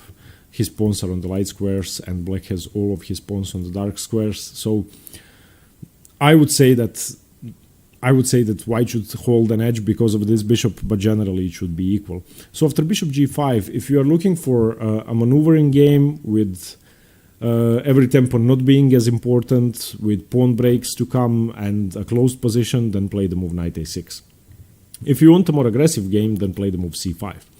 c5 is, according to some, as I said, the main line. After c5, d5 should be played. And by the way, if you remember the Auerbach system, c5 was the main response to bishop g5. So the idea is the same here. After d5, e6, once again, the same idea, undermining the structure. And if you remember the main line in the Auerbach, where the bishop goes to f4, I believe that's still possible here after d5 to play the move h6. But the thing is that now, since the pawn is on h3, the bishop doesn't have to go to f4, it can now go to e3, and it doesn't really work. So after d5, black doesn't really bother with h6, he just plays the move e6, undermining the structure, bishop d3 developing, e d5, c d5, rook e8. And now you can see this, the makings of a Benoni structure with the weakness on d6. And this became sort of a weird Benoni, and I, with white, would want this maneuver to happen, knight f3, knight d2, knight c4. I would also want to play the move a4 if there's a possibility for that to stop the move b5.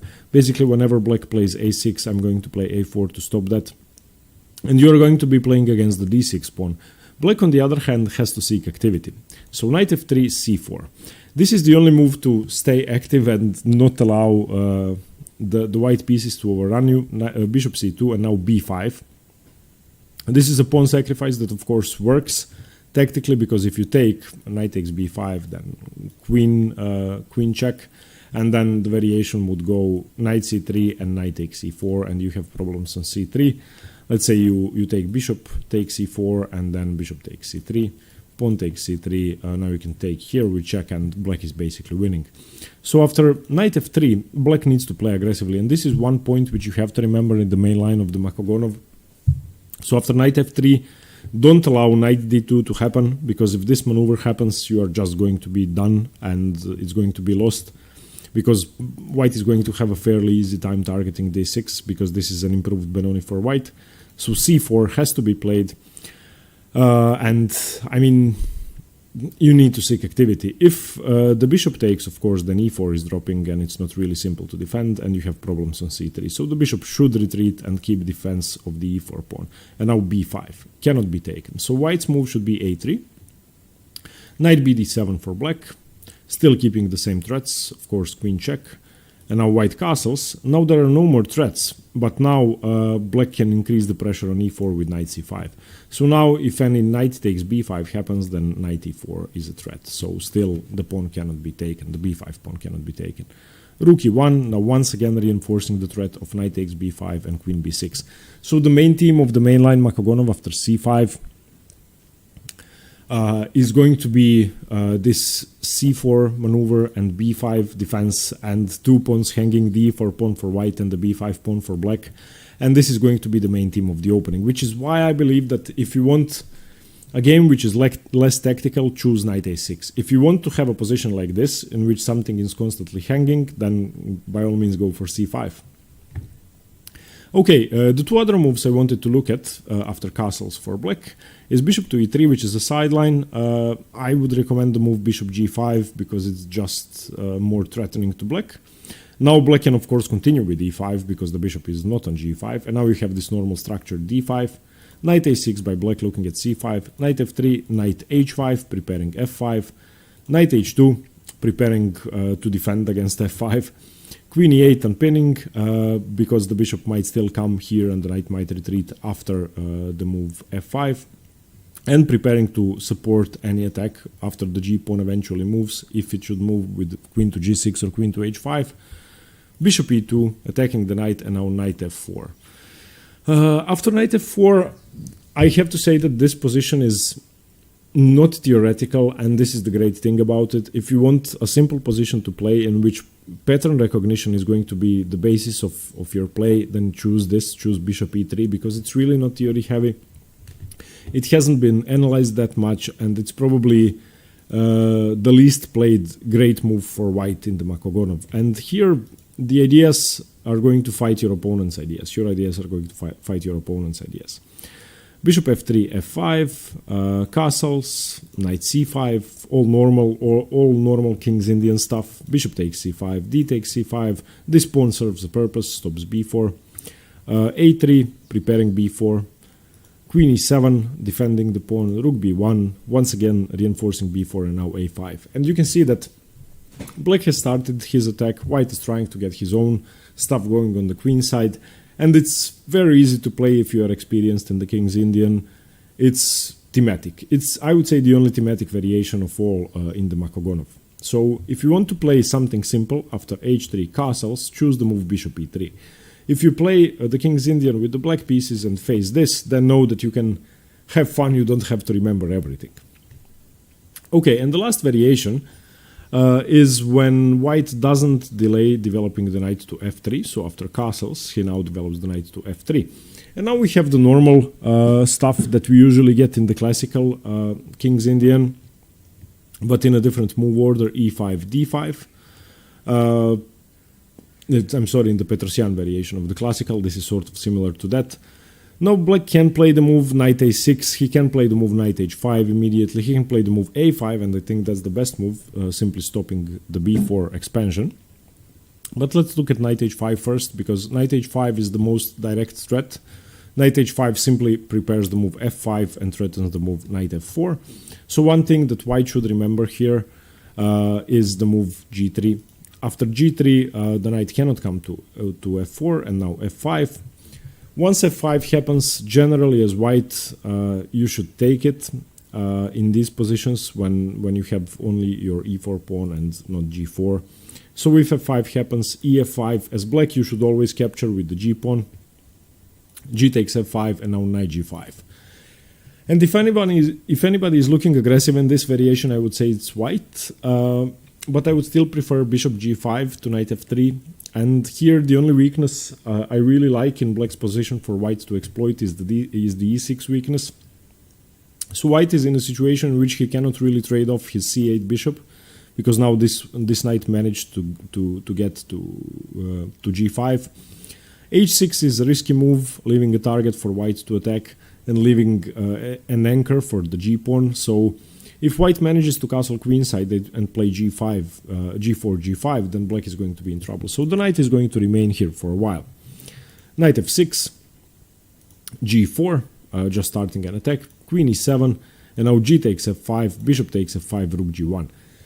And this is the most aggressive variation, which I decided to show you because if black plays knight h5, then white basically has to go for this. This is the best way to play, and you need to be prepared for this with white.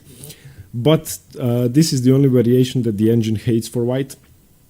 So if I turn on the engine, it's going to be a small advantage for black, which is unheard of, and it happens in maybe 1 out of 10 variations of the King's Indian.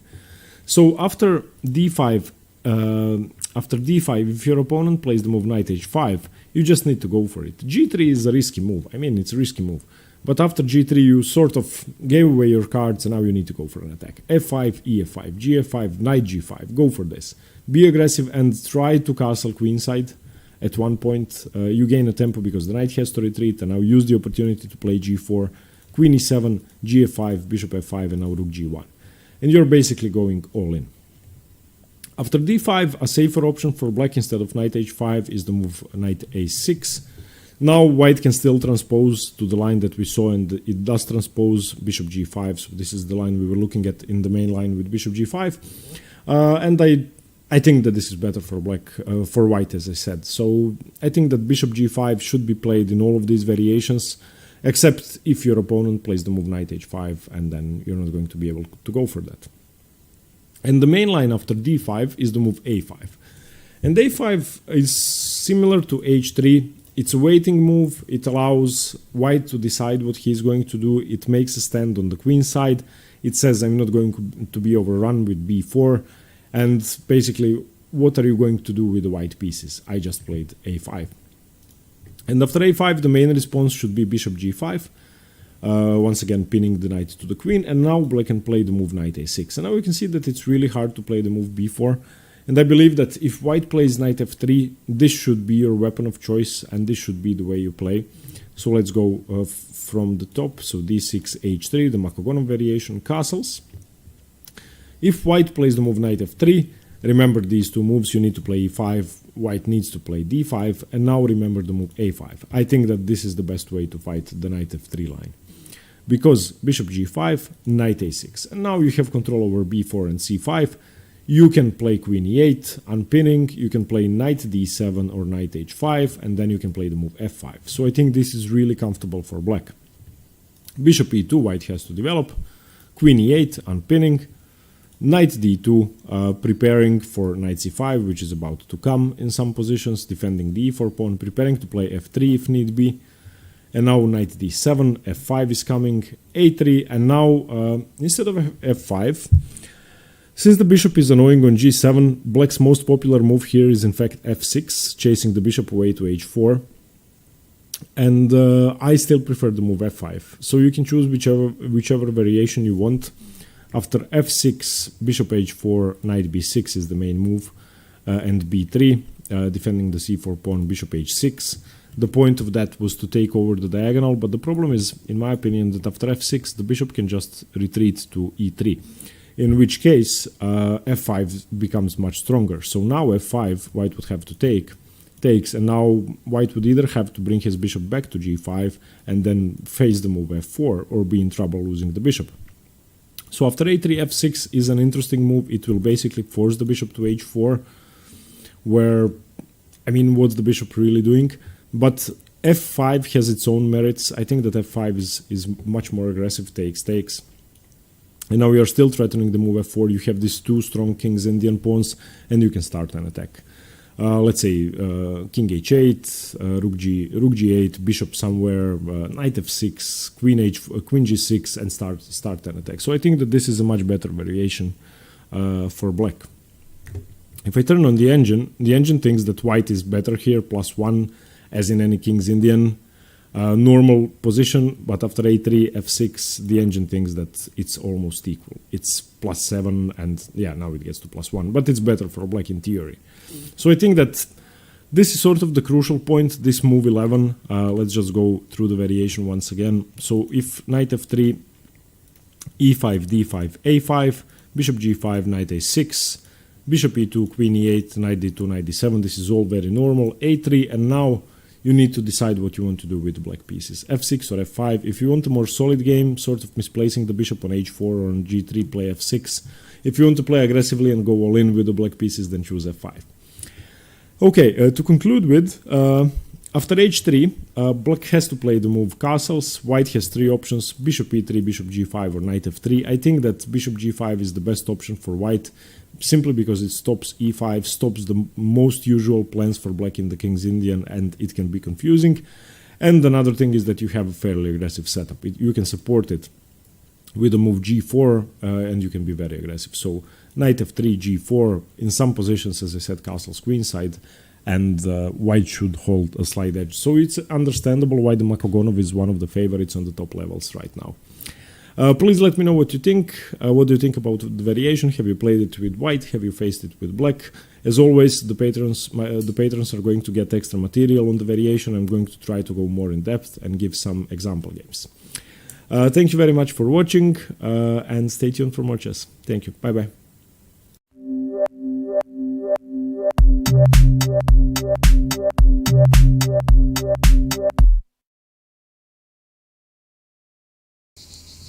Hi everyone, Stepan here with another King's Indian theory video after a long time. This is going to be the last one in the series, and after the King's Indian we are moving on to the Grunfeld defense, so the second opening in the d4 series. And the King's Indian series I'm going to finish with the fianchetto variation, or the fianchetto system, or fianchetto systems. The variation is really comprised of several different opening ideas, and it will largely depend on how black reacts to this setup that we have on the board currently. One thing I would like to emphasize is that this position can be achieved via several different move orders. The players don't really have to follow the King's Indian strictly. The main move order, which is considered to lead to the fianchetto variation, is knight f6, c4, g6, knight f3, bishop g7, and then g3. However, white can also, after g6, continue with g3. White can continue with g3 after knight f6. So many different move orders to achieve the same system. The point is that white has a setup in which his pawns are on c4 and d4, knight on f3, bishop on g2, pawn on g3, and castled kingside, and that's what he wants to do. Black, on the other hand, has a Pirc or King's Indian pawn setup with pawns on d6 and pawn on g6, fianchetto with bishop, and king castled kingside. So the difference is that instead of c4 and d4, black has a pawn on d6. So you can see that white has more space, but he's pairing black's idea symmetrically, and he's sort of going for a King's Indian kingside setup, just like black is. And immediately you can see that since white has more space, it should be easier to play for white, and white at the same time isn't allowing black the same ideas that he can play for in other systems, because with a pawn on g3 and with the fianchetto with bishop, it's much harder to break through to the white king than it would be if the king is normally castled kingside or queenside. So it's much harder for black to go for his kingside attack, and this is why I think that the fianchetto variation, or the fianchetto systems, is one of the hardest ways for one of the best ways for white to play, because black doesn't have an easy time attacking and still has less space, and well, the development is equal. I would like to highlight one book if you have time, because this video should be just an introduction to the fianchetto variation. There is so much theory here that I couldn't do it in 5 hours. There's one book written by Vasilios Kotronias, a Greek grandmaster, called King's Indian Fianchetto Systems, and it's over 700 pages with a lot of exercises and really a lot of his own ideas, so that you won't be able to learn from engines or from just analyzing games. if you want the most comprehensive book on that, I would recommend the book by Vasilios Kotronias. Okay, let's go. So after castles, we are now going to look at 4 different moves by black: knight c6 and knight d7 as the most logical continuations, developing his pieces, and then c5 and c6 as the more provocative sort of pierce defense pawn breaks before developing. Knight c6 is the main move and the most often played move.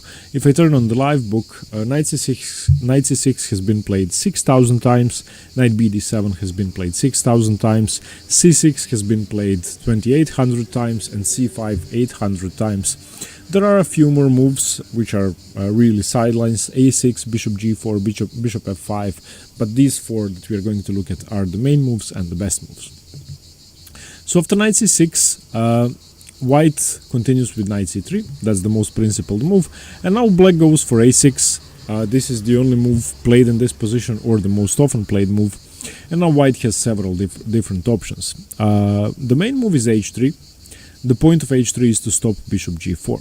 Then white can also go for d5 and b3 and queen d3. We are going to look at all of those moves. Once again, 2 sidelines that I don't want to mention really are bishop f4, which I don't consider that good, and rook e1, which I also don't consider that good. Let's look at d5 first.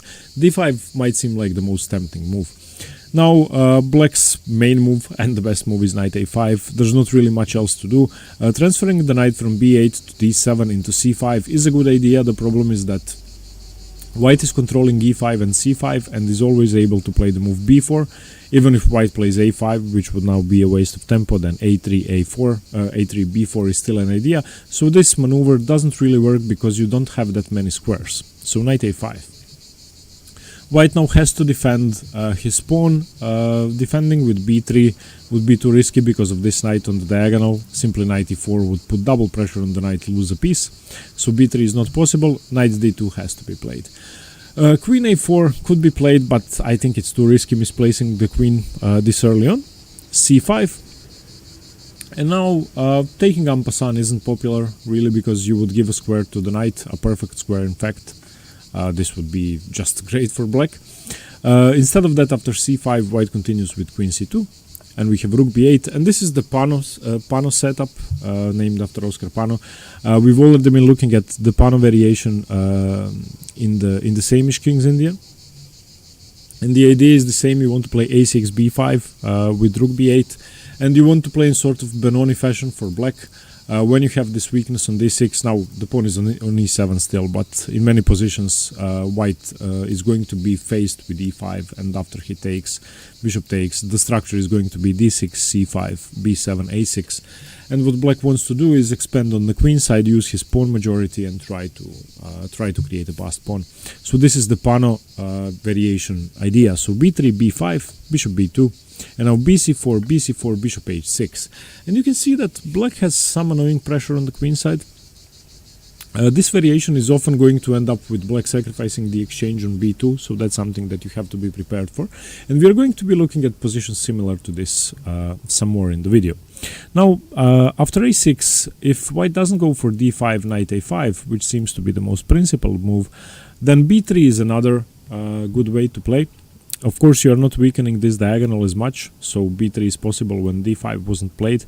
And after rook b8, simply knight d5. Taking wouldn't be good, because the knight would have to move from c6, and it doesn't really have that many good squares. And white is always able to play a4.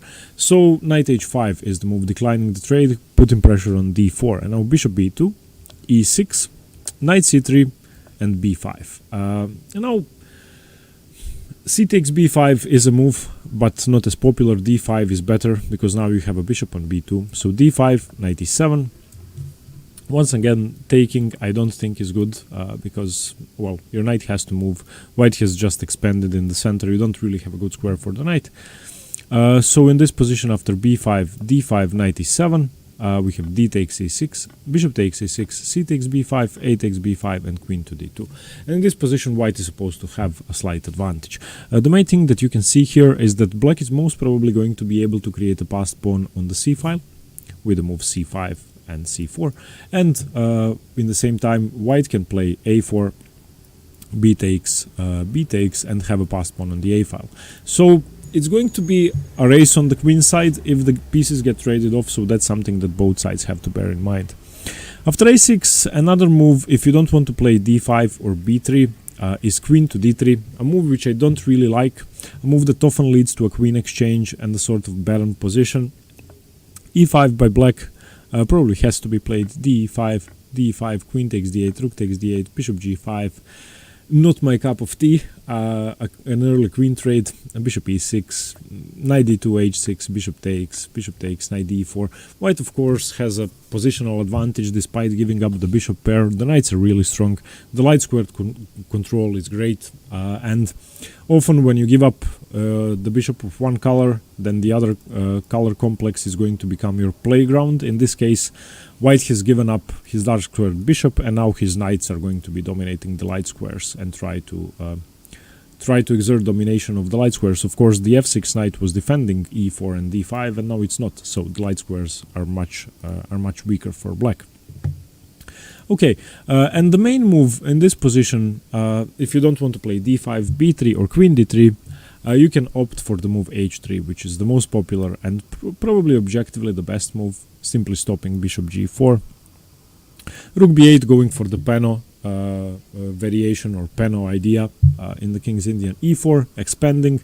Now this does resemble what black and white do in the same-ish, except for the fact that the pawn is not on f3 and this pawn is not on g2. b5, e5, expansion and expansion, d takes e5, and now queen takes d1 isn't forced, but is probably the best idea. Well, you could try moving the knight, but there are really no good squares for the knight. Knight d7 would probably fail to e6, although I'm not sure. So taking is probably the most principled way to play. Rook takes d1 and now knight d7, and still e6, f takes e6, and in this variation white gives up a pawn. But it's theoretical, and theory has proven, and the engines agree, that white is supposed to have a slight edge and that he is going to regain his pawn afterwards. Even if he doesn't, the doubled e-pawns don't really do that much. cb5, ab5, bishop f4, putting pressure on c7. You can see that all of white's pieces are better than black's pieces. These bishops are definitely monstrous. White has the bishop pair. In this position, knight d to e5 is the main move. I'm not sure why e5 doesn't work. I think it has been played only several times and white has won all the games. Let's just see what the problem is after e5. After e5, bishop e3. Yeah, probably this pawn is in the way of the bishop, and if it moves further down the board, then it's going to be weak and lost. So after bishop f4, knight d5, simply trying to set up a blockade is the main move. Knight takes e5, knight takes e5, rook a c1, and c5. Once again, you can see the theme in this variation with knight c6. Most often the endings are going to be with black trying to create a passed pawn on the c file, white trying to create a passed pawn on the a file, and this is something you need to remember as white if you go for the fianchetto systems, and this is something which you need to know with black if you go for the move knight c6 after castling by white, and this is the theme in the endgame. And as I said, the fianchetto variations or the fianchetto systems are not that aggressive, and you usually don't see black attacking on the king side, white trying to gain space on the queen side. That is why most often they're not going to end in checkmate, they're not going to end in a tactical sequence. Most often pieces are going to be traded off, such as here, the queens got traded off into an endgame, which is why it's important, much more important than in the previous variations that we covered, to understand what sort of endings you can get. Okay, now let's look at the move knight b to d7. Knight b to d7 is the second most popular move. I would say that it's easier to play for black than knight c6. White continues with knight c3. e5 is one option, and probably the best option. If you don't go for e5, then c6 or a6 have been played, but e5 has been played about 9,000 times here, and it's by far the most popular move, gaining space. e5, and now white's response can be either e4, which is by far the main move, or h3 or queen c2. Let's look at the sidelines first. If you play h3, you're simply stopping the move bishop g4. e4 is not really a threat because you're going to play knight d2 or knight e1, and the pawn is going to be under tremendous pressure. Black is not going to be able to defend whatever white does. So let's say if you play e4, knight d1, knight e1, the pawn is lost. So after h3, the position should continue with c6 by black, e4, queen b6, rook e1, e takes d4, knight takes d4, and this is going to be the theme of the opening. After knight b to d7, the most common setup for white is going to be a Maroczy bind setup, which I think is really comfortable for white. Pawn on c4, pawn on e4. Bishop, as opposed to normal Maroczy bind setups against the Sicilian, is not dead on e2. It's very good on g2. Therefore, moves like e5 come into play. f4, e5 also come into play. The bishop is a great piece. So the h3 line I kind of like. So after e5, simply continuing with h3, stopping black with his plans of developing either the bishop to g4 or knight to g4, which means that bishop e3 is also a possible move. It's a prophylactic move. And after c6, e4, queen b6, rook e1, e4, knight d4, I think that white should have a fairly comfortable position. After e5, queen c2 is another sideline, which I would like to mention briefly. Rook e8 should be played. And now this almost allows e4, but not really, if white doesn't do nothing, because now once again, let's say white does nothing, he plays h3, e4, knight e1, and once again, there's no way to defend the pawn. So white continues with rook d1 to make sure that if e4 comes, knight e1 doesn't block in the rook. c6, e4 now, e d4, knight d4, queen e7. Once again, you see the Maroczy bind setup. White has tremendous control over the e4 pawn. In many positions, he is even going to continue with the move pawn to f3, creating the Maroczy bind normal setup with pawn on f3, which is usually what white plays. b3, trying to fianchetto the bishop on b2, but also supporting the c4 pawn. So either bishop b2 is possible or bishop e3 is possible, which is actually most commonly played because the knight, even if it does come to g4, doesn't really cause that much trouble. And in this position, black plays the move knight c5, and now we have f3, stopping knight g4, which means that bishop e3 is even stronger now. And let's say a5 is played, and bishop e3. In this position, I think that white has sort of weakened his king side with g3, f3, but there's no way for black to exploit that. And I think I'm going to turn on the engine for this one. I think it should be much easier for white to play. Despite the engine giving it as equal and seeing all the weaknesses, I think that white has an easier time playing this position, and I actually wouldn't mind being on the white side of this. I would hate to play black because I don't really know how to play against the Maroczy bind. I know how to use it. Okay, and after knight c3, okay, so knight bd7, knight c3, e5, the main move isn't h3 or queen c2, the main move is e4. And this is slightly more aggressive. We have c6.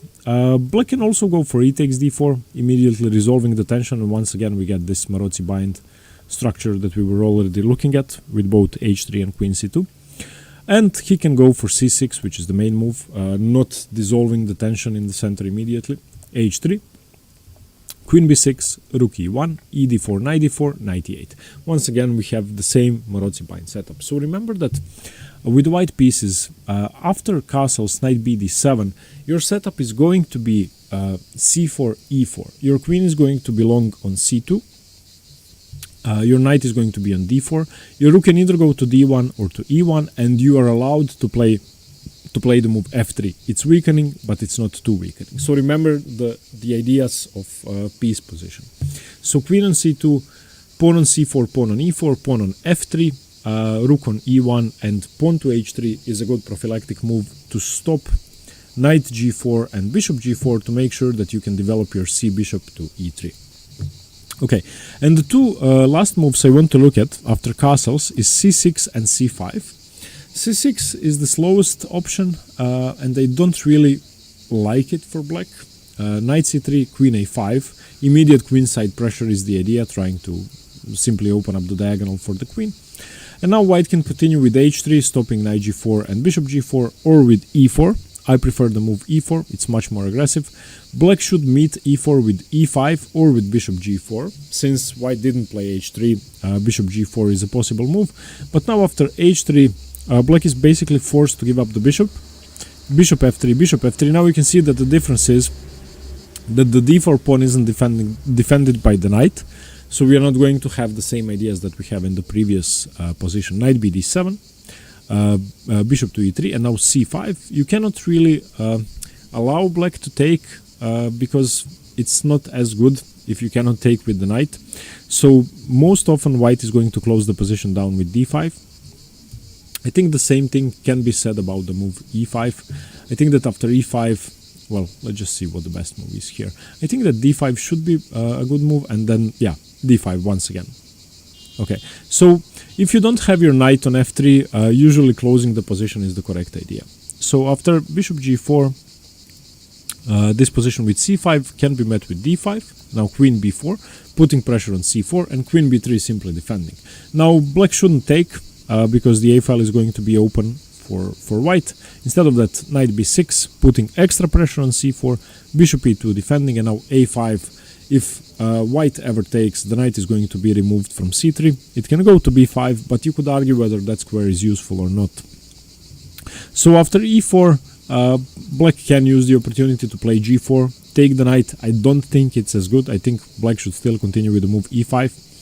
And now, since e5 is played, white has time for h3, stopping bishop g4 and knight g4, knight b d7, rook e1.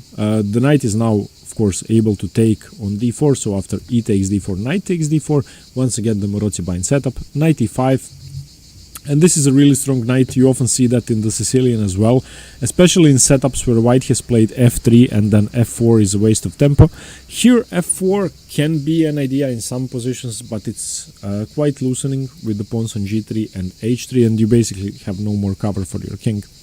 Bishop f1, defending c4 has to be defended, rook e8, bishop e3, and now bishop e6, extra pressure on c4, knight takes e6, rook takes c6, king to g2. In my opinion, even these lines with 6 c6 for black are easier to play for white. I really prefer white in Morozzi-Bind setups. So I have to say that while learning the King's Indian and learning how to play against the King's Indian, I've changed my mind a lot. And I went from liking the Averbach, then the Samish. Now I really like the Fianchetto system for white. I really think that white gets a very playable position against every single option. And let's look at one more, and that's the move c5. This is called the Yugoslav system for black after c5. Knight c3, knight c6, and you can see that the situation is quite different with the pawn on c5. The c6 knight has some pressure on these squares, and it's not blocking the c7 pawn. And now there are two options for white. White can either play d5 or dc5. dc5 is less aggressive and less complex. dc5, bishop e3, you don't have to trade queens, you can put pressure on the c5 pawn, but black can put pressure on the c4 pawn. And now queen a4, defending your pawn, and knight d4 by black, defending c5. Taking, I don't think, is a good option. Simply rook a to d1, putting pressure, extra pressure on the knight should be enough. And this, despite being less aggressive than d5, I think is, well, playable for white, and black is going to have to know what he's doing. Even though it's less complicated than d5, it's still, I would say, easier to play for white. Bishop d7, putting pressure on the queen, queen a3, knight c2, attacking the bishop, attacking the queen, and now you might wonder what about the c5 pawn. And this is the best way for black to play, sacrificing c5 and then chasing the queen around the whole board and trying to exploit its position. Queen c5, b6 attacking the queen, queen g5, h6 attacking the queen, queen f4, g5 attacking the queen, queen e5, rook c8, and now attacking the c4 pawn. Now knight d5, giving back the pawn if black wishes to take it. I don't think that's a good idea though. Knight takes d5 instead, queen takes d5, defending c4, and now knight takes e3, f takes c3, bishop c6, another tempo on the queen, queen takes d8, rook f takes d8. And now we saw this position in reverse with black having the double e-pawns. It's not such a big deal. If I turn on the engine, the pawn doesn't really mean that much. White has a plus 0.5 advantage, which is less than one pawn, and black should be fine. And this is perfect play for black. If you don't know the position, then you're obviously not going to giving up the pawn. Not going to be giving up the pawn with the move knight c2. And then if you play a mistake such as b6 or something like that, I think that you should be in trouble fast. For example, here b6 is this also loses a pawn. So let's see if there's any other move played. Yeah, knight c2 is the only move played. So you have to know how to play it with black. That's why after, okay, let's go back. Castles, c5, knight c3, knight c6. You can choose to play dc5 with white if you know it. I still think that d5 is better. After d5, you're forcing the knight to a5 once again. There are really no good alternatives to that. Now knight d2, as in the previous variation that we saw with knight c6. You have to defend your c4 pawn. a6, once again the Pano idea with rook b8 and b5 expansion, queen c2, rook b8, b3, b5, and this is what we saw already in the previous lines. And the ideas are quite similar with this c5 expansion. Now we have bishop b2, bc4, bc4, bishop h6, f4, blocking the path of the bishop. And now ideally white, if black does nothing, white is going to play e4 and then maybe even e5 and expand this way and be completely winning. So black has to react, and black plays the move e5, trying to break open white's central structure and white's central control. After e5, when your pawn is on d5, the correct move is always d6 en passant. And the correct move for black is always bishop takes a6. So this is the structure that you're going to get. We saw this already. Weakness on c4 for white. The main idea for black is to sacrifice the bishop on the exchange on b2, knight d5, and now we get rook takes b2, queen takes b2, bishop g7. You might wonder where's the compensation, but I would argue that this bishop was much stronger than the b8 rook. If you turn on the engine, it's going to say that white has, well, almost no advantage. It's plus 0.2, an equal position. Most games from here are won by white 40%. I'm sorry, most games are draws 44%. White wins 40%. 16% won by black.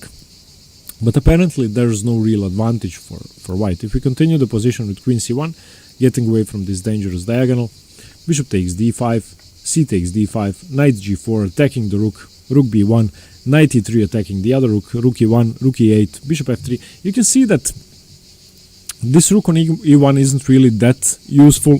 Black has a passed c5 pawn. Black has a wonderful bishop on the long diagonal, which I would say is much better than the rook. And the control of even b7 is very good. And I don't see a way for white to activate his position. In this position, bishop d4 has been the main move for black. Even more pressure now after bishop d4, king h1.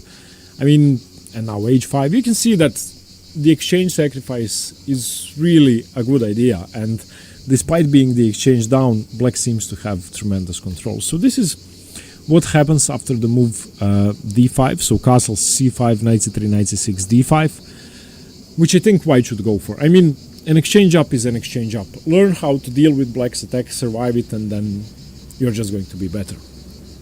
Okay, sorry for the long video. I wanted to show you the 4 best responses black has, or 4 best systems black can play against the fianchetto variation.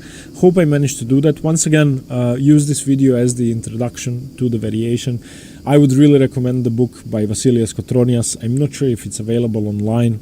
Try to find it, try to borrow it, and it's a great book if you want to learn the fianchetto systems. I started going through it, but I look at it maybe once or twice a week, just when I have some ideas in the fianchetto variation, because I'm also trying to work on some fianchetto systems against the Pirc and the modern, which is similar to this. So yeah, as always, the patrons are going to get a daily PDF where I will go more in depth in the video. So I will cover several games in the fianchetto variation and give you game examples which you could study. So if you want to support me and you want to get extra material, check out the Patreon page. You can find the link in the description below. Thanks very much. Hope you liked the video and stay tuned for more chess. Thank you. Bye bye.